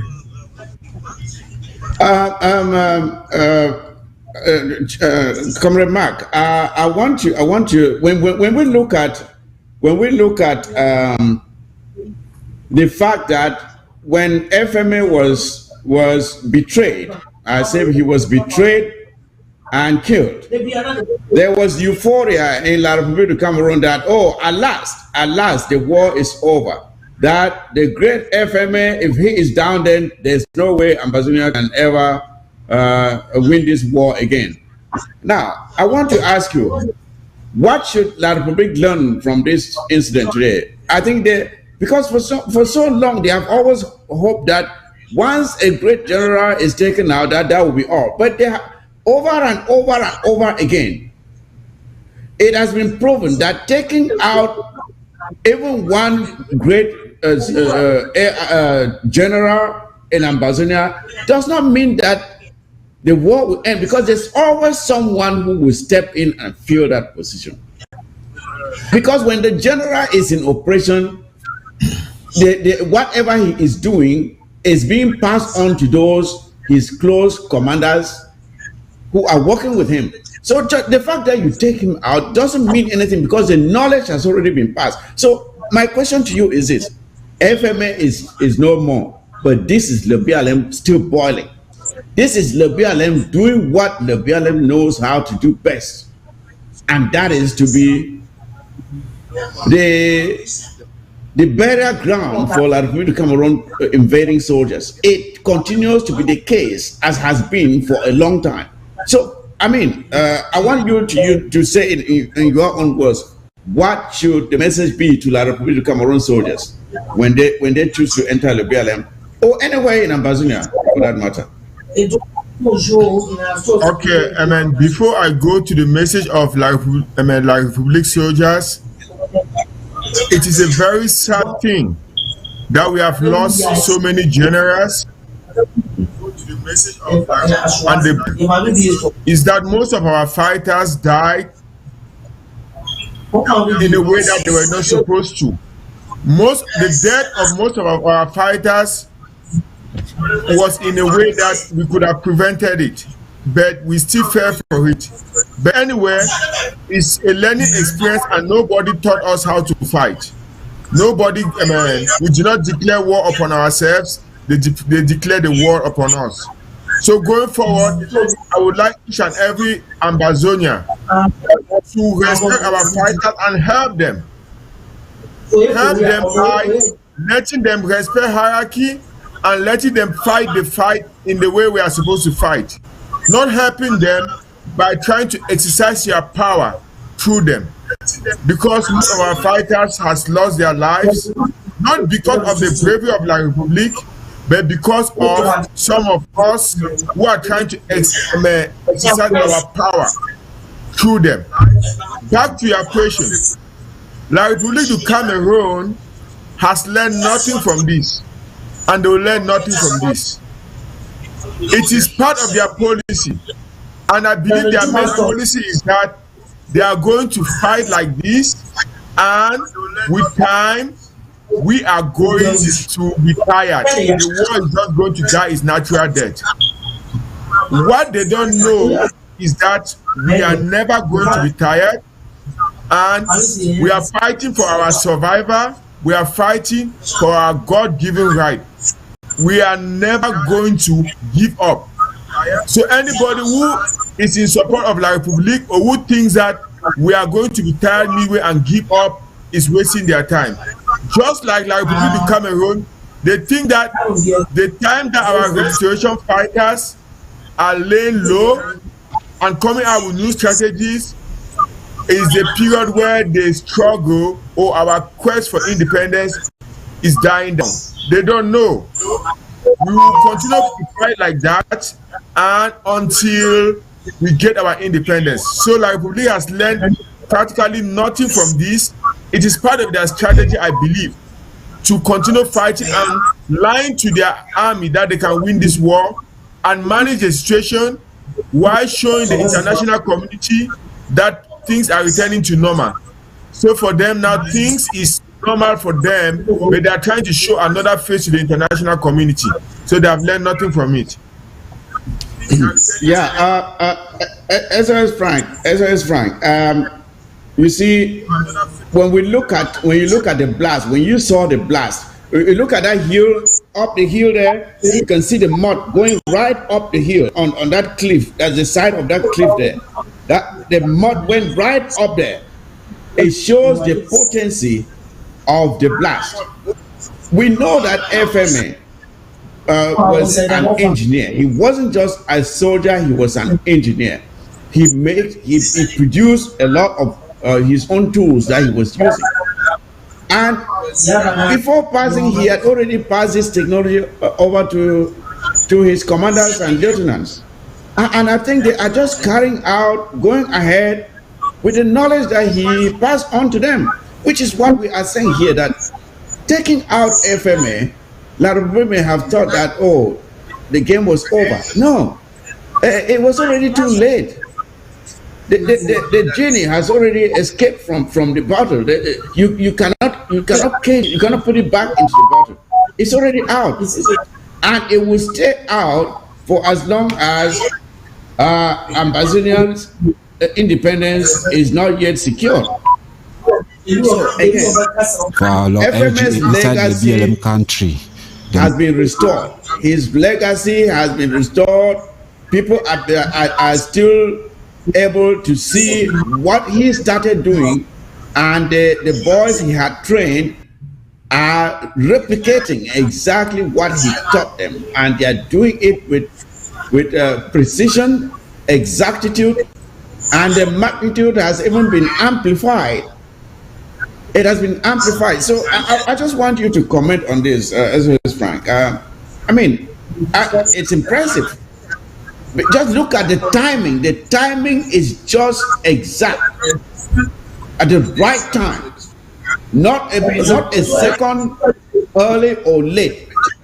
What can you say about this new technology that the Ambazonian RAFs now control?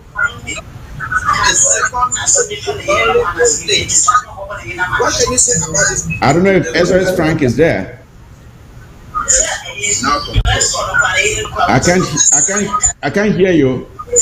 When we don't declare, goes down. Maybe VP Engineer can take that.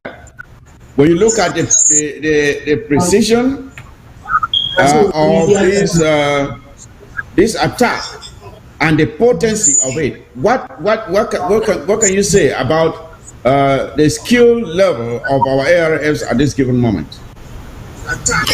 You know, when I first saw this video and I had the word, I made mention, I said my eyes makes me feel happy for what I'm seeing. This shows that Ambazonians restoration fighters have been evolving very fast. Like you said, FMA was not just a fighter, a warrior, but he was an engineer and had left in place a good structure. And what he did, or what he was able to do, he also transmitted the technology to those he left behind, who have been able to manage it and then come up. Now we've seen pictures in the past of pieces of ammo cars that were destroyed and left behind. You know, but we have not seen the explosive act like the one we have seen here in exactitude, not before, not after.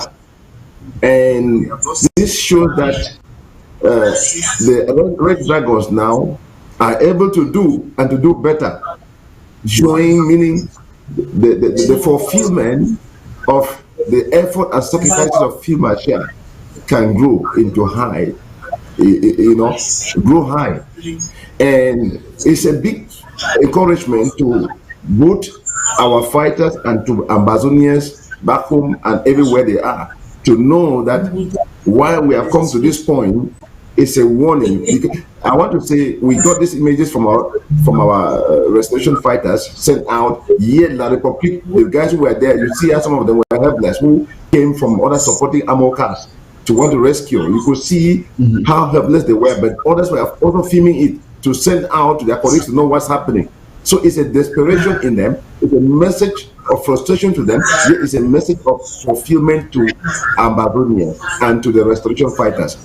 And the good thing, which is a message to La Republic and to all their neighbors, is that our restoration fighters have united their minds and united their zeal to be able to make this happen everywhere in the southern Cameroons, in the 13 counties. So what we're seeing in Libya is what certainly we are going to see in other places with precision. You know, like you mentioned, we cannot be about the details of that technology here, because La Republic is following us. Even the agents are following us to want to find out what next in place. But those are things that Chairman, the SOS for Defense cannot even talk about here, because they are in-house. You know, we have come to the point where they will not be hearing, but they will be seeing. And this is evident. More of the videos will come up. And it is also a message to the international community to know that Ambazonians have risen not to fall. And they are determined not to give up anywhere, not anytime sooner, but to prevail for their freedom. And if they want to keep watching, they will watch to see how we bring down La Republic, why we must triumph for our freedom. Thank you, Vipin Jenny. You know, this must be a great morale booster to the rest of our ARFs when they see this, and they can take from it and know that they can replicate the same example and go ahead. Honorable Sama Thomas, we know that La Republic for all this time has been drumming even this back-to-school nonsense that they are doing here. They are aiming for September at the United Nations to go and say, you see, everything is back to normal. We have defeated the terrorists, as they like to call us, and everything is back to normal. There's no war going on. I think I listened to this. I listened to this enabler in Germany who calls himself Paddy Asanga or whatever. He was saying, "Oh, the war is over." Paddy Asanga, I got news for you, buddy. I got news for you. Watch this video here and tell me if the war is over. You see, so that is what their campaign has been all about. To go and say the war is over. We just want everything to go back to normal. Don't listen to anything. There's no war. There's nothing like. But okay, these images cannot hide. These images cannot hide, and this is not it. There's more to come. I can assure you. There's more to come. So, what message do you have for La Republic Cameroon and the international community that if they are being La Republic comes singing that nonsense that there's no war, what can we tell them? Comrade Mike, you know, about 20 years ago, we were on the CNN, BBC, RFE, Radio France International, and Radio Vatican for news. But today, even someone on journalism holding just his phone in his hands is already a journalist. I laughed out my lungs before this program started when this guy of Equinox went to Kumba, that he wanted to cover the school return back in Kumba. He combed the nooks and crannies of Kumba, inside the villages. Not even a fly was passing by. He said, okay, let me go back to the city to see if schools are going. But in the city, not even a single bike.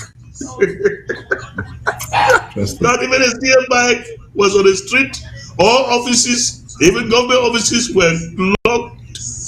And he himself was calling by peoples. So I was laughing. They said schools have returned to everything has returned to normalcy, but not even an ant.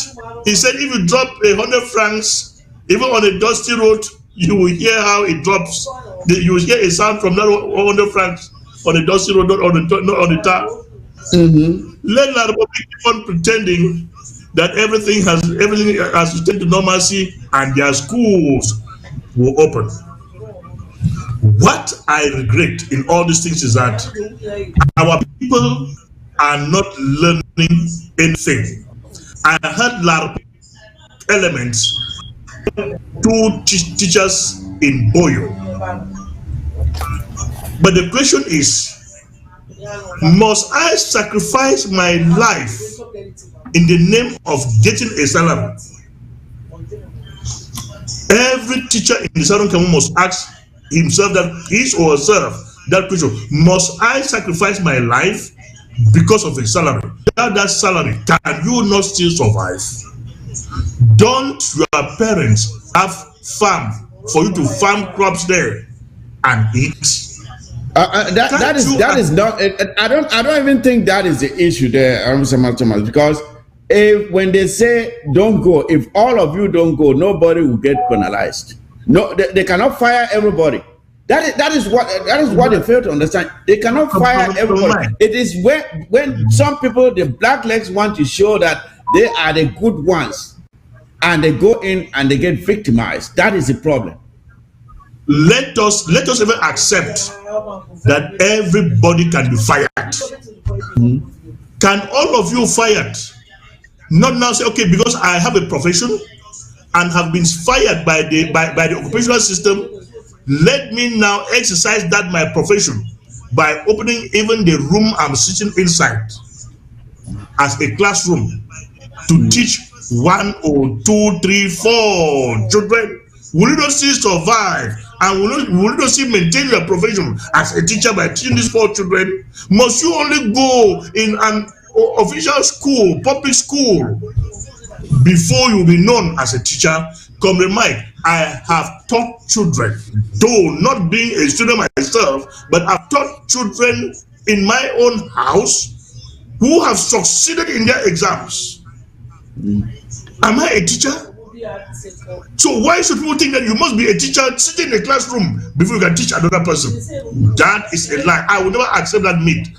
First of all, what I was saying is that La Republic has used this tactic to be killing our people under the pretense that they are killed by our ARFs.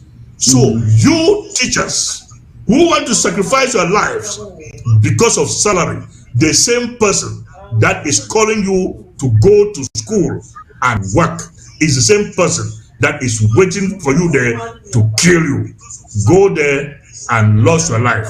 When that is done, only you and your family will mourn for you, and they will never bring you for life because you want to go and defend a salary which I don't even know how much that salary is. You guys are cowards. It is said that if you don't sacrifice something, you cannot get anything.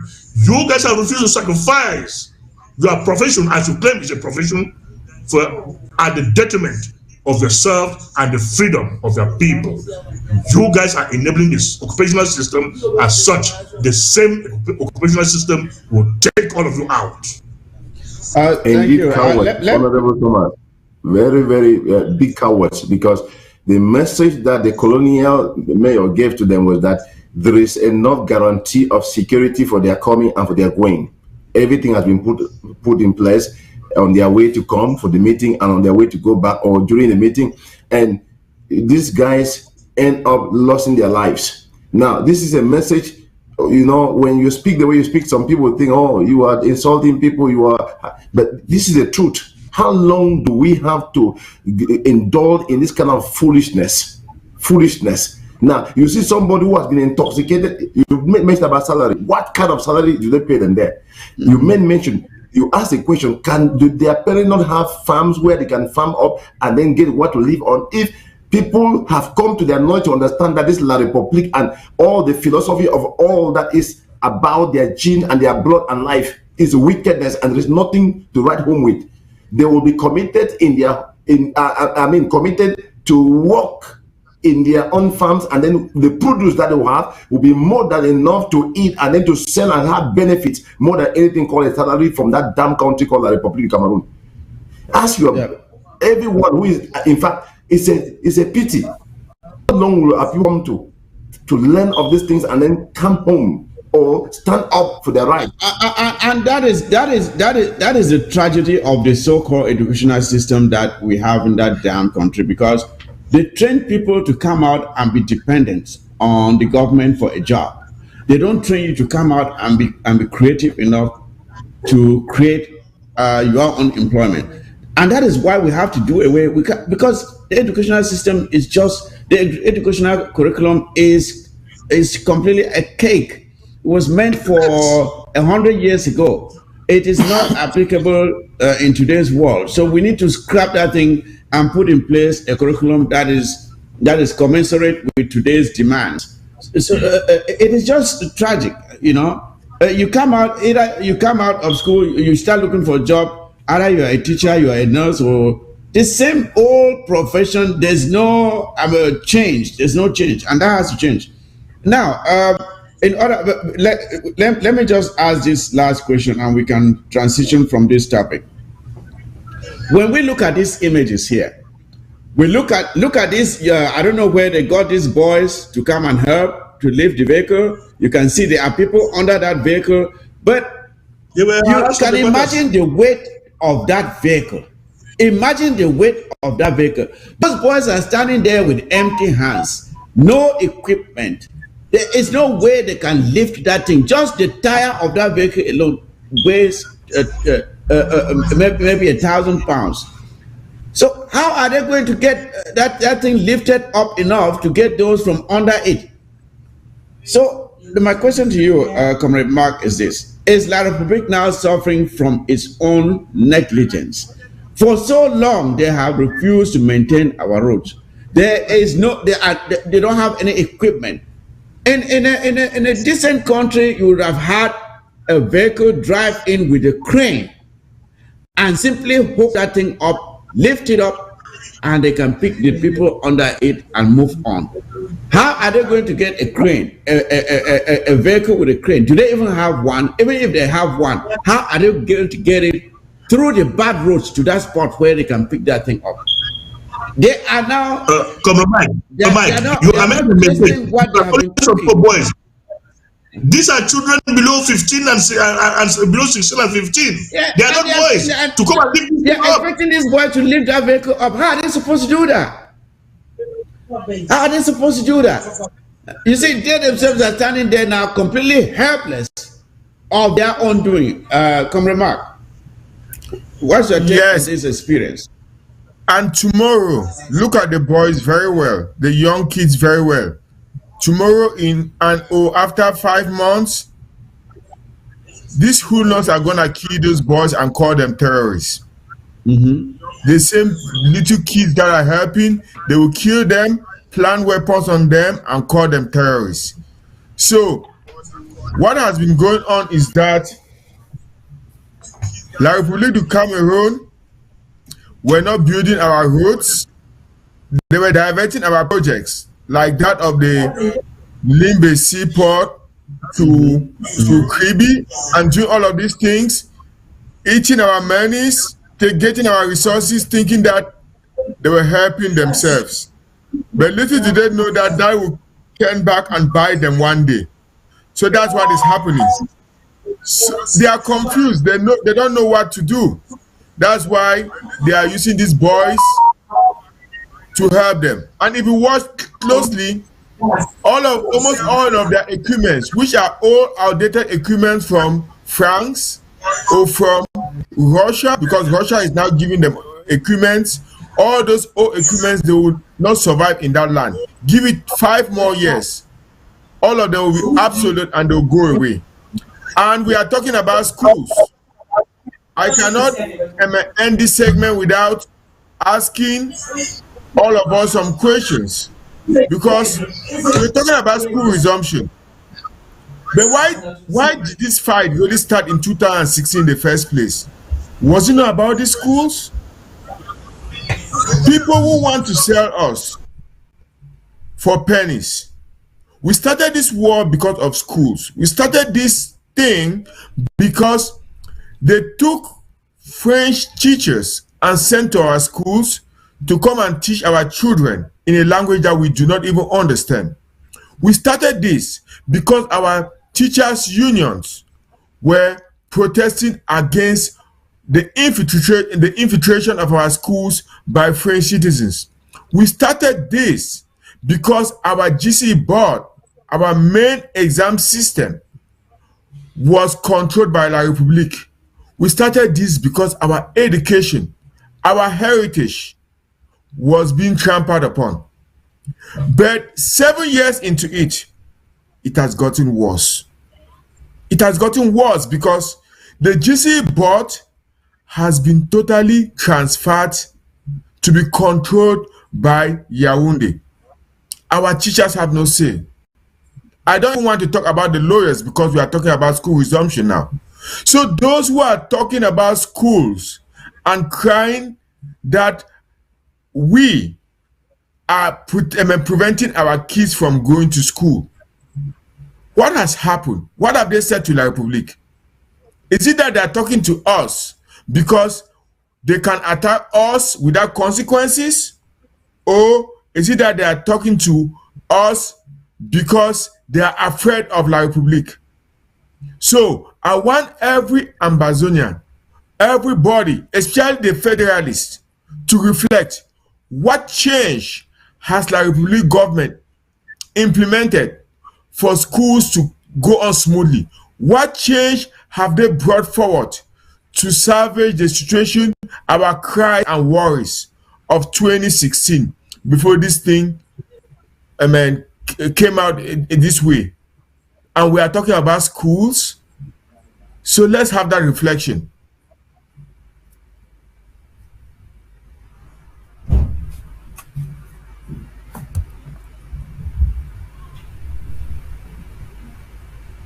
Standing by that vehicle, I don't know if we can have that picture again. One of those boys standing next to that vehicle, that this one right here, the one with the stained shirt. You see him, the stained shirt and the boots. That's the famous enabler, Bertus. Bertus, you remember him? That is one of the famous enablers from the Blacklegs. From the BLM, who is hiding now in the Western Province. That's him with the stained shirt. So he may have been lucky to have been in the other vehicle. That's him. This Bertus right here.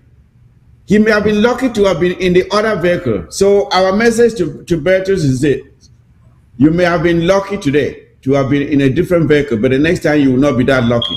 Continue. Keep on entering those armor cars to go and betray your own brothers. Look at him there. Look at him. That's a black leg right there. That's Bertus. He will not be lucky next time. Let him keep coming. Let him keep coming. The next time you will not be that lucky. It will be your own turn. So that is him. You see, these are the people. That's him. You see his face. These are the same people who went and betrayed FMA to be killed, and the others. He's the one standing there. That's him. He was going out to betray other people again to be killed, and they have met their demise. Nonsense. And the next time he too will be the one lying under that vehicle. Let him continue going. So let us move on to. We're almost going up to the end of the show. I just want us to talk briefly about this school policy, which was explained by the interim government that for reasons of making sure that our children do not just stay without education, that we are allowing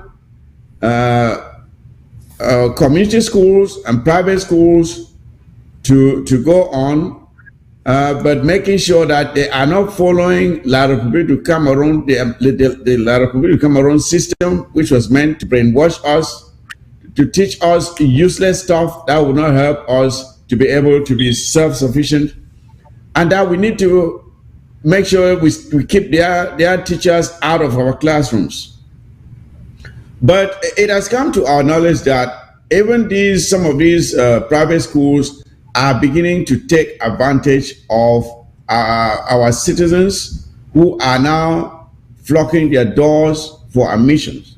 And instead of welcoming it as a good thing for them that they now have more students to enroll in their schools, they are jacking up the school fees and exploiting our poor parents who are already facing enormous hardships, and trying to take advantage of a situation where they ought to be more understanding that because of the policy that has been implemented by Ambazonia, they now have more opportunities of enrolling more students that are coming off away from these colonial institutions that La République used to run.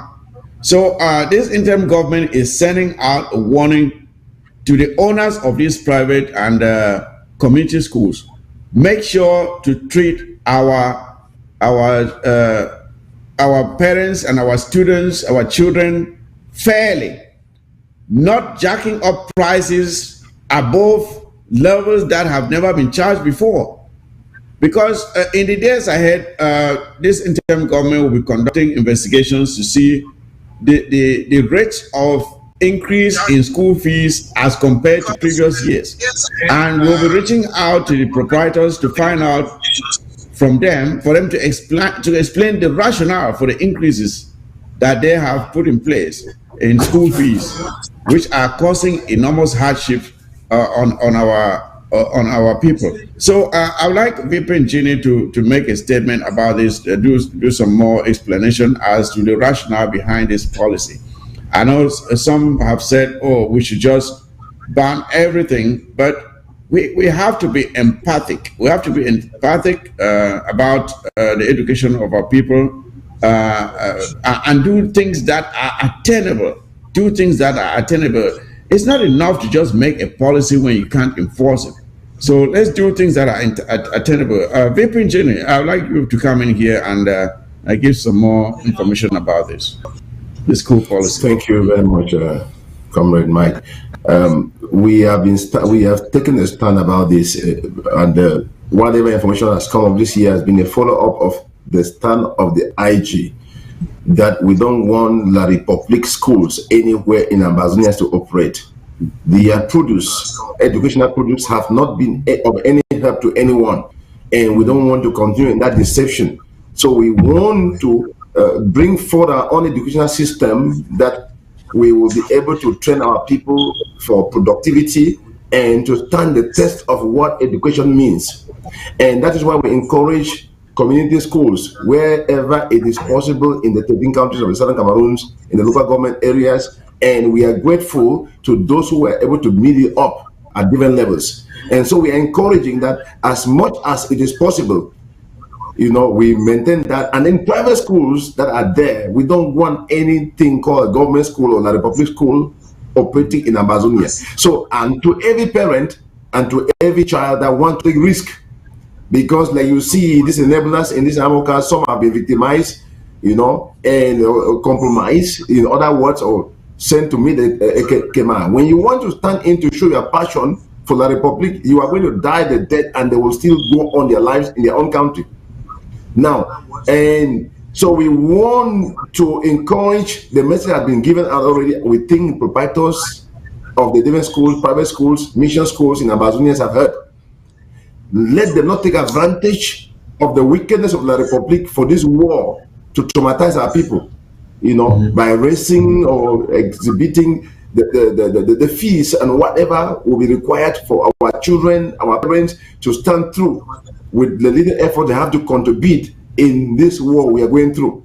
And the call has been given to parents as well as to the students and the people who are involved in schools any proprietor of any private school or mission school that wants to, is imposing some amount of fee that is not really normal, make sure you report it. Connect to us and let us know. We have decided to do verification or investigation about that, and also reach out to the schools, because it's not just about a talk. It's about putting a structure in place and a system in place that is will be helpful to everybody, both to the parents and to us, or to the children we have, to secure the future in our land. So it's a big challenge. We have heard about ghost town already going on. We are aware of the ghost town going on, and we don't want anybody to risk their lives. Why? No. You don't risk your life in any public school within our land.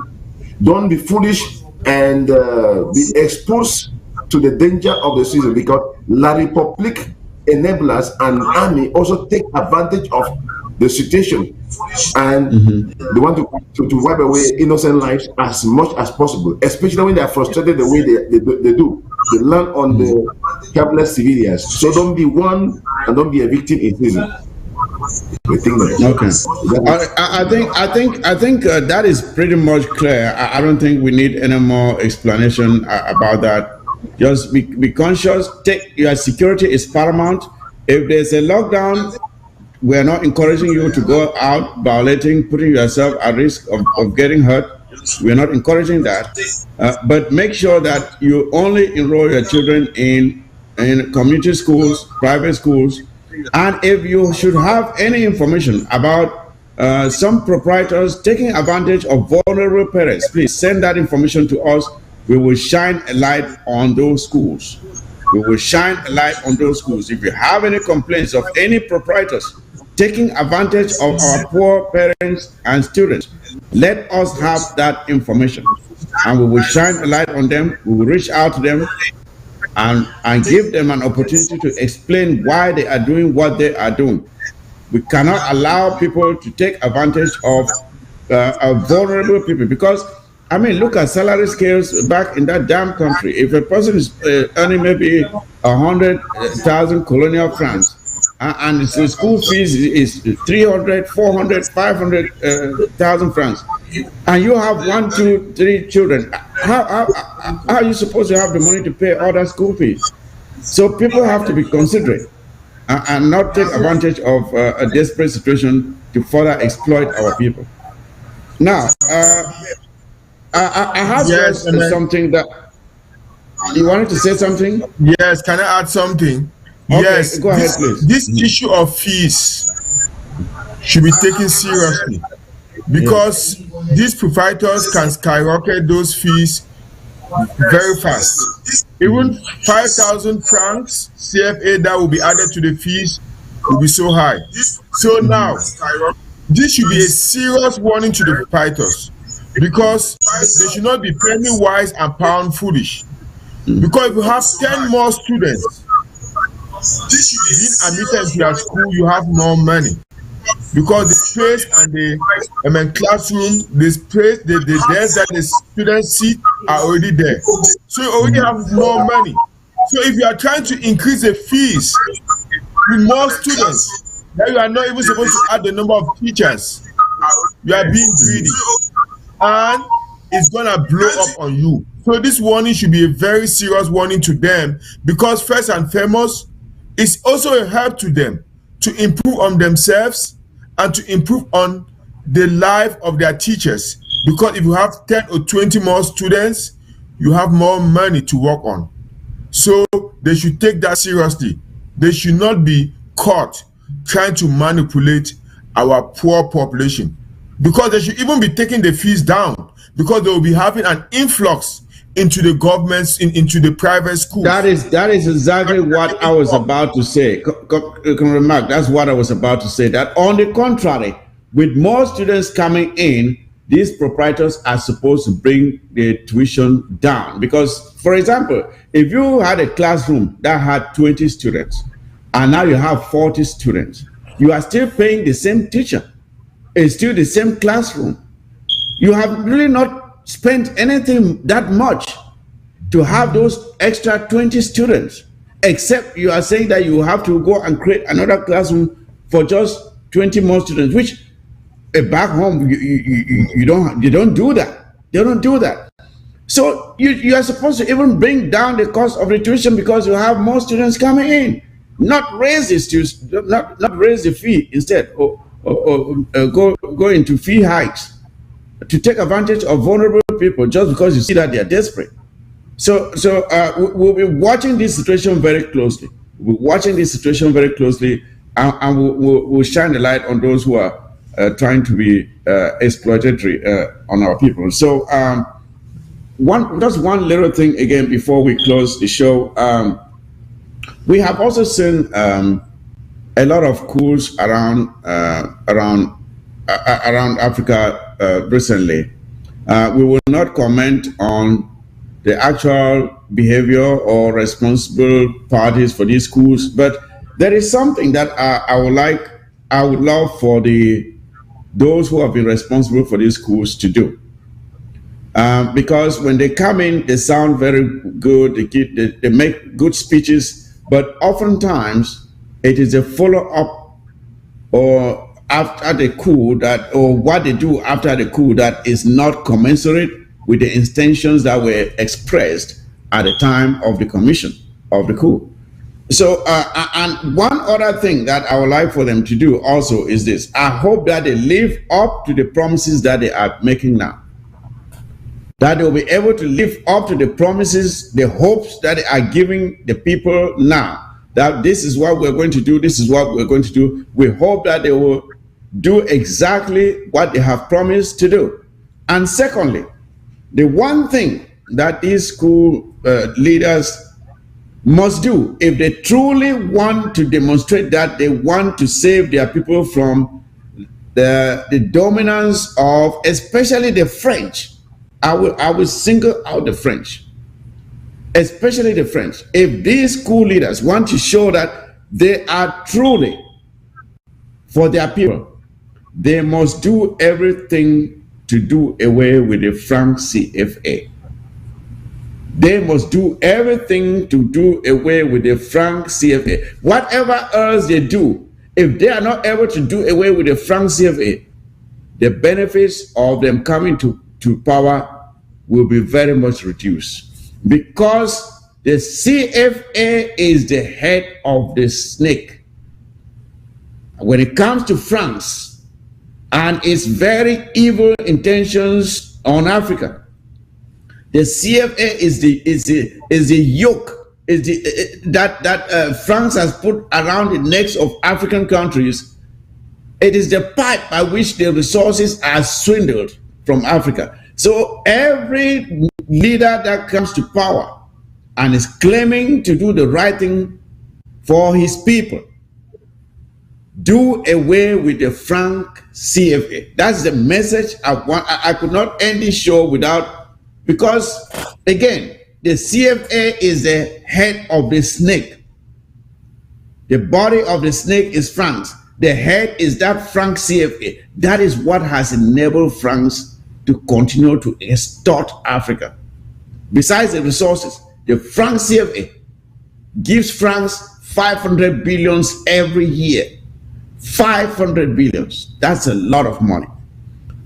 These leaders must do everything possible to eradicate the franc CFA. You saw how when the ECOWAS countries came together to put in place the ECO, France fought and fought and fought until this enabler in Ivory Coast, Ouattara, was the one that sabotaged that initiative, and the ECO is not in circulation today because of that. Because France knows why. They know what they are getting from imposing this worthless piece of paper called the franc CFA on African countries when they themselves had stopped using the French franc so many years ago. But they have continued to impose this useless currency on Africa. So that is my message to all these cool leaders. If you want really to save your people, do everything possible to cut off any links with the franc CFA. And I would like each of you, starting with you, Honorable Sama Thomas, to, I don't know if you want to comment on this before we end the show. What is your take? Am I wrong to say this? You are on point, but let me say this. Had it been I was part of the military in all these countries that is staging a coup d'etat against the French system in all African countries, the very first thing I would have done is I will not even declare myself Mr. President or installed as president. I will constitute a civilian transitional system and give them a responsibility of coming up with a constitution for the nation that will keep out foreigners that are intruding into our affairs, while the military supervises and takes care and protect the decision of that council, and also prepare a way for a true democracy to take place in that country. Once that is done, that country will be at peace forever. Yes. But if the military, like Professor Lumumba used to say, power is not good for when you are seated in power with all the protocol accorded to you. To leave it again, like Mr. Paul Biya is now seated there, because he knows if he leaves, all that protocol will disappear and he will know what to lose that protocol. Once you are there with all that protocol, to leave and hand over that protocol to another person will be very difficult. So to avoid such constitute a transitional council with a mandate of 2 years for the military to supervise their work, and you transform that country to a civilian rule while the military keeps on to protect the territorial integrity of that country and keeping the invaders like France at bay and doing away with the French CFA. That is my advice to those who are staging coups. Coups alone cannot solve the problem, but it's what is behind our mind, which is geared to the liberation of our people. That's going to solve the problem. You. Yes, thank you. And to you, VP Jenny. The thing is, it is not just a matter of acquiring power through a coup. It is what you do with the power that is gotten through the coup that will either help or destroy your people. It is not just having the power, it is what you do with that power. And I'm saying here that one of the things that I feel these coup leaders ought to do is make sure that they sever ties with France, especially with their so-called franc CFA currency. Because this franc CFA currency, if you understand how much money is being lost by these, I think 14 African countries that are using the CFA, if you know how much money leaves this zone into the French treasury each year, it is mind-blowing. So these coup leaders, I'm saying to them, if you love your people, first of all, like Honorable Sama Thomas has done, prepare the groundwork for genuine elections, hand over to a civilian government, but make sure you have oversight on their conduct. Put a check on the leaders, making sure they are doing the right thing by the people, but making sure you hand over and sever ties with France. France must leave Africa alone. France must leave Africa alone. They are making the right statements, but they need to follow through and do the right thing. What do you say about that, VP Jenny? I can't hear you. I don't know if you're speaking. Hello? Vipin Jenny, are you there? Vipin Jenny, can you hear me? It seems Vipin Jenny is not getting me. But it seems his internet has a problem. Okay. Vipin Jenny, can you hear me? If not, Comrade Mark, you can take that question. Okay, as pertain to France and Africa, You have said it all, that the CFA is the heart of France. If we carry it out, everything is going to be okay as pertain to that end. But the other thing is our mentality. Our mentality, our love for our continent and our love for our country. And for that, the other main thing is the rule of law. Follow law and follow institutions. Because all of these things that have been going on is because people don't want to follow law and people don't want to follow institutions. That's the way forward. We always praise people and we want people to remain as leaders. And when the right is on the wall and when they are weakened, when their power is weakened and they are overthrown, we start blaming others for our problems.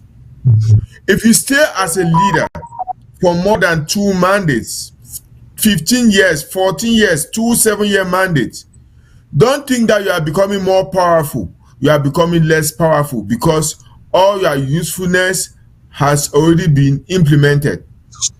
That is what is happening in many countries in Africa, and it has also crept into some of our mentalities that we are trying to use it to bring trouble into our struggle. Look at the president of Rwanda. He has been a good guy, he has been a good nationalist, but look at what he's failing to do.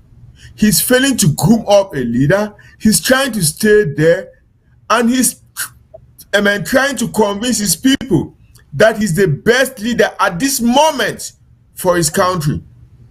But tomorrow, when he will be overthrown and let go, we will start blaming the West for our problems. When he has been there for a long time, yes, he has been good, but we should try as much as possible to respect institutions, stop manipulating the constitutions. Because in our case, like Ambazonia, we were not even a country yet. We're trying to restore our independence. But we have people burying their head in sand and disrespecting a body that is supposed to be an overseer of all of us, the Restoration Council. The Restoration Council is not one person. It's comprised of a group of people from various regions, which was a good representation in our case. But we disrespect the Restoration Council and we try to have our own thing, in quotes, and have our own government, in quotes, because we want to stay in power. We have not even been a full-fledged country yet, but we are trying to implement these things. And the first group of people who will be out there posting these things are those who are calling us coup plotters. They are talking about Guinea. They are talking about things that are happening in Africa. But they forget to reflect that they are staying in power. In Ambazonia, we are still really trying to be one of the best countries in Africa to follow little democracy. They are trying to do the same. So my take home is that in so much as these presidents are coming in, they should try as much as possible to respect the constitution, respect the will of the people. No matter how good you are, when your mandate elapses, leave power. Don't be like Kagame of Rwanda, who is still in power now. Very soon we'll start saying that no, they should leave it for Rwanda. Don't be like Macky Sall of Senegal, who tried to change the constitution, but because of popular uprising, he stepped down and said, no, I will not run for the next term. So that should be our lesson. Yes. So with that said, we are coming up to the end of the show. I will just give 1 minute each to each of you to make your closing statements on any of the topics we have discussed, or all of them. Your summary. Just 1 minute each, and we'll call it a day. Before I do that, I want first of all to thank you for taking the time to come come on the show today. And again, Ambazonia has spoken loud, and we will continue to speak loud about where we are going. So Vipin Jenny, I know it's late with you there. I would like for you to go first so you can go take some rest. Your closing statement, a minute, please. I don't know, Vipin Jenny may not be able to join us again. I think we are at the end of the show anyway. So why don't you go ahead then, Officer Thomas, your closing statement, and we'll end it here.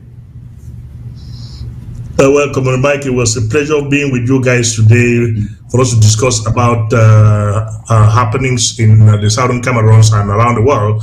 But what I'm going to say is that there is a forum that has been created, which is termed a reconciliatory forum. And I will not want to be on the defensive of defending anybody in the Southern Cameroon struggle. But if people push me to the wall to defend individuals, I'm going to do just that. We should be in that forum with our free minds, knowing that each and every one of us has wronged each other. But what do we do? Must we keep on reminding ourselves of what someone has done to me, or B has done to you, or whatever? If we keep on doing that, then we are not ready for reconciliation. We should bury our hatchets and come to the table of reconciliation with a free mind. That is the only way that we can do to unite our efforts. This is my plea to all Southern Cameroonians. All right, thank you very much on that message of unity, forgiveness, and reconciliation. I think if there's anything we need now, it is that. Exactly. We need forgiveness, we need reconciliation. We need to be able to look past our differences and see the bigger picture for Ambazonia in the future. So thank you for that message, Osama Thomas. Again, it was a pleasure having you here on the War Zone on ABS TV. Comrade Mark, your closing statements, please. Okay, I want to thank you guys for being part of the panel. Thank you, Honorable Sama. Thank you, VP Gini, and thank you, SOS Frank. Thank you for being part of the panel. And I want to also thank every Ambazonian for watching and for staying involved, for not giving up. You guys should know that this thing that we are into is a long way to go, and we have to fight for it. It's not given on a platter of gold. So let's continue fighting. No matter how difficult it is, no matter our shortcomings, our individual, financial, family, or other issues, what we go through, we should continue fighting. And please, there are so many fora, as Comrades Sama has said, Honorable Sama has said, there are so many fora out there which has a lot of argument. And I really hardly, I see those arguments at times, I just keep quiet. I don't keep quiet because I don't have things to offer or things to argue. I keep quiet because I think that if you make some statements, it can prolong the argument for people to say things that are not right. So please, let's learn to hold certain things within us and let things lay down. And let's learn to be respectful. And let's work for Ambazonia. We are not here for anybody, but for ourselves and our restoration of our case for independence. That's all we are here for. So let's not give up. And I thank you guys for still being involved and helping our fighters back in ground zero. Let's go out on the 1st of October to show them that we are part of them. And if we're down there, we could have been with them. So let's do our own part. Thank you so much again for watching. Again, thank you, Comrade Mark, for coming on today. It was very nice having you, and with all the ideas that you people have contributed to make this presentation today what it has been. So I thank you all, and I will thank you, our viewers, for sticking by. The numbers were really good. I appreciate it. Let's keep doing it and spreading the message as well. Of course, we saw the images that were presented here today about the demise of the La Republique invaders who went into Libya And they met with what Lebelem is always cooks and ready to dish out to them. So the message we are sending to you, fellow Ambassadors, is this war is still very much on. This war is on. We are not done yet. Those who think who are out there saying the war is over, the war is not over until it's over. Until we say it's over, it won't be over. So we look forward to seeing you on October 1st. All roads lead to Washington, D.C., or wherever you are. You can try to organize your own thing there. But for those who can make it to D.C., it will be great to have you. So with that, ladies and gentlemen, it was a pleasure having you here on ABS TV, on this side of the war zone. I will look forward to seeing you again next week. Share the show so others can watch it as well. And as I would like to say, take good care of yourselves and each other. And our ARFs on the ground, shake no day, una cafe a day up, make una hold them tight. And with that, ladies and gentlemen, the war zone is out.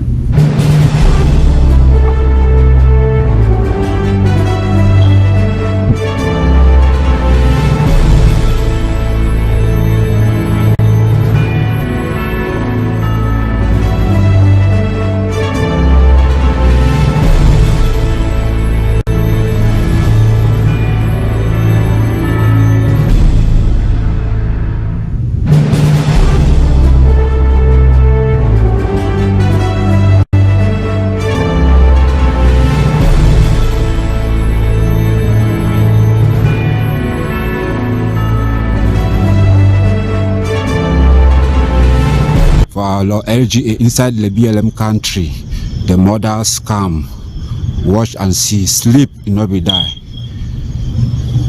In that.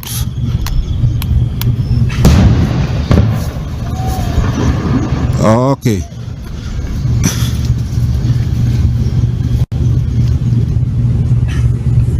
Fellow Ambassadors, good afternoon to all of you watching right here on ABS TV.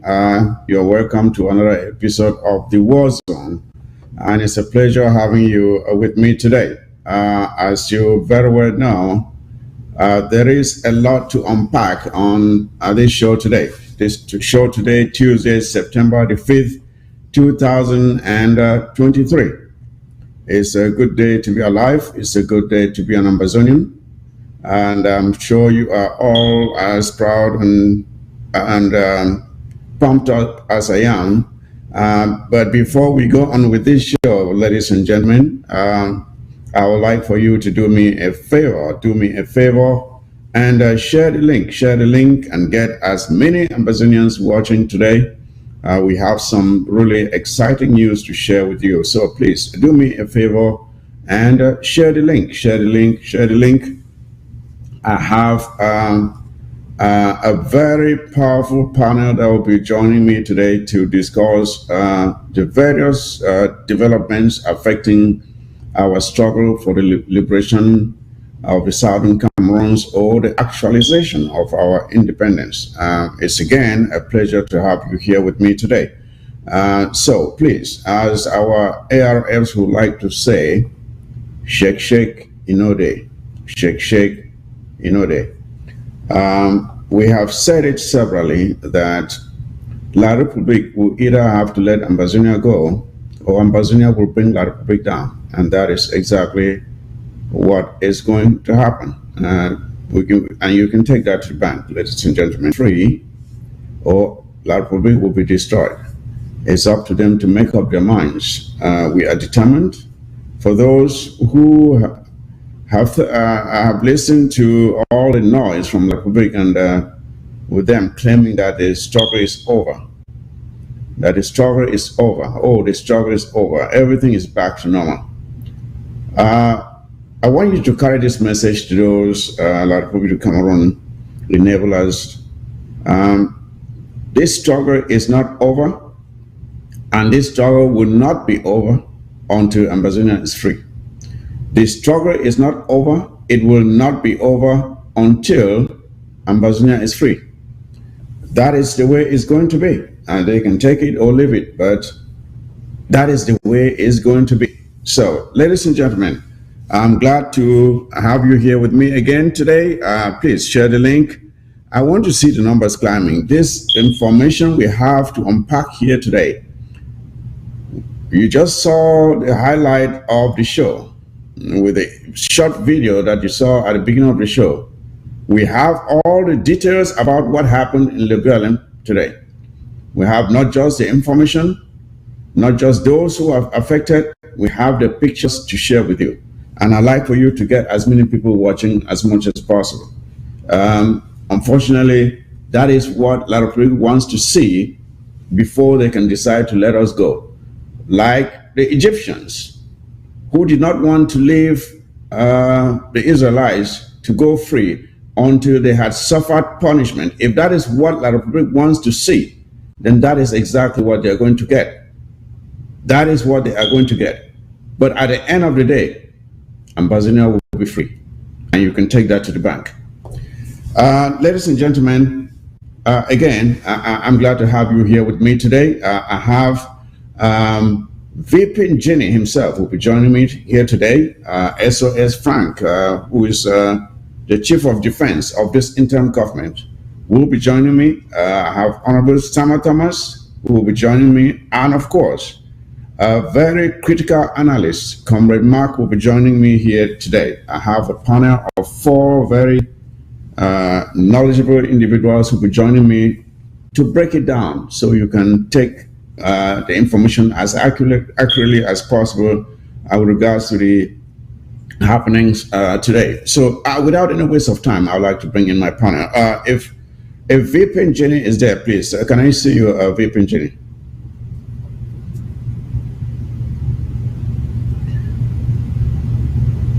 I don't know what is wrong with your audio, VP Jenny. Can you check your audio?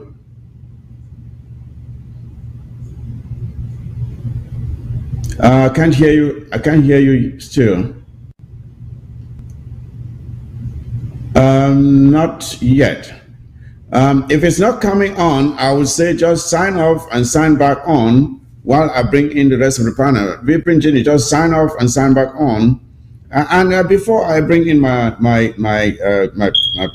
panel, first of all, let me take this moment and greet our ARFs from the northern zone to the southern zone, from Cambe right down to the shores of Victoria, from the forests of Ejagam to Kupe Maninkuba, from Wum to Nkambe, from the plains to Wum. So I'm saying hello to you. From Meme, you are not forgotten. Every corner of Ambazonia where we have our ARFs, we send you salutations. We tell you to stand strong. The land of Ambazonia belongs to you, and it is your responsibility to take it. It is yours.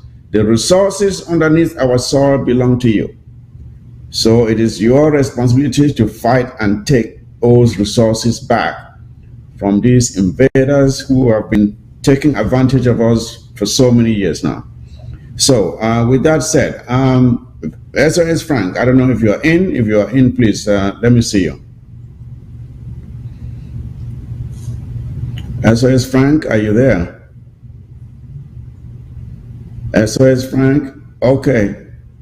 All right. Yes, Chairman Mike, can you hear me? I can hear you now. Okay, greetings to you, greetings fellow Ambazonians, greetings to all our tele viewers. It is my pleasure to be here. I'm so sorry. Today I am trying to come to you using my phone due to unforeseen circumstances that have kept me outside until now. I am not at home, but we are at war and we have to do just the needful. So I am glad to be here, and I see the VP. Hello, Mr. VP. It's a pleasure to be with you. Thank you very much. Thank you, SS Frank. Nice to have you here. And VP Jenny, you must be in now. Let's try your audio and see if everything is okay. Yeah, Comrade Mike, I hope all is okay now. All is okay. 5 on 5. Oh, glad. Thanks. I'm grateful. And thanks for granting me the opportunity to be here in this special edition of this program today at ABS. My special greetings to SOS, Frank, Honorable Thomas, and Comrade Mark, and all who are making up this great panel today. Special greetings to Amazonians wherever they are, our patriotic restoration fighters, and the great work they are doing. You know, there's a lot of what we just saw in the BLM County. It's a spark of the firepower activated that has been keeping the flag of this revolution moving on. And like you said already in the beginning, Ireland and La Republic quickly help themselves to liberate us to go, because we are bound to go. Or we will bring them down to go, because even when we bring them down, we are going to go. So there is no way, no two way about our victory, about our freedom. We are here for that. And as we deliberate, I believe that as we share the link more and more, we will not regret that we are connected, and the fire will be kindled more and more. Thank you again. God bless every one of us connected. Thank you, VP. Thank you for being here. Your opinions about these developments will be very much appreciated. And Honorable Sama Thomas, I'm sure is in. Honorable Sama Thomas, can I see you? Honorable Sama Thomas? Okay. Okay. Good afternoon, Comrade Mark. I want to greet a special greetings to VP Ginny and SOS Frank. I don't know if Comrade Mark is in yet. I want to say it's a pleasure for me to be with you people, to learn from you guys, to see if I can shape my opinion to look like those of yours.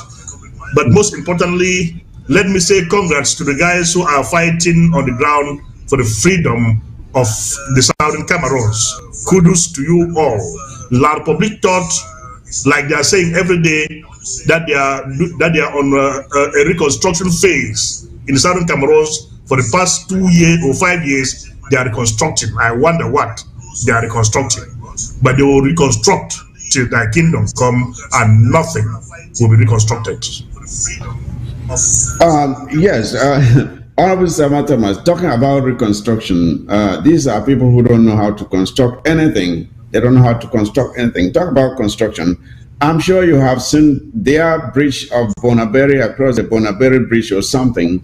That is a swimming pool. A swimming pool. When it rains, and that is how they want to come and build Ambazonia. No, hell no. We don't want your construction. We will build Ambazonia the way Ambazonia ought to be built. We don't want your poor construction management and everything that you have there brought to Ambazonia. We are sick and tired of it. We have cut links with you, and we will do it ourselves. I don't know if Comrade Mark is in.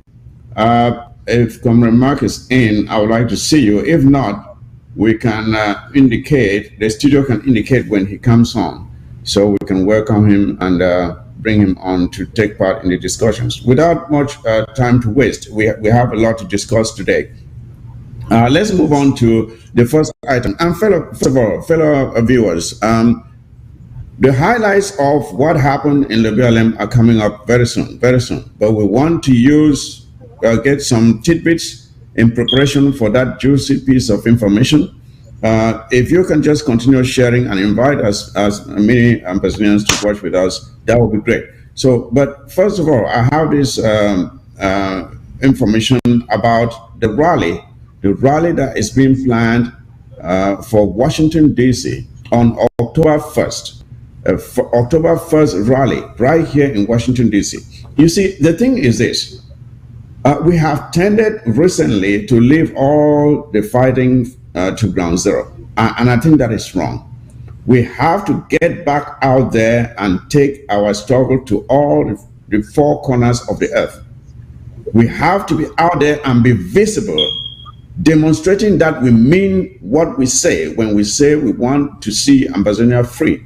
It cannot be left to ground zero alone. No longer left to ground zero. We must be out there. So if you are an Ambazonian, a proud Ambazonian, and you are proud of what our ARFs are doing on the ground in defense of our territory, you owe them that responsibility to take yourself to Washington, D.C. Come October 1st, the day of our independence, let us come together and celebrate our independence in grand style.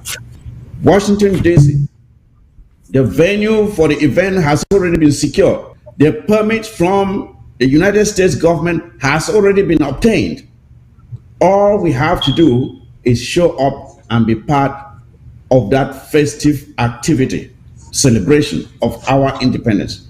October 1st, all roads lead to Washington, D.C. Wherever you are, you can travel from Europe and be part of it, or you can organize your own event in Europe, wherever you are. We want to see Ambazonians out in their colors, with your flags, with all of your colors, wear your t-shirts, whatever you have, mufflers, your hats, your caps, whatever you want to wear.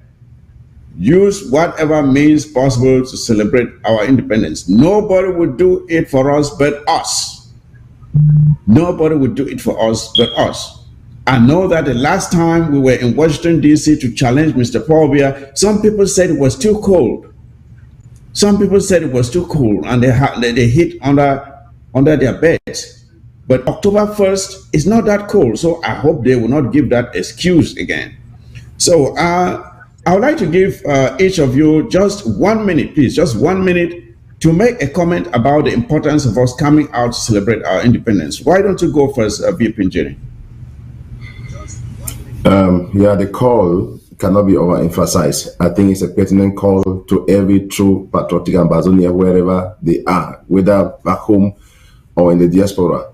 Like Comrade Chris has mentioned repeatedly, challenging us to understand that we have two fronts for this struggle. Two fronts for the struggle for our freedom as Ambazonians. The home front and the diaspora front. We are so glad that the ARF have sustained the home front by activating the firepower despite the lies and the conspiracies of La Republique to paint a different picture to the international community. And at the moment, while we are moving forward and not looking back, the challenge, like you call already, the rally coming up on October 1st in Washington, D.C., the call is not only for those who are able to be there, but the challenge is that as many as we are able at different ends of the world, even those in Europe who cannot travel and other parts of the world, in the Southern Africa, in different parts, like in Canada, people should gather in their numbers or who, in whatever capacity can gather, and in the Ambazonia colors to paint the picture to the world that we are up and doing, we are thriving, and there is no retreating, there is no surrendering, until we reach Buea. So it's a pertinent call, and I just add my voice to that of the panel to say, let Ambazonians wake up. It is time. Our freedom is nearer than we had first thought. It's true. When we thought the way we thought in the beginning, we thought it was just a day. We are now in the 70th year. Who knows? This is the complete year or the fullness of it. And we need to maximize and amplify the effort together. Thank you. Thank you, VP Njeri. Thank you for those comments. I would like to pass the microphone to SOS Frank, what is your take on the importance of us coming out, especially, I mean, those of us in the diaspora, of course, coming together and joining hands with a ground zero to celebrate October 1st?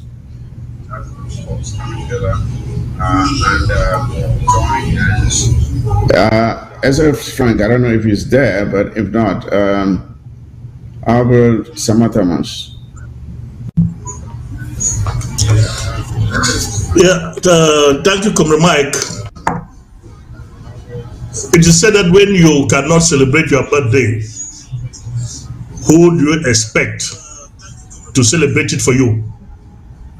So only Southern Cameroonians will celebrate their Independence Day and not any other person.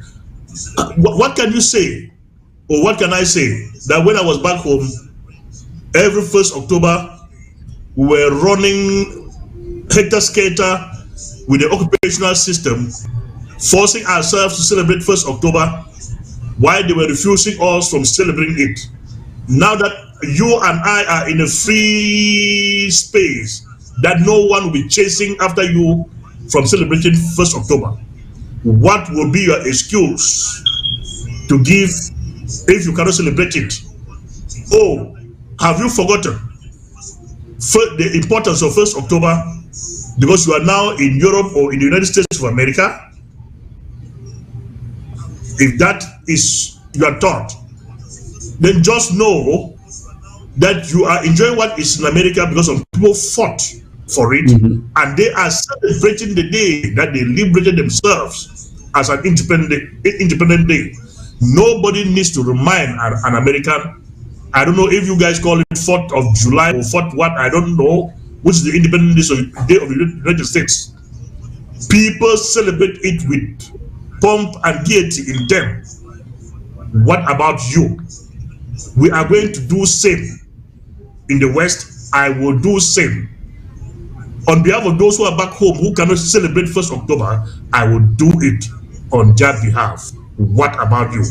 I hope you are going to join me celebrate it all the same on behalf of everybody that is back home. Thank you. Thank you very much. Thank you very much. I don't think we can overstate the importance of doing it, because especially those of us in the diaspora, as you've rightly said, because the only reason we are out here is because someone sacrificed to make these places where we are what they are. Someone sacrificed, especially when you think of the United States of America that had to fight to free itself from the British empire that had colonized the USA. So they fought to free themselves. And you can name any other place here on earth where people live freely. They fought for it. And it is our turn to do the same for our own homeland and our own people. I don't know if Chairman Frank, SOS Frank is in now. If he's in, I would like to take his own word on this before we transition to the breaking news. The breaking news that is coming in from Le BLM County. Le BLM. Okay, Comrade Mark is in. Comrade Mark, thank you for coming on today. Since you're already in, can you just give us your own take on the importance of Ambazonians coming together on October 1st to celebrate our independence? Because if we have to actualize it, we have to be the first to show the world that we mean what we're saying. Over to you. Good evening, fellow Ambazonians. Good evening, Comrade Mike, Honorable Sama, Chairman Frank, and VP Ginui. Good evening to all of you, and it's a pleasure for me to join in this panel. Fellow Ambazonians, make no mistake, the occupying force is trying to make us believe that celebrating our Independence Day is a mockery to those back home. Gone are the days where when we gather together and we eat and share a bottle of drink, they will tell us that our fellow mates are back home suffering, and look at us in the diaspora suffering. No, don't take it that way. You should be proud of who you are. You should be proud of 1st of October. So I encourage everyone, as Honorable Sama has said, to go out and celebrate. Those back home are not celebrating because they have been occupied. Some of them are not celebrating because of security reasons. But we are in a free world. So I see no need why we should not go out and celebrate. We should go out and we should celebrate. Gone are the days where we go, we wait for WhatsApp messages, and we are like, what is going on in ground zero? Let's look at what is happening through the various Amazonian camps of our fighters, of our great fighters. Gone are those days. Now we have to show them that we can fight for them also, that we remember the day 1st of October. So I encourage everybody who is closer to DC to be at DC. But even if you are not closer to DC, you can celebrate in groups of 2, 3, 4, 5 as Comrade Chris, our president, have said that we can celebrate in groups of 5, take photos. But when celebrating, make sure that we come out with something substantial for our fighters back home. So for us here in the Pennsylvania region, we're planning that even if we are celebrating and coming together, we can come out with some little contribution or anything that is significant for our fighters back home. So I will encourage everybody to celebrate. I am a proud Ambazonian. If you are not a proud Ambazonian, I don't know about you. And that I will go with this idea of independence to my grave, and it's in the gene of every person I know. So I don't know about you. So I will celebrate, and I will continue celebrating until I go to my grave.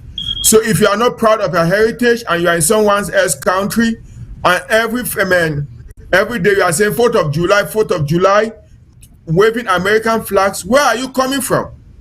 So I want us to have that in mind, that we can also celebrate, and we should also be proud of where we are coming from. So that's what I have to say. Thank you for adding all those details there, Comrade Mark.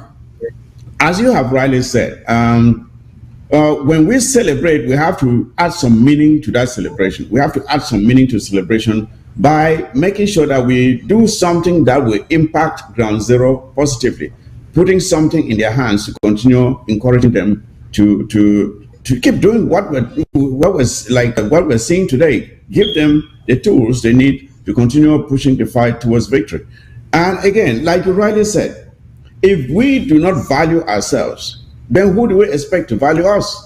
You have to, first of all, be proud of yourself. You see, let me tell you something. When you are out of the United States of America, and Americans tell you about their country, you will imagine it to be a heaven. I'm not saying America is not great, but it is not exactly what you think it is when you are not yet in the USA. Because when you get to the USA, you see things that you never believed you could see. And they do so because they are proud of their country. They say, land of the free, home of the brave. They say all great things about themselves. You have to value yourself so that others can take you, can consider you to be an important person. So we have to be able to value ourselves. And the way we do it is by talking big about ourselves, celebrating our own independence, being proud of who we are. And that is why we're calling on you to show up on October 1st so that we make Amazonia proud. Now, without any further waste of time, we will go to the main news of today, which is a breaking story coming out of Lebialem County. For quite some time now, fellow Amazonians, since the demise of FMA the King, a lot of people have wondered if Lebialem will ever be what it once was again. People have wondered, people have complained, people have even thrown insults. But the events that are unfolding in Lebialem today are once more telling us that Lebialem is very much still a potent environment, is still a graveyard for La République du Cameroon invading soldiers. What we are getting from Lebialem is that a large number of La République du Cameroon military have been decimated, and you will see the pictures yourself. when you see the pictures, there will be no doubt in your mind as to this gravity of what just occurred in Libya. That the number of persons killed is large, and that this number also includes the colonial DO for Fontaine Central, that he may be one of the casualties in this incident. And we are told, or information reaching us indicates that there have been 2 helicopters to the area already to evacuate the casualties and the remains of whatever is left of those that were in that vehicle. So before we go on with any more commentary on this matter, fellow Amazonians, I would like for you to watch with me the video of this incident, and then we will make our commentary after that.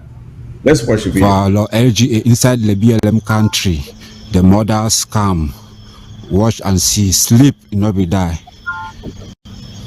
In that. Now you tell me if there's a possibility of anyone coming out of that vehicle. Inside the BLM country, the mothers come, watch and see, sleep, not be die. In that.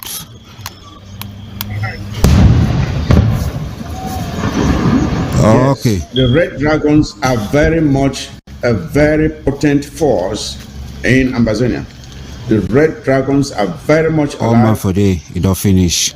La Republic, una ceasefire. No way for una. When we don't declare ghost town, many man obey the order. Now our land be this.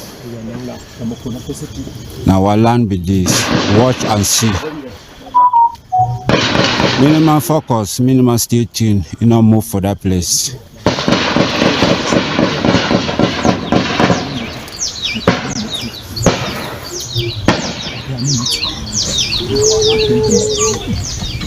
Okay.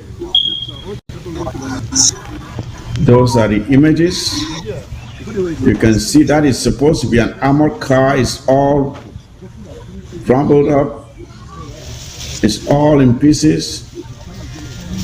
Disturbing, I must say. Disturbing to watch.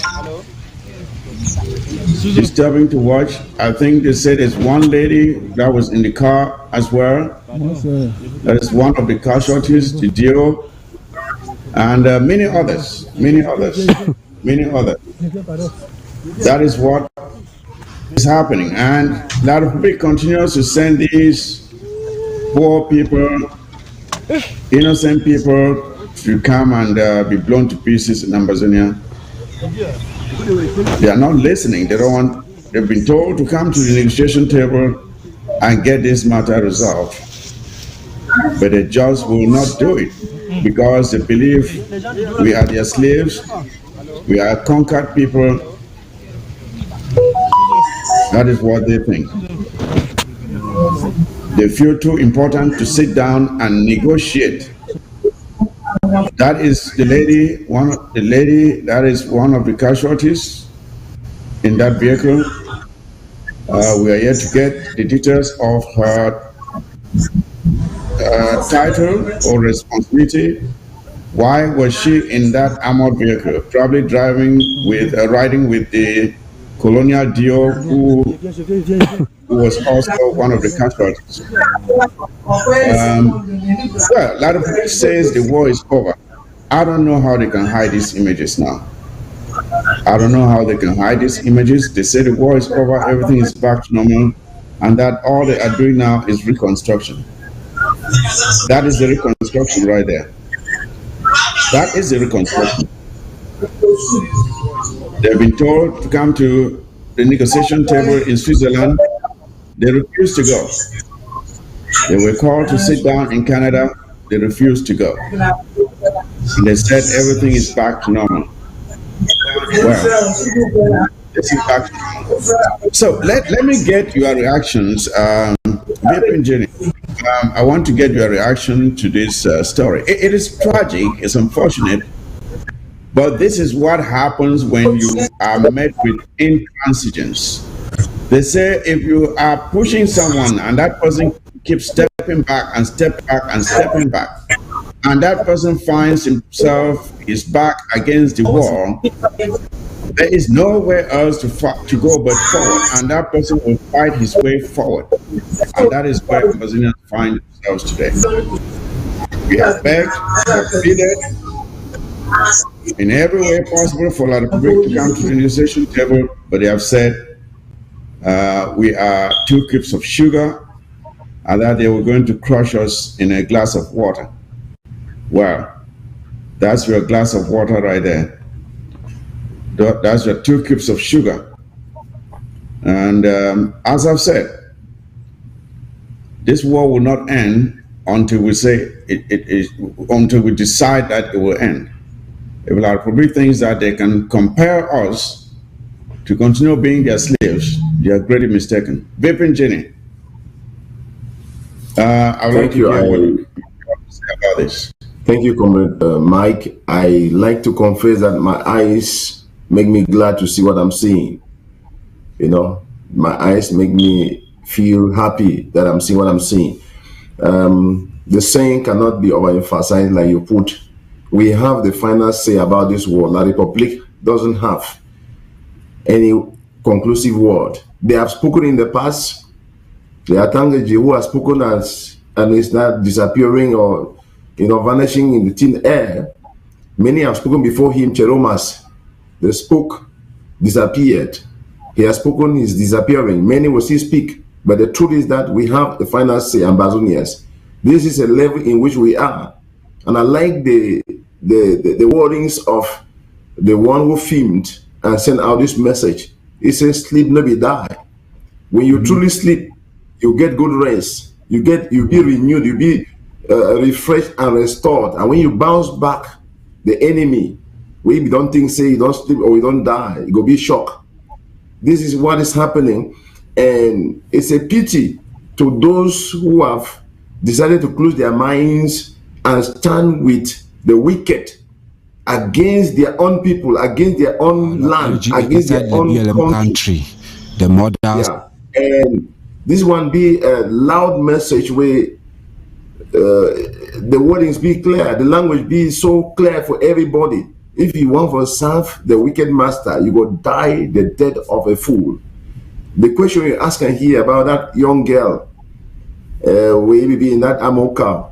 When investigation only proves he be an enabler trying to point the way through for lead them through to some other direction. Yeah, no matter whatever the message will come, go around, come. The simple truth I say, he be there as one of the eyes and we serve the cause of direction against the own people and against your own homeland for the wicked master for continual of glory, even against your own life. And we think that the message don't go. It don't go right through and it still go viral. Why will they talk here? So that those who in the field hear me, they hear. Those who want the one for persist for move on, they go like a stubborn fly, go enter the grave with the corpse. I feel talk like Honorable Thomas talk from the beginning. Call those to our Ambazonian restoration fighters, the Red Dragons, and think it's a dawn of a new day and a better day than ever before. Whatever he has registered, they have risen to a level where there will be greater exploit, and we can see this as evident. And there's no retreat, there's no surrendering to reach Buya. Thank you, Vipin Jenny. As you rightly mentioned there, we are told that the Fontaine Central Dio is one of those that have been killed in this blast. But before we even go there, let me say this. For quite some time, or before our ARFs had mastered this technology that they are now using, I don't want to go calling the name here. La Republic had felt that once you are in an armored car, you are safe. SOS Frank, this is your department. What do we have to learn from this experience, or what should La Republic of Cameroon citizens and the enablers who had felt that when you are, if you are able to get into an armored car, that you are guaranteed of safety and to go out and point out the camps or the hideouts of our ARFs. What should they take? What's the take-home message to all enablers, blacklegs, and even La Republic of Cameroon terrorist soldiers? What should they take home from this? That riding in an armored car through Ambazonia is not safe. What do you have to tell them? Thank you for that question. I hope you can hear me now. 5 on 5. Okay. So, there is a group of Ambazonians that are like the stubborn flies. They hear the truth, they see the truth, they know the truth, but they choose deliberately to believe in lies and to follow people who will lead them into their early graves. We have one message to La République du Cameroun and her enablers and agents. We will never give up. Our independence restoration is non-negotiable. And for anybody who goes close to La République du Cameroun talks and their agents and their enablers, we are monitoring, we are watching, we are, following you. At the right time, you will have to respond to the laws of the land. It's just sad to see a young girl like this one we see here. Out of the 1,001 things that she could be doing to better her life up, she chooses to be moving around with talks who will gang rape her and end up, using her like, some human shield. Look at the way she is, going through a lot of pain there, and there will be nothing like assistance that will be rendered to her hereafter. Our message is clear. Ambazonia belongs to Ambazonia. Thank you. Thank you, SOS Frank. And Honorable Samba Thomas, you see, following up on this question again of enablers hiding in these cars, so-called armored cars, will it be wrong to call these things now coffins on wheels? Because we have seen these things blown to pieces severally. It has happened in the building many times. The last time we saw it, the vehicle was actually lifted up. It was lifted off the ground. And the technology that our ARS are using now is so much more potent. And again, I don't know what these enablers think. When you take yourself and you are riding in this thing, and you know exactly the danger that is out there, you don't know when it's going to happen. You are just like sitting there and just praying that you get through.